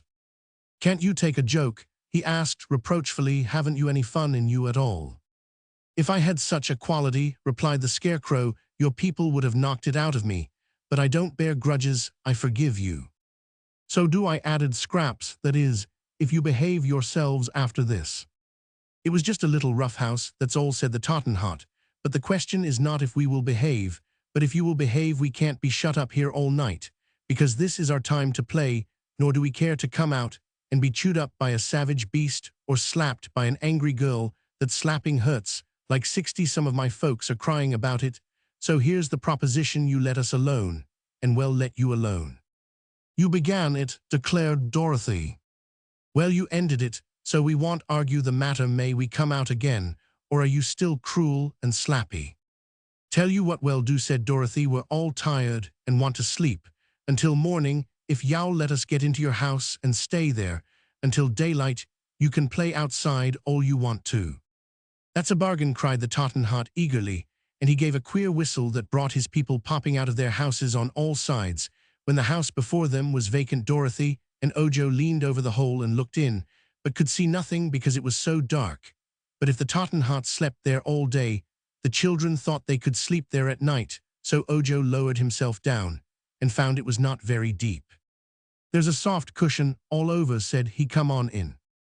Dorothy handed Toto to the boy, and then climbed in herself. After her came Scraps, and the Scarecrow, who did not wish to sleep, but preferred to keep out of the way of the mischievous Tottenhots. There seemed no furniture in the round den, but soft cushions were strewn about the floor, and these they found made very comfortable beds. They did not close the hole in the roof, but left it open to admit air.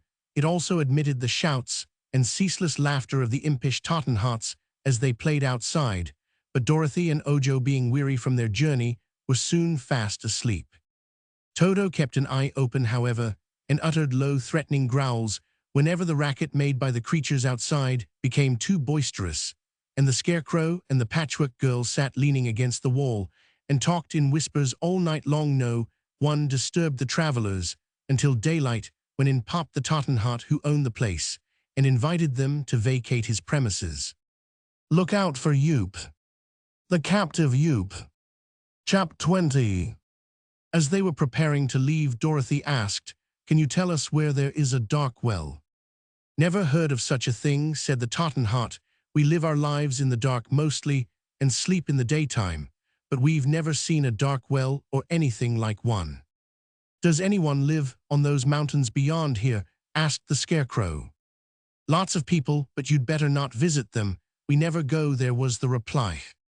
"What are the people like?" Dorothy inquired. "Can't say. We've been told to keep away from the mountain paths, and so we obey. This sandy desert is good enough for us, and we're not disturbed here," declared the Tottenhot. So they left the man snuggling down to sleep in his dusky dwelling, and went out into the sunshine, taking the path that led toward the rocky places. They soon found it hard climbing, for the rocks were uneven and full of sharp points and edges, and now there was no path at all. Clambering here and there among the boulders, they kept steadily on, gradually rising higher and higher, until finally they came to a great rift in a part of the mountain where the rock seemed to have split in two and left high walls on either side. "Suppose we go this way," suggested Dorothy. "It's much easier walking than to climb over the hills." "How about that sign?" asked Ojo. "What sign?" she inquired. The Munchkin boy pointed to some words painted on the wall of rock beside them, which Dorothy had not noticed. The words read, "Look out for Yoop." The girl eyed this sign a moment and then turned to the Scarecrow, asking, "Who is Yoop, or what is Yoop?" The straw man shook his head. Then she looked at Toto, and the dog said, "Woof." "Only way to find out is to go on," said Scraps. This being quite true, they went on. As they proceeded, the walls of rock on either side grew higher and higher. Presently, they came upon another sign which read, "Beware the captive Yoop." "Why, as for that," remarked Dorothy, "if Yoop is a captive, there's no need to beware of him. Whatever Yoop happens to be, I'd much rather have him a captive than running around loose."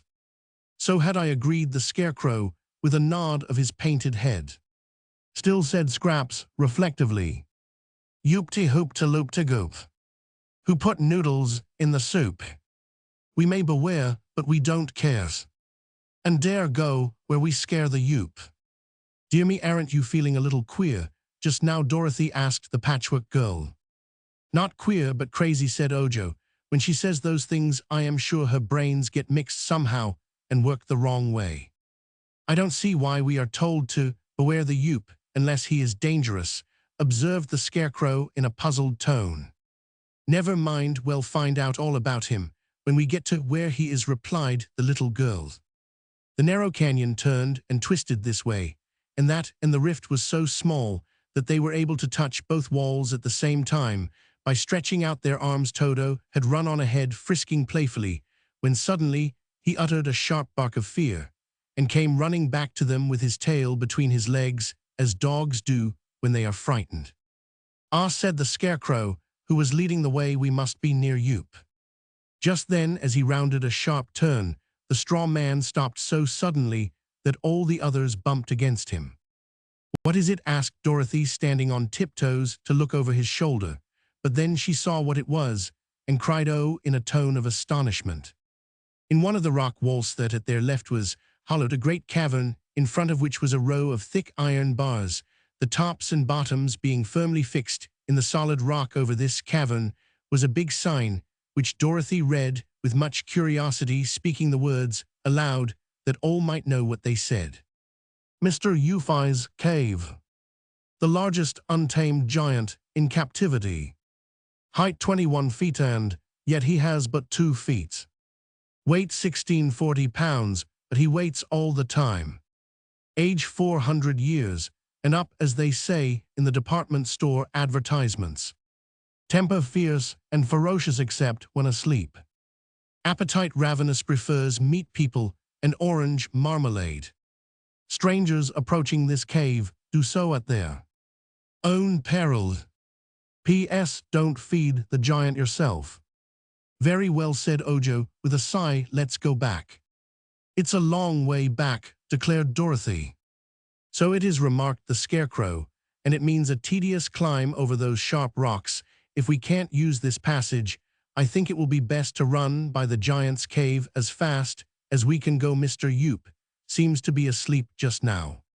But the giant wasn't asleep. He suddenly appeared at the front of his cavern, seized the iron bars in his great hairy hands, and shook them until they rattled in their sockets. Yoop was so tall that our friends had to tip their heads way back to look into his face, and they noticed he was dressed all in pink velvet with silver buttons, and braid. The giant's boots were of pink leather and had tassels on them, and his hat was decorated with an enormous pink ostrich feather carefully curled. "Yo-ho," he said, in a deep bass voice, "I smell dinner." "I think you are mistaken," replied the Scarecrow. "There is no orange marmalade around here." "Ah, but I eat other things," asserted Mr. Yoop.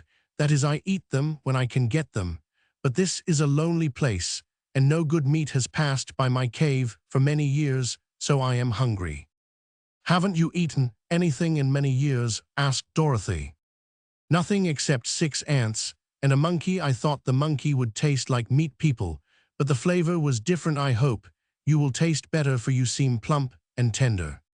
"Oh, I am not going to be eaten," said Dorothy. "Why not?" "I shall keep out of your way," she answered. "How heartless," wailed the giant, shaking the bars again. "Consider how many years it is since I've eaten a single plump little girl. They tell me meat is going up. But if I can manage to catch you, I am sure it will soon be going down, and I'll catch you if I can." With this, the giant pushed his big arms, which looked like tree trunks, except that tree trunks don't wear pink velvet, between the iron bars, and the arms were so long that they touched the opposite wall of the rock passage. Then he extended them as far as he could reach toward our travelers, and found he could almost touch the Scarecrow, but not quite. "Come a little nearer, please," begged the giant. "I am a scarecrow." "A scarecrow? I don't care a straw for a scarecrow. Who is that bright-colored delicacy behind you?" "Me," asked Scraps. "I'm a patchwork girl, and I am stuffed with cotton." "Dear me," sighed the giant in a disappointed tone, "that reduces my dinner from 4 to 2, and the dog, I'll save the dog for dessert." Toto growled, keeping a good distance away. "Back up," said the Scarecrow to those behind him. "Let us go back a little way and talk this over." So they turned and went around the bend in the passage, where they were out of sight of the cave, and Mr. Yoop could not hear them. "My idea," began the Scarecrow when they had halted, "is to make a dash past the cave, going on a run." "He'd grab us," said Dorothy. "Well, he can't grab, but one at a time, and I'll go first. As soon as he grabs me, the rest of you can slip past him out of his reach, and he will soon let me go, because I am not fit to eat." They decided to try this plan, and Dorothy took Toto in her arms so as to protect him. She followed just after the Scarecrow. Then came Ojo with Scraps, the last of the 4. Their hearts beat a little faster than usual as they again approached the giant's cave, this time moving swiftly forward. It turned out about the way the Scarecrow had planned. Mr. Yoop was quite astonished to see them come flying toward him, and thrusting his arms between the bars, he seized the Scarecrow in a firm grip. In the next instant, he realized from the way the straw crunched between his fingers that he had captured the non-eatable man. But during that instant of delay, Dorothy and Ojo had slipped by the giant and were out of reach. Uttering a howl of rage, the monster threw the Scarecrow after them with one hand and grabbed Scraps with the other. The The poor scarecrow went whirling through the air, and so cleverly was he aimed that he struck Ojo's back and sent the boy tumbling head over heels, and he tripped Dorothy and sent her also sprawling upon the ground. Toto flew out of the little girl's arms and landed some distance ahead, and all were so dazed that it was a moment before they could scramble to their feet again. When they did so, they turned to look toward the giant's cave, and at that moment, the ferocious Mr. Yoop threw the Patchwork Girl at them. Down went all three again in a heap with Scraps on top. The giant roared so terribly that for a time they were afraid he had broken loose, but he hadn't, so they sat in the road and looked at one another in a rather bewildered way, and then began to feel glad. "We did it," exclaimed the Scarecrow with satisfaction, "and now we are free to go on our way." "Mr. Yoop is very impolite," declared Scraps. "He jarred me terribly. It's lucky my stitches are so fine and strong, for otherwise such harsh treatment might rip me up the back." "Allow me to apologize for the giant," said the Scarecrow, raising the Patchwork Girl to her feet and dusting her skirt with his stuffed hands. "Mr. Yoop is a perfect stranger to me, but I fear from the rude manner in which he has acted that he is no gentleman." Dorothy and Ojo laughed at this statement, and Toto barked as if he understood the joke, after which they all felt better and resumed the journey in high spirits. "Of course," said the little girl when they had walked away along the passage, "it was lucky for us the giant was caged, for if he had happened to be loose, he. Perhaps in that case he wouldn't be hungry any more," said Ojo gravely. Hip Hoppo the Champion. Chap 21. They must have had good courage to climb all those rocks, for after getting out of the canyon, they encountered more rock hills to be surmounted. Toto could jump from one rock to another quite easily, but the others had to creep and climb with care, so that after a whole day of such work, Dorothy and Ojo found themselves very tired. As they gazed upward at the great mass of tumbled rocks that covered the steep incline, Dorothy gave a little groan and said, "That's going to be a terrible hard climb, Scarecrow. I wish we could find the dark well without so much trouble." "Suppose," said Ojo, "you wait here and let me do the climbing, for it's on my account. We're searching for the dark well, then, if I don't find anything, I'll come back and join you." "No," replied the little girl, shaking her head positively. "Well, all go together, for that way we can help each other. If you went alone, something might happen to you." "Oh." So they began the climb, and found it indeed difficult for a way, but presently, in creeping over the big crags, they found a path at their feet, which wound in and out among the masses of rock, and was quite smooth and easy to walk upon as the path gradually ascended the mountain. Although in a roundabout way, they decided to follow it. "This must be the road to the country of the Hoppers," said the Scarecrow. "Who are the Hoppers?" asked Dorothy. "Some people Jack Pumpkinhead told me about," he replied. "I didn't hear him," replied the girl. "No, you were asleep," explained the Scarecrow, "but he told Scraps and me that the Hoppers and the Horners live on this mountain." "He said in the mountain," declared Scraps, "but of course he meant on it." "Didn't he say what the Hoppers and Horners were like?" inquired Dorothy. "No, he only said they were two separate nations, and that the Horners were the most important." "Well, if we go to their country, we'll find out all about 'em," said the girl, "but I've never heard Ozma mention those people, so they can't be very important." "Is this mountain in the land of Oz?" asked Scraps. "Course it is," answered Dorothy. "It's in the south country of the Quadlings. When one comes to the edge of Oz in any direction, there is nothing more to be seen at all. Once you could see sandy desert all around Oz, but now it's different, and no other people can see us any more than we can see them." "If the mountain is under Ozma's rule, why doesn't she know about the Hoppers and the Horners?" Ojo asked. "Why, it's a fairyland," explained Dorothy, "and lots of queer people live in places so tucked away that those in the Emerald City never even hear of 'em. In the middle of the country, it's different, but when you get around the edges, you're sure to run into strange little corners that surprise you. I know, for I've traveled in Oz a good deal, and so has the Scarecrow." "Yes," admitted the straw man, "I've been considerable of a traveler in my time, and I like to explore strange places. I find I learn much more by traveling than by staying at home." During this conversation, They had been walking up the steep pathway, and now found themselves well up on the mountain. They could see nothing around them, for the rocks beside their path were higher than their heads, nor could they see far in front of them, because the path was so crooked. But suddenly they stopped, because the path ended, and there was no place to go ahead. Was a big rock lying against the side of the mountain, and this blocked the way completely. There wouldn't be a path, though, if it didn't go somewhere, said the Scarecrow, wrinkling his forehead in deep thought. This is somewhere, isn't it? Asked the Patchwork Girl, laughing at the bewildered looks of the others. The path is locked, the way is blocked. Yet here we've innocently flocked. And now we're here, it's rather queer.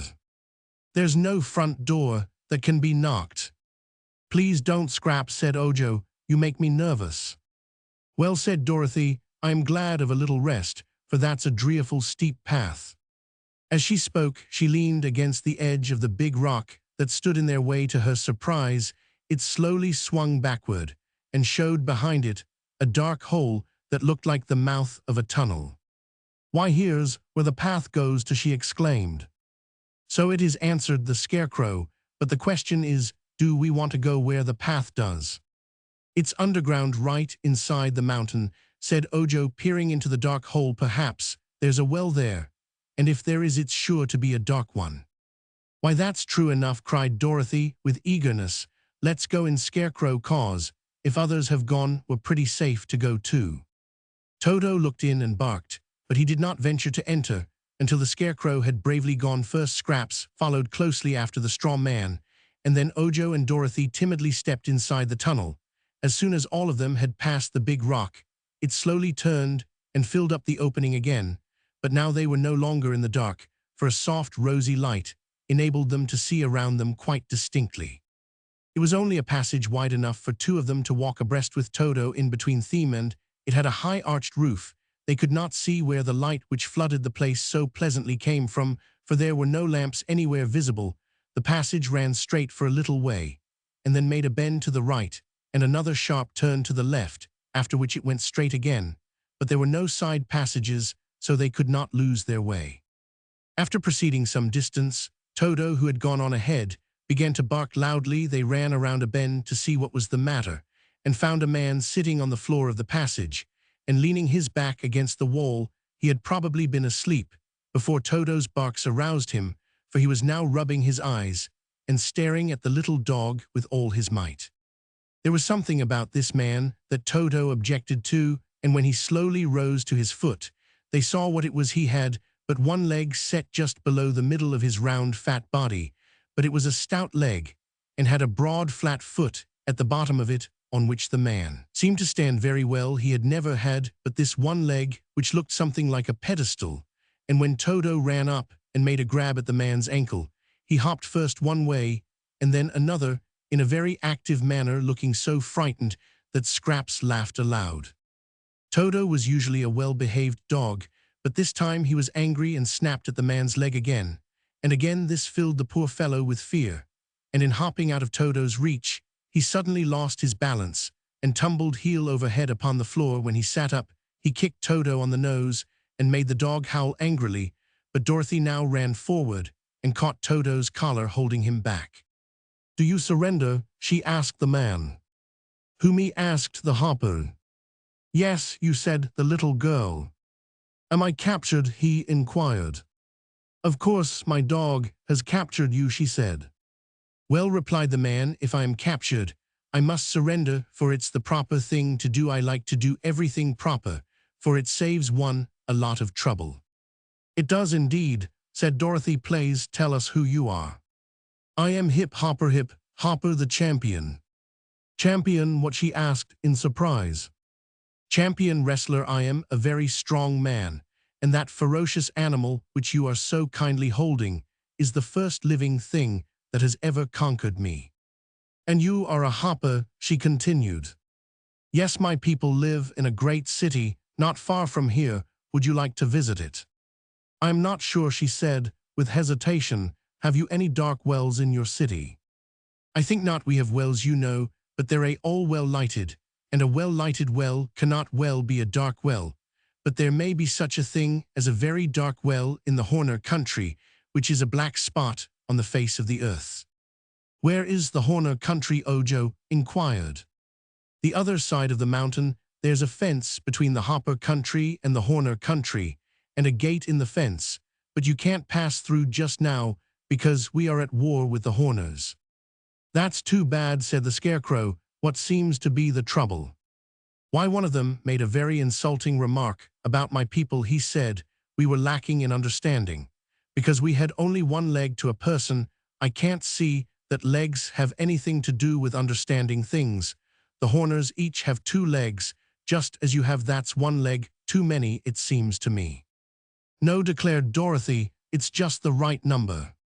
You don't need them, argued the Hopper obstinately. You've only 1 head, and 1 body, and 1 nose and mouth. 2 legs are quite unnecessary, and they spoil one's shape. But how can you walk with only 1 leg? Asked Oj. Walk? Who wants to walk? Exclaimed the man. Walking is a terribly awkward way to travel. I hop, and so do all my people.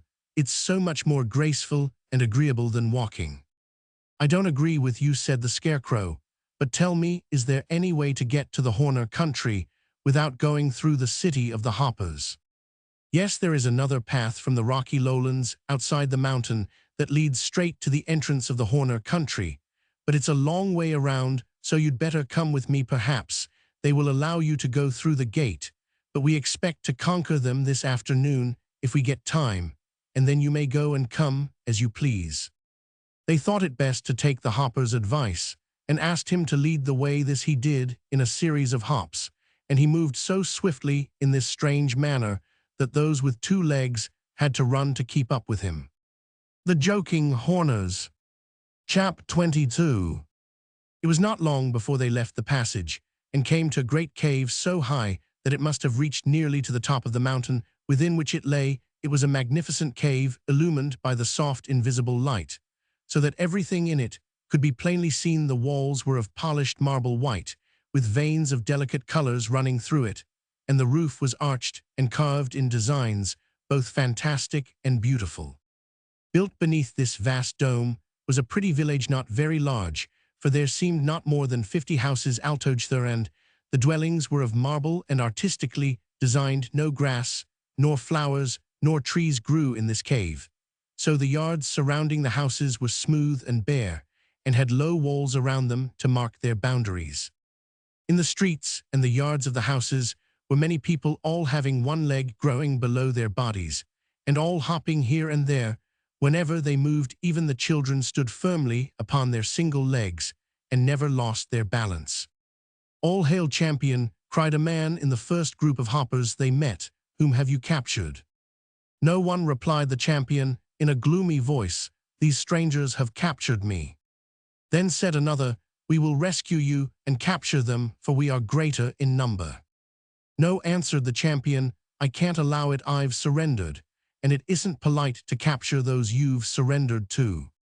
Never mind that, said Dorothy, we will give you your liberty and set you free. Really? Asked the champion in joyous tones. Yes, said the little girl, your people may need you to help conquer the Horners. At this all the hoppers looked downcast and sad. Several more had joined the group by this time, and quite a crowd of curious men, women and children surrounded the strangers. This war with our neighbors is a terrible thing, remarked one of the women. Someone is almost sure to get hurt. Why do you say that, madam? Inquired the Scarecrow. Because the horns of our enemies are sharp, and in battle they will try to stick those horns into our warriors, she replied. How many horns do the Horners have? Asked Dorothy. Each has 1 horn in the center of his forehead, was the answer. Oh, then they're unicorns, declared the Scarecrow. No, they're Horners. We never go to war with them if we can help it on account of their dangerous horns. But this insult was so great and so unprovoked that our brave men decided to fight in order to be revenged, said the woman. What weapons do you fight with? The Scarecrow asked. We have no weapons, explained the champion. Whenever we fight the Horners, our plan is to push them back, for our arms are longer than theirs. Then you are better armed, said Scraps. Yes, but they have those terrible horns, and unless we are careful they prick us with the points, returned the champion with a shudder. that makes a war with them dangerous, and a dangerous war cannot be a pleasant one. I see very clearly, remarked the Scarecrow, that you are going to have trouble in conquering those Horner Sunless. We help you. Oh, cried the Hoppers in a chorus, can you help us, please do, we will be greatly obliged, it would please us very much. And by these exclamations, the Scarecrow knew that his speech had met with favor. How far is it to the Horner country, he asked. Why, it's just the other side of the fence, they answered, and the champion added, come with me, please, and I'll show you the Horners. So they followed the champion and several others through the streets, and just beyond the village came to a very high picket fence built all of marble, which seemed to divide the great cave into two equal parts. But the part inhabited by the Horners was in no way as grand in appearance as that of the Hoppers. Instead of being marble, the walls and roof were of dull gray rock, and the square houses were plainly made of the same material. But in extent the city was much larger than that of the Hoppers, and the streets were thronged with numerous people who busied themselves in various ways. Looking through the open pickets of the fence, our friends watched the Horners, who did not know they were being watched by strangers, and found them very unusual in appearance. They were little folks in size, and had bodies round as balls and short legs and arms. Their heads were round too, and they had long pointed ears and a horn set in the center of the forehead.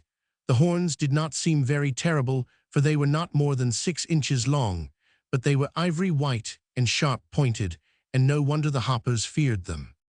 The skins of the Horners were light brown, but they wore snow-white robes and were barefooted. Dorothy thought the most striking thing about them was their hair, which grew in 3 distinct colors on each, and every head yellow and green. The red was at the bottom and sometimes hung over their eyes. Then came a broad circle of yellow, and the green was at the top, and formed a brush-shaped topknot. None of the Horners was yet aware of the presence of strangers, who watched the little brown people for a time, and then went to the big gate in the center of the dividing fence. It was locked on both sides, and over the latch was a sign reading, "War is declared." "Can't we go through?" asked Dorothy. "Not now," answered the champion. "I think," said the Scarecrow, "that if I could talk with those Horners, they would apologize to you, and then there would be no need to fight." "Can't you talk from this side?" asked the champion. "Not so well," replied the Scarecrow. "Do you suppose you could throw me over that fence? It is high, but I am very light." "We can try it," said the Hopper. "I am perhaps the strongest man in my country, so I'll undertake to do the throwing, but I won't promise you will land on your feet." "No matter about that," returned the Scarecrow. "Just toss me over and I'll be satisfied." So the champion picked up the Scarecrow and balanced him a moment to see how much he weighed, and then with all his strength tossed him high into the air. Perhaps if the Scarecrow had been a trifle heavier, he would have been easier to throw and would have gone a greater distance, but as it was, instead of going over the fence, he landed just on top of it, and one of the sharp pickets caught him in the middle of his back and held him fast prisoner. Had he been face downward, the Scarecrow might have managed to free himself, but lying on his back on the picket, his hands waved in the air of the Horner country, while his feet kicked the air of the Hopper country, so there he was. "Are you hurt?" called the Patchwork Girl anxiously. "Course not," said Dorothy, "but if he wiggles that way, he may tear his clothes. How can we get him down, Mr. Champion?" The champion shook his head. "I don't know," he confessed. "If he could scare Horners as well as he does crows, it might be a good idea to leave him there." "This is terrible," said Ojo, almost ready to cry. "I suppose it's because I am Ojo the Unlucky that everyone who tries to help me gets into trouble." "You are lucky to have anyone to help you," declared Dorothy, "but don't worry, we'll rescue the Scarecrow somehow." "I know how," announced Scraps. "Here, Mr. Champion, just throw me up to the Scarecrow. I am nearly as light as he is, and when I am on top the fence, I'll pull our friend off the picket and toss him down to you." "All right," said the champion, and he picked up the Patchwork Girl and threw her in the same manner he had the Scarecrow. He must have used more strength this time, however, for Scraps sailed far over the top of the fence, and without being able to grab the Scarecrow at all, tumbled to the ground in the Horner country, where her stuffed body knocked over two men and a woman, and made a crowd that had collected their run like rabbits to get away from her. Seeing the next moment that she was harmless, the people slowly returned and gathered around the Patchwork Girl, regarding her with astonishment. One of them wore a jeweled star in his hair just above his horn, and this seemed a person of importance. He spoke for the rest of his people, who treated him with great respect. "Who are you, unknown being?" he asked. "Scraps," she said, rising to her feet and patting her cotton wadding smooth where it had bunched up. "And where did you come from?" he continued. "Over the fence. Don't be silly. There's no other place I could have come from," she replied. He looked at her thoughtfully. "You are not a hopper," said he, "for you have two legs. They're not very well shaped, but they are two in number. And that strange creature on top, the fence, he doesn't he stop kicking must be your brother or father or son, for he also has two legs." "You must have been to visit the wise donkey," said Scraps, laughing so merrily that the crowd smiled with her in sympathy. "But that reminds me, Captain or King. I am chief of the Horners, and my name is Jack." "Of course, little Jack Horner, I might have known it, but the reason I volplaned over the fence was so I could have a talk with you about the hoppers." "What about the hoppers?" asked the chief, frowning. "You've insulted them, and you'd better beg their pardon," said Scraps. "If you don't, they'll probably hop over here and conquer you." "We're not afraid as long as the gate is locked," declared the chief, "and we didn't insult them at all. One of us made a joke that the stupid hoppers couldn't see." The chief smiled as he said this, and the smile made his face look quite jolly. "What was the joke?" asked Scraps. "A Horner said they have less understanding than we, because they've only one leg. Ha ha, you see the point, don't you? If you stand on your legs, and your legs are under you, then ha ha ha, then your legs are your understanding. He he ho ho my. But that's a fine joke, and the stupid hoppers couldn't see it. They couldn't see that. With only one leg, they must have less understanding than we who have two legs. Ha ha ha, he he ho ho." The chief wiped the tears of laughter from his eyes with the bottom hem of his white robe, and all the other Horners wiped their eyes on their robes, for they had laughed just as heartily as their chief at the absurd joke. Then said Scraps, "Their understanding of the understanding you meant led to the misunderstanding." "Exactly, and so there's no need for us to apologize," returned the chief.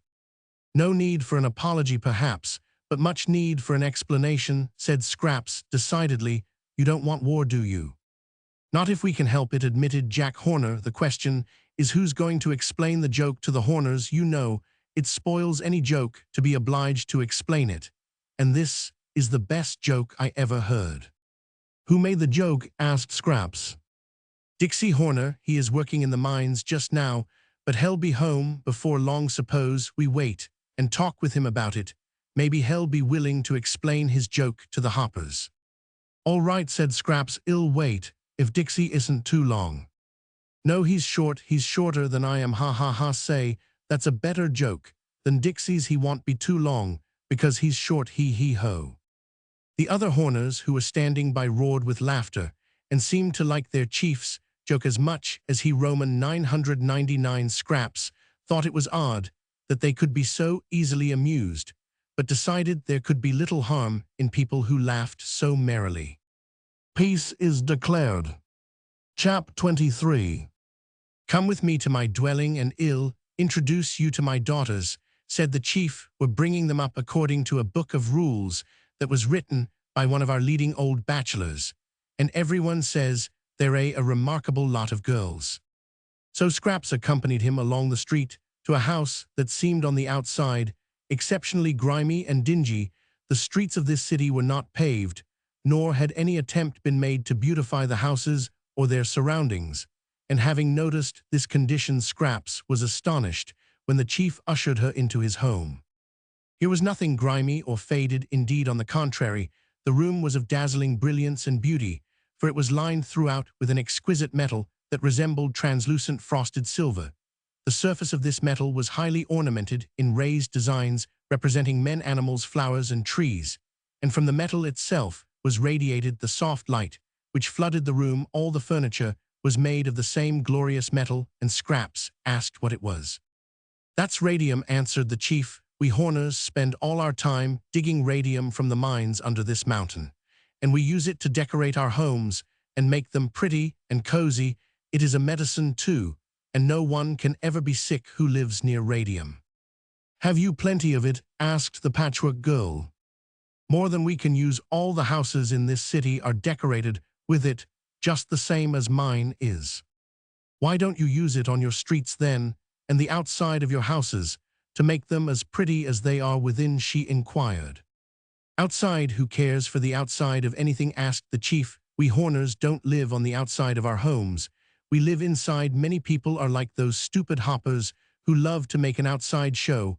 I suppose you strangers thought their city more beautiful than ours, because you judged from appearances, and they have handsome marble houses and marble streets. But if you entered one of their stiff dwellings, you would find it bare and uncomfortable, as all their show is on the outside. They have an idea that what is not seen by others is not important. But with us, the rooms we live in are our chief delight and care, and we pay no attention to outside show. Seems to me, said Scraps musingly, it would be better to make it all pretty inside and out. Seems why you all seems, my girl, said the chief, and then he laughed heartily at his latest joke, and a chorus of small voices echoed the chorus with tee-hee-hee-ha-ha. Scraps turned around and found a row of girls seated in radium chairs ranged along one wall of the room. There were 19 of them by actual count, and they were of all sizes from a tiny child to one almost a grown woman. All were neatly dressed in spotless white robes and had brown skins, horns on their foreheads, and three-colored hair. These, said the chief, are my sweet daughters, my dears. I introduce to you Miss Scraps, Patchwork, a lady who is traveling in foreign parts to increase her store of wisdom. The 19 Horner girls all arose and made a polite courtesy, after which they resumed their seats and rearranged their robes properly. Why do they sit so still and all in a row? Asked Scraps. Because it is ladylike and proper, replied the chief. But some are just children, poor things. Don't they ever run around and play and laugh and have a good time? No, indeed, said the chief. That would be improper in young ladies, as well as in those who will sometime become young ladies. My daughters are being brought up according to the rules and regulations laid down by a leading bachelor, who has given the subject much study, and is himself a man of taste and culture. Politeness is his great hobby, and he claims that if a child is allowed to do an impolite thing, one cannot expect the grown person to do anything better. Is it impolite to romp and shout and be jolly? Asked Scraps. Well, sometimes it is, and sometimes it isn't, replied the Horner, after considering the question. By curbing such inclinations in my daughters, we keep on the safe side. Once in a while, I make a good joke, as you have heard, and then I permit my daughters to laugh decorously, but they are never allowed to make a joke themselves. That old bachelor who made the rules ought to be skinned alive, declared Scraps, and would have said more on the subject, had not the door opened to admit a little Horner man, whom the chief introduced as Dixie. What's up, chief? Asked Dixie, winking 19 times at the 19 girls, who demurely cast down their eyes, because their father was looking. The chief told the man that his joke had not been understood by the dull hoppers, who had become so angry that they had declared war, so the only way to avoid a terrible battle was to explain the joke so they could understand it. All right, replied Dixie, who seemed a good-natured man. I'll go at once to the fence and explain. I don't want any war with the hoppers, for wars between nations always cause hard feelings. So the chief and Dixie and Scraps left the house and went back to the marble picket fence. The scarecrow was still stuck on the top of his picket, but had now ceased to struggle. On the other side of the fence were Dorothy and Ojo looking between the pickets, and there also were the champion and many other hoppers. Dixie went close to the fence and said, My good hoppers, I wish to explain that what I said about you was a joke. You have but one leg each, and we have 2 legs each. Our legs are under us, whether 1 or 2, and we stand on them. So when I said you had less understanding than we, I did not mean that you had less understanding, you understand, but that you had less standarding, so to speak. Do you understand that? The hoppers thought it over carefully. Then one said, That is clear enough. But where does the joke come in? Dorothy laughed, for she couldn't help it, although all the others were solemn enough. "I'll tell you where the joke comes in," she said, and took the hoppers away to a distance, where the Horners could not hear them, you know. She then explained those neighbors of yours are not very bright, poor things, and what they think is a joke isn't a joke at all. It's true, don't you see? True that we have less understanding, asked the champion. Yes, it's true, because you don't understand such a poor joke. If you did, you'd be no wiser than they are. Ah, yes, of course, they answered, looking very wise. So I'll tell you what to do, continued Dorothy. Laugh at their poor joke, and tell 'em it's pretty good for a Horner, then they won't dare say you have less understanding, because you understand as much as they do. The hoppers looked at one another questioningly and blinked their eyes and tried to think what it all meant, but they couldn't figure it out. "What do you think, champion?" asked one of them. "I think it is dangerous to think of this thing any more than we can help," he replied. "Let us do as this girl says and laugh with the Horners, so as to make them believe we see the joke. Then there will be peace again and no need to fight." They readily agreed to this and returned to the fence, laughing as loud and as hard as they could. Although they didn't feel like laughing a bit, the Horners were much surprised. "That's a fine joke for a Horner, and we are much pleased with it," said the champion, speaking between the pickets, "but please don't do it again." "I won't," promised Dixie. "If I think of another such joke, I'll try to forget it." "Good," cried the chief Horner. "The war is over, and peace is declared." There was much joyful shouting on both sides the fence, and the gate was unlocked and thrown wide open so that Scraps was able to rejoin her friends. "What about the Scarecrow?" she asked Dorothy. "We must get him down somehow or other," was the reply. "Perhaps the Horners can find a way," suggested Ojo. So they all went through the gate, and Dorothy asked the chief Horner how they could get the Scarecrow off the fence. The chief didn't know how, but Dixie said, "A ladder's the thing." "Have you one?" asked Dorothy. "To be sure, we use ladders in our mines," said he. Then he ran away to get the ladder, and while he was gone the Horners gathered around and welcomed the strangers to their country, for through them a great war had been avoided. In a little while Dixie came back with a tall ladder, which he placed against the fence. Ojo at once climbed to the top of the ladder, and Dorothy went about halfway up, and Scraps stood at the foot of it. Toto ran around it and barked. Then Ojo pulled the Scarecrow away from the picket and passed him down to Dorothy, who in turn lowered him to the Patchwork Girl. As soon as he was on his feet and standing on solid ground, the Scarecrow said, "Much obliged, I feel much better. I'm not stuck on that picket anymore." The Horners began to laugh, thinking this was a joke, but the Scarecrow shook himself and patted his straw a little, and said to Dorothy, "Is there much of a hole in my back?" The little girl examined him carefully. "There's quite a hole," she said, "but I've got a needle and thread in the knapsack, and I'll sew you up again."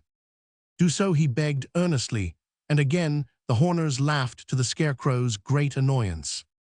While Dorothy was sewing up the hole in the straw man's back, Scraps examined the other parts of him. "One of his legs is ripped too," she exclaimed. "Oh ho!" cried little Dixie. "That's bad. Give him the needle and thread, and let him mend his ways." "Ha ha ha!" laughed the chief, and the other Horners at once roared with laughter. "What's funny?" inquired the Scarecrow sternly. "Don't you see?" asked Dixie, who had laughed even harder than the others. "That's a joke. It's by odds the best joke I ever made. You walk with your legs, and so that's the way you walk, and your legs are the ways. See, so when you mend your legs, you mend your ways. Ho ho ho, hee hee. I'd no idea I could make such a fine joke." "Just wonderful," echoed the chief. "How do you manage to do it, Dixie?" "I don't know," said Dixie modestly. "Perhaps it's the radium, but I rather think it's my splendid intellect." "If you don't quit it," the Scarecrow told him, "there'll be a worse war than the one you've escaped from." Ojo had been deep in thought, and now he asked the chief, "Is there a dark well in any part of your country?" "A dark well? None that ever I heard of," was the answer. "Oh yes," said Dixie, who overheard the boy's question. "There's a very dark well down in my radium mine." "Is there any water in it?" Ojo eagerly asked. Can't say, I've never looked to see, but we can find out. So as soon as the scarecrow was mended, they decided to go with Dixie to the mine. When Dorothy had patted the straw man into shape again, he declared he felt as good as new and equal to further adventures. Still, said he, I prefer not to do picket duty again. High life doesn't seem to agree with my constitution. And then they hurried away to escape the laughter of the Horners, who thought this was another joke. Ojo finds the dark well. Chap 24. They now followed Dixie to the farther end of the great cave beyond the Horner city, where there were several round dark holes leading into the ground. In a slanting direction, Dixie went to one of these holes and said, Here is the mine in which lies the dark well you are seeking. Follow me, and step carefully, and ill led you to the place. He went in first, and after him came Ojo, and then Dorothy with the scarecrow behind her. The Patchwork Girl entered last of all, for Toto kept close beside his little mistress. A few steps beyond the mouth of the opening, it was pitch dark. You won't lose your way, though, said the Horner, for there's only one way to go. The mine's mine, and I know every step of the way. How's that for a joke, eh? The mine's mine. Then he chuckled gleefully as they followed him silently down the steep slant. The hole was just big enough to permit them to walk upright, although the scarecrow, being much the taller of the party, often had to bend his head to keep from hitting the top. The floor of the tunnel was difficult to walk upon, because it had been worn smooth as glass, and pretty soon Scraps, who was some distance behind the others, slipped and fell head foremost. At once she began to slide downward so swiftly that when she came to the scarecrow, she knocked him off his feet and sent him tumbling against Dorothy, who tripped up Ojo. The boy fell against the Horner, so that all went tumbling down the slide in a regular mix-up, unable to see where they were going because of the darkness. Fortunately, when they reached the bottom, the scarecrow and Scraps were in front, and the others bumped against them so that no one was hurt. They found themselves in a vast cave, which was dimly lighted by the tiny grains of radium that lay scattered among the loose rocks. Now, said Dixie, when they had all regained their feet, I will show you where the dark well is. This is a big place, but if we hold fast to each other, we won't get lost. They took hold of hands, and the Horner led them into a dark corner where he halted. Be careful, said he warningly, the well is at your feet. All right, replied Ojo, and kneeling down, he felt in the well with his hand, and found that it contained a quantity of water. Where's the gold flask, Dorothy? He asked, and the little girl handed him the flask which she had brought with her. Ojo knelt again, and by feeling carefully in the dark, managed to fill the flask with the unseen water that was in the well. Then he screwed the top of the flask firmly in place and put the precious water in his pocket. All right, he said again in a glad voice, now we can go back. They returned to the mouth of the tunnel and began to creep cautiously up the incline. This time they made Scraps stay behind for fear she would slip again, but they all managed to get up in safety, and the Munchkin boy was very happy when he stood in the Horner city and realized that the water from the dark well, which he and his friends had traveled so far to secure, was safe in his jacket pocket. They bribe the lazy quadling. Chap 25. Now, said Dorothy, as they stood on the mountain path, having left behind them the cave in which dwelt the Hoppers and the Horners, I think we must find a road into the country of the Winkies, for there is where Ojo wants to go next. Is there such a road? Asked the scarecrow. I don't know, she replied. I suppose we can go back the way we came to Jack Pumpkinhead's house, and then turn into the Winky country, but that seems like running round a haystack, doesn't it? Yes, said the scarecrow. What is the next thing Ojo must get? A yellow butterfly, answered the boy. That means the Winky country, all right, for it's the yellow country of Oz, remarked Dorothy. I think, Scarecrow, we ought to take him to the Tin Woodman, for he's the emperor of the Winkies, and will help us to find what Ojo wants. Of course, replied the Scarecrow, brightening at the suggestion. The Tin Woodman will do anything we ask him, for he's one of my dearest friends. I believe we can take a crosscut into his country, and so get to his castle a day sooner than if we travel back the way we came. I think so too, said the girl, and that means we must keep to the left. They were obliged to go down the mountain before they found any path that led in the direction they wanted to go, but among the tumbled rocks at the foot of the mountain was a faint trail, which they decided to follow. 2 or 3 hours' walk along this trail brought them to a clear level country where there were a few farms and some scattered houses, but they knew they were still in the country of the Quadlings because everything had a bright red color, not that the trees and grasses were red, but the fences and houses were painted that color, and all the wildflowers that bloomed by the wayside had red blossoms. This part of the Quadling country seemed peaceful and prosperous, if rather lonely, and the road was now more distinct and easier to follow. But just as they were congratulating themselves upon the progress they had made, they came upon a broad river which swept along between high banks, and here the road ended, and there was no bridge of any sort to allow them to cross. "This is queer," mused Dorothy, looking at the water reflectively. "Why should there be any road if the river stops everyone walking along it?" "Wow," said Toto, gazing earnestly into her face. "That's the best answer y'all get," declared the Scarecrow with his comical smile, "for no one knows, any more than Toto, about this road. Zed Scraps. Every time I see a river, I have chills that make me shiver, for I never can forget all the water's very wet. If my patches get a soak, it will be a sorry joke. So to swim ill, never try, till I find the water dry." "Try to control yourself, Scraps," said Ojo. "You're getting crazy again. No one intends to swim that river." "No," decided Dorothy, "we couldn't swim it if we tried. It's too big a river, and the water moves awful fast." "There ought to be a ferryman with a boat," said the Scarecrow, "but I don't see any." "Couldn't we make a raft?" suggested Ojo. "There's nothing to make one of," answered Dorothy. "Wow," said Toto again, and Dorothy saw he was looking along the bank of the river. "Why, he sees a house over there," cried the little girl. "I wonder we didn't notice it ourselves. Let's go and ask the people how to get across the river." A quarter of a mile along the bank stood a small round house painted bright red, and as it was on their side of the river, they hurried toward it. A chubby little man, dressed all in red, came out to greet them, and with him were 2 children also in red costumes. The man's eyes were big and staring as he examined the Scarecrow and the Patchwork Girl, and the children shyly hid behind him and peeked timidly at Toad. "Do you live here, my good man?" asked the Scarecrow. "I think I do, most mighty magician," replied the Quadling, bowing low.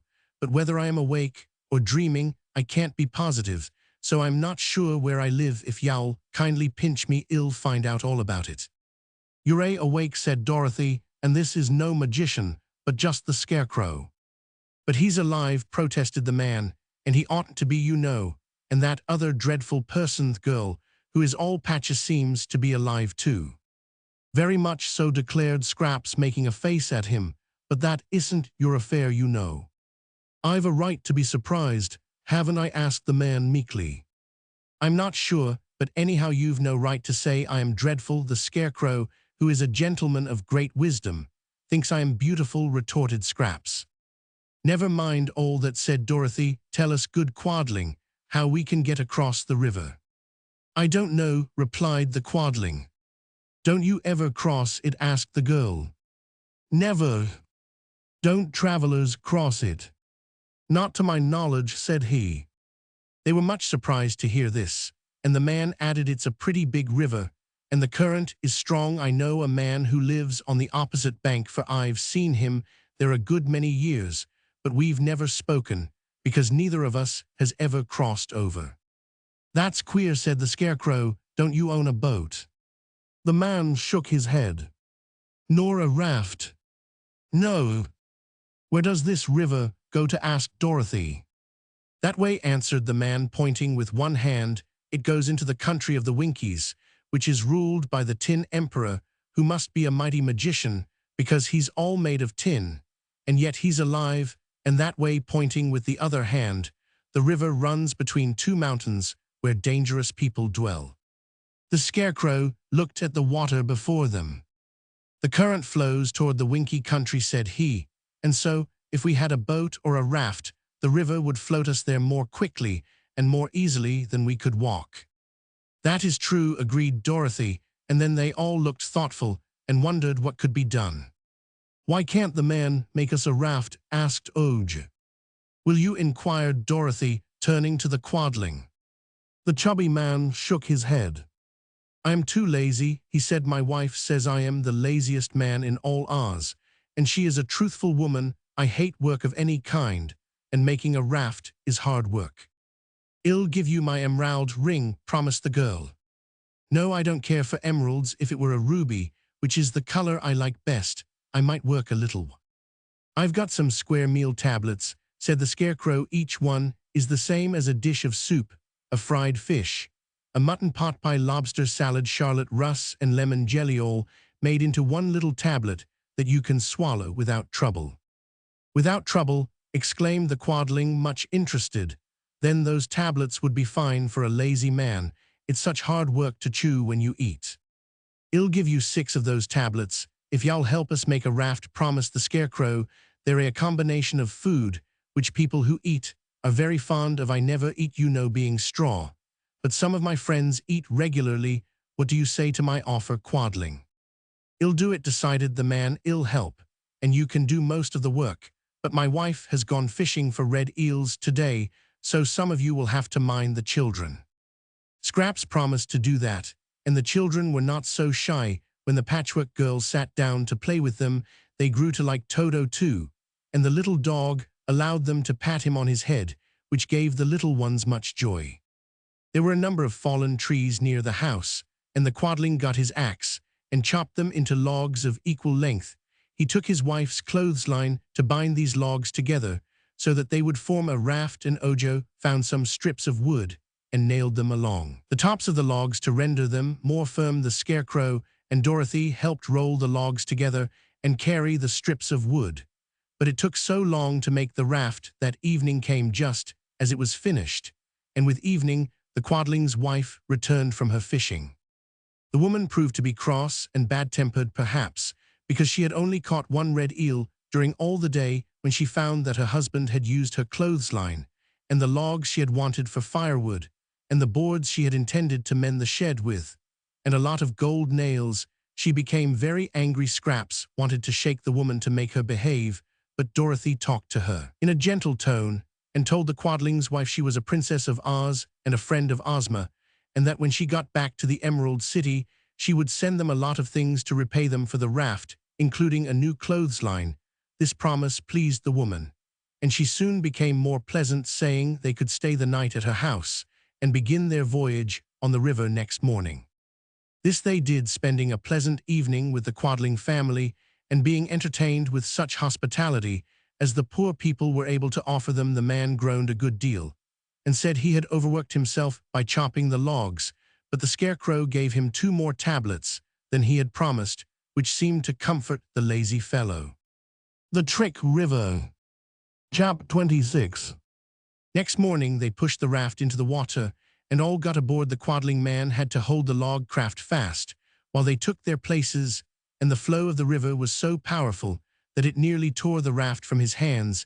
As soon as they were all seated upon the logs, he let go and away it floated, and the adventurers had begun their voyage toward the Winky Country. The little house of the quadlings was out of sight almost before they had cried their goodbyes, and the Scarecrow said in a pleased voice, "It won't take us long to get to the Winky Country at this rate." They had floated several miles down the stream and were enjoying the ride when suddenly the raft slowed up, stopped short, and then began to float back the way it had come.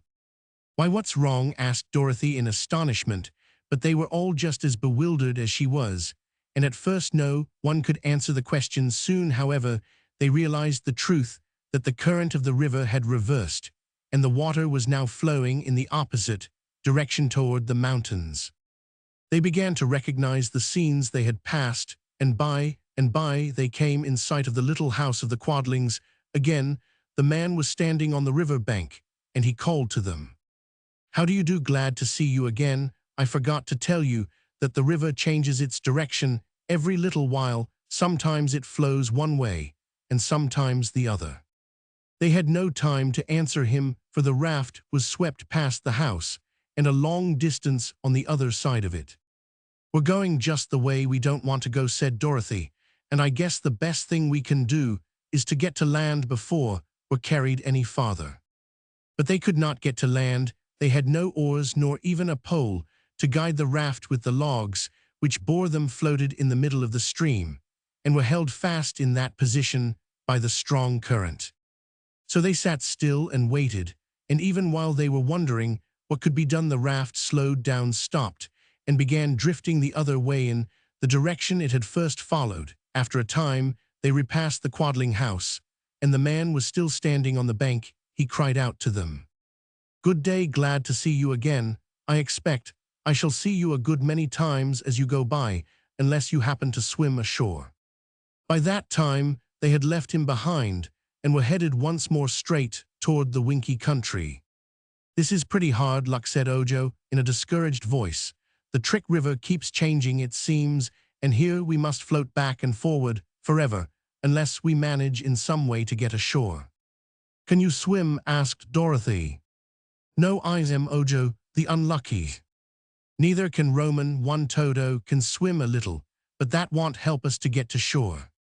"I don't know whether I could swim or not," remarked Scraps, "but if I tried it'd surely ruin my lovely patches. My straw would get soggy in the water, and I would sink," said the Scarecrow. So there seemed no way out of their dilemma, and being helpless, they simply sat still. Ojo, who was on the front of the raft, looked over into the water and thought he saw some large fishes swimming about. He found a loose end of the clothesline which fastened the logs together, and taking a gold nail from his pocket, he bent it nearly double to form a hook, and tied it to the end of the line. Having baited the hook with some bread, which he broke from his loaf, he dropped the line into the water, and almost instantly it was seized by a great fish. They knew it was a great fish, because it pulled so hard on the line that it dragged the raft forward even faster than the current of the river had carried it. The fish was frightened, and it was a strong swimmer. As the other end of the clothesline was bound around the logs, he could not get it away, and as he had greedily swallowed the gold hook at the first bite, he could not get rid of that either. When they reached the place where the current had before changed, the fish was still swimming ahead. In its wild attempt to escape, the raft slowed down, yet it did not stop, because the fish would not let it.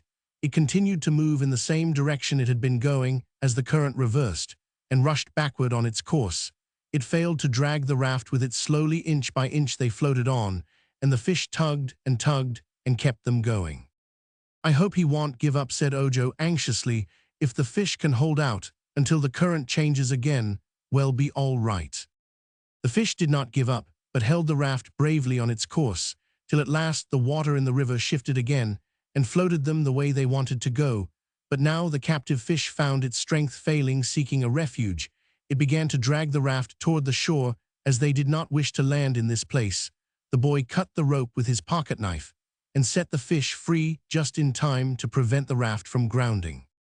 The next time the river backed up, the Scarecrow managed to seize the branch of a tree that overhung the water, and they all assisted him to hold fast and prevent the raft from being carried backward.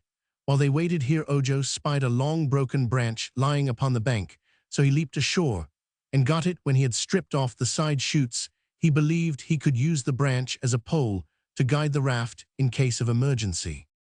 They clung to the tree until they found the water flowing the right way, when they let go and permitted the raft to resume its voyage. In spite of these pauses, they were really making good progress toward the Winky country, and having found a way to conquer the adverse current, their spirits rose considerably. They could see little of the country through which they were passing because of the high banks, and they met with no boats or other craft upon the surface of the river.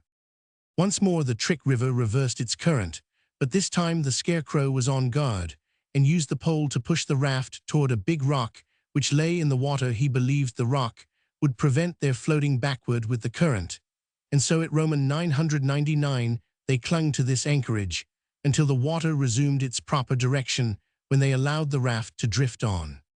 Floating around a bend, they saw ahead a high bank of water extending across the entire river, and toward this they were being irresistibly carried. There being no way to arrest the progress of the raft, they clung fast to the logs and let the river sweep them on swiftly. The raft climbed the bank of water and slid down on the other side, plunging its edge deep into the water and drenching them all with spray. As again the raft righted and drifted on Dorothy, and Ojo laughed at the ducking they had received, but Scraps was much dismayed, and the Scarecrow took out his handkerchief and wiped the water off the Patchwork Girl's patches, as well as he was able to. The sun soon dried her, and the colors of her patches proved good, for they did not run together, nor did they fade. After passing the wall of water, the current did not change or flow backward any more, but continued to sweep them steadily forward. The banks of the river grew lower, too, permitting them to see more of the country, and presently they discovered yellow buttercups and dandelions growing amongst the grass, from which evidence they knew they had reached the Winky country. "Don't you think we ought to land, Dorothy?" asked the Scarecrow. "Pretty soon," he replied. "The Tin Woodman's castle is in the southern part of the Winky country, and so it can't be a great way from here." Fearing they might drift too far, Dorothy and Ojo now stood up and raised the Scarecrow in their arms as high as they could, thus allowing him a good view of the country. For a time he saw nothing he recognized, but finally he cried, "There it is, there it is." "What?" asked Dorothy. "The Tin Woodman's tin castle. I can see its turrets glittering in the sun. It's quite a way off, but we'd better land as quickly as we can." They let him down and began to urge the raft toward the shore by means of the pole. It obeyed very well, for the current was more sluggish now, and soon they had reached the bank and landed safely. The Winky country was really beautiful, and across the fields they could see afar the silvery sheen of the tin castle. With light hearts they hurried toward it, being fully rested by their long ride on the river. By and by they began to cross an immense field of splendid yellow lilies, the delicate fragrance of which was very delightful. "How beautiful they are!" cried Dorothy, stopping to admire the perfection of these exquisite flowers. "Yes," said the Scarecrow reflectively, "but we must be careful not to crush or injure any of these lilies." "Why not?" asked Ojo. "The Tin Woodman is very kind-hearted," was the reply, "and he hates to see any living thing hurt in any way." "Are flowers alive?" asked Scraps. "Yes, of course, and these flowers belong to the Tin Woodman, so in order not to offend him, we must not tread on a single blossom." "Once," said Dorothy, "the Tin Woodman stepped on a beetle and killed the little creature. That made him very unhappy, and he cried until his tears rusted his joints, so he couldn't move. "What did he do then?" asked Ojo. "Put oil on them until the joints worked smooth again." "Oh!" exclaimed the boy, as if a great discovery had flashed across his mind, but he did not tell anybody what the discovery was, and kept the idea to himself. It was a long walk, but a pleasant one, and they did not mind it a bit. Late in the afternoon they drew near to the wonderful tin castle of the Emperor of the Winkies, and Ojo and Scraps, who had never seen it before, were filled with amazement. Tin abounded in the Winky country, and the Winkies were said to be the most skillful tinsmiths in all the world, so the Tin Woodman had employed them in building his magnificent castle, which was all of tin from the ground to the tallest turret, and so brightly polished that it glittered in the sun's rays. More gorgeously than silver, around the grounds of the castle ran a tin wall with tin gates, but the gates stood wide open, because the Emperor had no enemies to disturb him. When they entered the spacious grounds, our travelers found more to admire. Tin fountains sent sprays of clear water far into the air, and there were many beds of tin flowers, all as perfectly formed as any natural flowers might be. There were tin trees too, and here and their shady bowers of tin, with tin benches and chairs to sit upon. Also on the sides of the pathway leading up to the front door of the castle were rows of tin statuary, very cleverly executed. Among these Ojo recognized statues of Dorothy, Toto, the Scarecrow, the Wizard, the Shaggy Man, Jack Pumpkinhead, and Ozma, all standing upon neat pedestals of tin.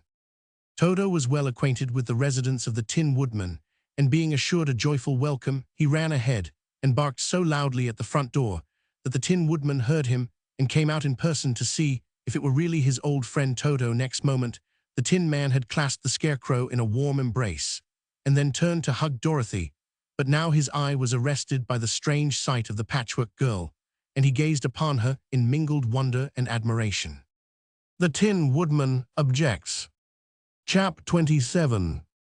The Tin Woodman was one of the most important personages in all Oz. Though Emperor of the Winkies, he owed allegiance to Ozma, who ruled all the land, and the girl and the Tin Man were warm personal friends. He was something of a dandy, and kept his tin body brilliantly polished, and his tin joints well oiled also. He was very courteous in manner, and so kind and gentle that everyone loved him. The Emperor greeted Ojo and Scraps with cordial hospitality, and ushered the entire party into his handsome tin parlor, where all the furniture and pictures were made of tin, the walls were paneled with tin, and from the tin ceiling hung tin chandeliers.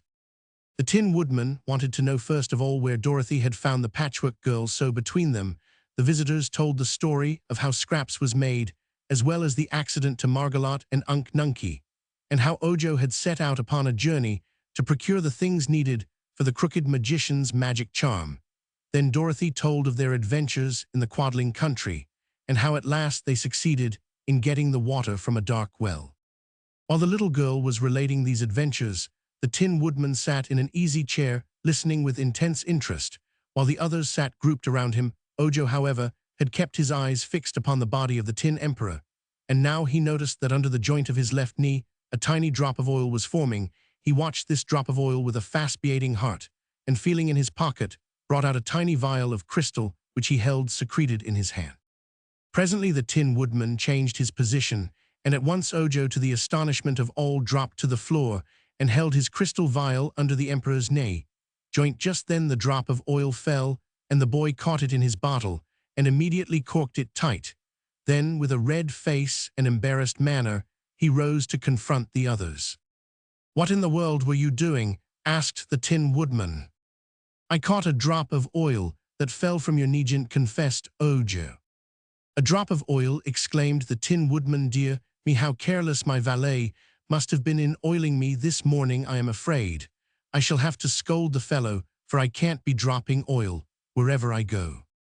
"Never mind," said Dorothy. "Ojo seems glad to have the oil for some reason."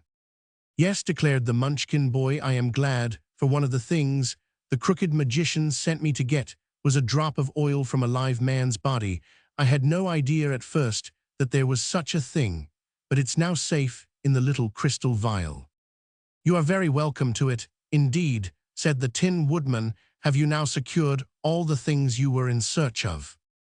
"Not quite all," answered Ojo. "There were 5 things I had to get, and I have found 4 of them. I have the 3 hairs in the tip of a woozy's tail, a 6-leaved clover, a gill of water from a dark well, and a drop of oil from a live man's body. The last thing is the easiest of all to get, and I am sure that my dear Unk Nunky and good Margolot as well will soon be restored to life." The Munchkin boy said this with much pride and pleasure. "Good," exclaimed the Tin Woodman. "I congratulate you, but what is the 5th and last thing you need in order to complete the magic charm?" "The left wing of a yellow butterfly," said Ojo. "In this yellow country, and with your kind assistance, that ought to be very easy to find." The Tin Woodman stared at him in amazement. "Surely you are joking," he said. "No," replied Ojo, much surprised. "I am in earnest." "But do you think for a moment that I would permit you, or anyone else, to pull the left wing from a yellow butterfly?" demanded the Tin Woodman sternly. "Why not, sir?" "Why not, you ask me? Why not? It would be cruel, one of the most cruel and heartless deeds I ever heard of," asserted the Tin Woodman. "The butterflies are among the prettiest of all created things, and they are very sensitive to pain. To tear a wing from one would cause it exquisite torture, and it would soon die in great agony. I would not permit such a wicked deed under any circumstances." Ojo was astounded at hearing this. Dorothy, too, looked grave and disconcerted, but she knew in her heart that the Tin Woodman was right. The Scarecrow nodded his head in approval of his friend's speech, so it was evident that he agreed with the Emperor's decision. Scraps looked from one to another in perplexity. "Who cares for a butterfly?" she asked. "Don't you?" inquired the Tin Woodman. "Not the snap of a finger, for I have no heart," said the Patchwork Girl. but I want to help Ojo, who is my friend, to rescue the uncle whom he loves, and I'd kill a dozen useless butterflies to enable him to do that." The Tin Woodman sighed regretfully. "You have kind instincts," he said, "and with a heart you would indeed be a fine creature. I cannot blame you for your heartless remark, as you cannot understand the feelings of those who possess hearts. I, for instance, have a very neat and responsive heart, which the wonderful Wizard of Oz once gave me, and so I shall never permit a poor yellow butterfly to be tortured by anyone." "The yellow country of the Winkies," said Ojo sadly, "is the only place in Oz where a yellow butterfly can be found." "I am glad of that," said the Tin Woodman. "As I rule the Winky country, I can protect my butterflies." "Unless I get the wing, just one left wing," said Ojo miserably, "I can't save Unc Nunky." "Then he must remain a marble statue forever," declared the Tin Emperor firmly. Ojo wiped his eyes, for he could not hold back the tears. "I'll tell you what to do," said Scraps. "Well, take a whole yellow butterfly alive, and well to the crooked magician, and let him pull the left wing off." "No, you won't," said the Tin Woodman. "You can't have one of my dear little butterflies to treat in that way." "Then what in the world shall we do?" asked Dorothy. They all became silent and thoughtful. No one spoke for a long time. Then the Tin Woodman suddenly roused himself and said, "We must all go back to the Emerald City and ask Ozma's advice. She's a wise little girl, our ruler, and she may find a way to help Ojo save his Unc Nunky." So the following morning, the party started on the journey to the Emerald City, which they reached in due time without any important adventure. It was a sad journey for Ojo, for without the wing of the yellow butterfly, he saw no way to save Unc Nunky unless he waited 6 years for the crooked magician to make a new lot of the powder of life. The boy was utterly discouraged, and as he walked along he groaned aloud. "Is anything hurting?" you inquired the Tin Woodman in a kindly tone, for the Emperor was with the party. "I am Ojo the Unlucky," replied the boy. "I might have known I would fail in anything I tried to do." "Why are you Ojo the Unlucky?" asked the Tin Man. "Because I was born on a Friday." "Friday is not unlucky," declared the Emperor. "It's just one of 7 days. Do you suppose all the world becomes unlucky 1/7 of the time?" "It was the 13th day of the month," said Ojo. 13, that is indeed a lucky number," replied the Tin Woodman. "All my good luck seems to happen on the 13th, I suppose. Most people never notice the good luck that comes to them with the number 13. And yet, if the least bit of bad luck falls on that day, they blame it to the number and not to the proper cause." "13's my lucky number too," remarked the Scarecrow. "And mine," said Scraps. "I've just 13 patches on my head." "But," continued Ojo, "I am left-handed." "Many of our greatest men are that way," asserted the Emperor. "To be left-handed is usually to be two-handed. The right-handed people are usually one-handed." "And I've a wart under my right arm," said Ojo. "How lucky!" cried the Tin Woodman. "If it were on the end of your nose, it might be unlucky, but under your arm, it is luckily out of the way." "For all those reasons," said the Munchkin boy, "I have been called Ojo the Unlucky." "Then we must turn over a new leaf and call you henceforth Ojo the Lucky," declared the Tin Man. "Every reason you have given is absurd, but I have noticed that those who continually dread ill luck and fear it will overtake them have no time to take advantage of any good fortune that comes their way. Make up your mind to be Ojo the Lucky." "How can I?" asked the boy, "when all my attempts to save my dear uncle have failed?" "Never give up, Ojo," advised Dorothy. "No one ever knows what's going to happen next."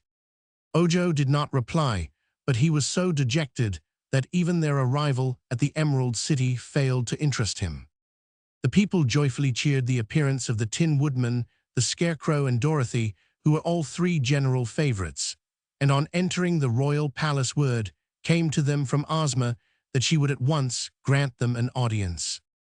Dorothy told the girl ruler how successful they had been in their quest, until they came to the item of the yellow butterfly, which the Tin Woodman positively refused to sacrifice to the magic potion. "He is quite right," said Ozma, who did not seem a bit surprised. Had Ojo told me that one of the things he sought was the wing of a yellow butterfly, I would have informed him before he started out that he could never secure it. Then you would have been saved the troubles and annoyances of your long journey. I didn't mind the journey at all, said Dorothy. It was fun. As it has turned out, remarked Ojo, I can never get the things the crooked magician sent me for, and so unless I wait the 6 years for him to make the powder of life, Unc Nunkie cannot be saved. Ozma smiled. Dr. Pipt will make no more powder of life, I promise you, said she. I have sent for him and had him brought to this palace where he now is, and his 4 kettles have been destroyed, and his book of recipes burned up. I have also had brought here the marble statues of your uncle and of Margolot, which are standing in the next room. They were all greatly astonished at this announcement. Oh, let me see Unc Nunkie, let me see him at once, please, cried Ojo eagerly.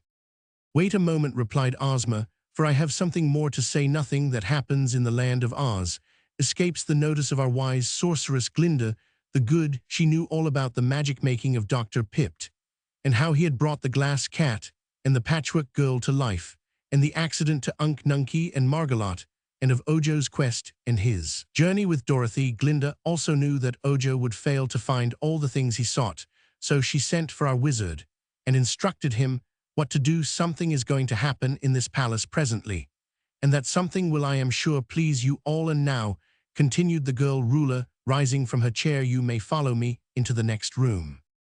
The Wonderful Wizard of Oz. Chapter 28. When Ojo entered the room, he ran quickly to the statue of Unc Nunkie and kissed the marble face affectionately.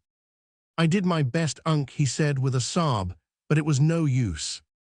Then he drew back and looked around the room, and the sight of the assembled company quite amazed him.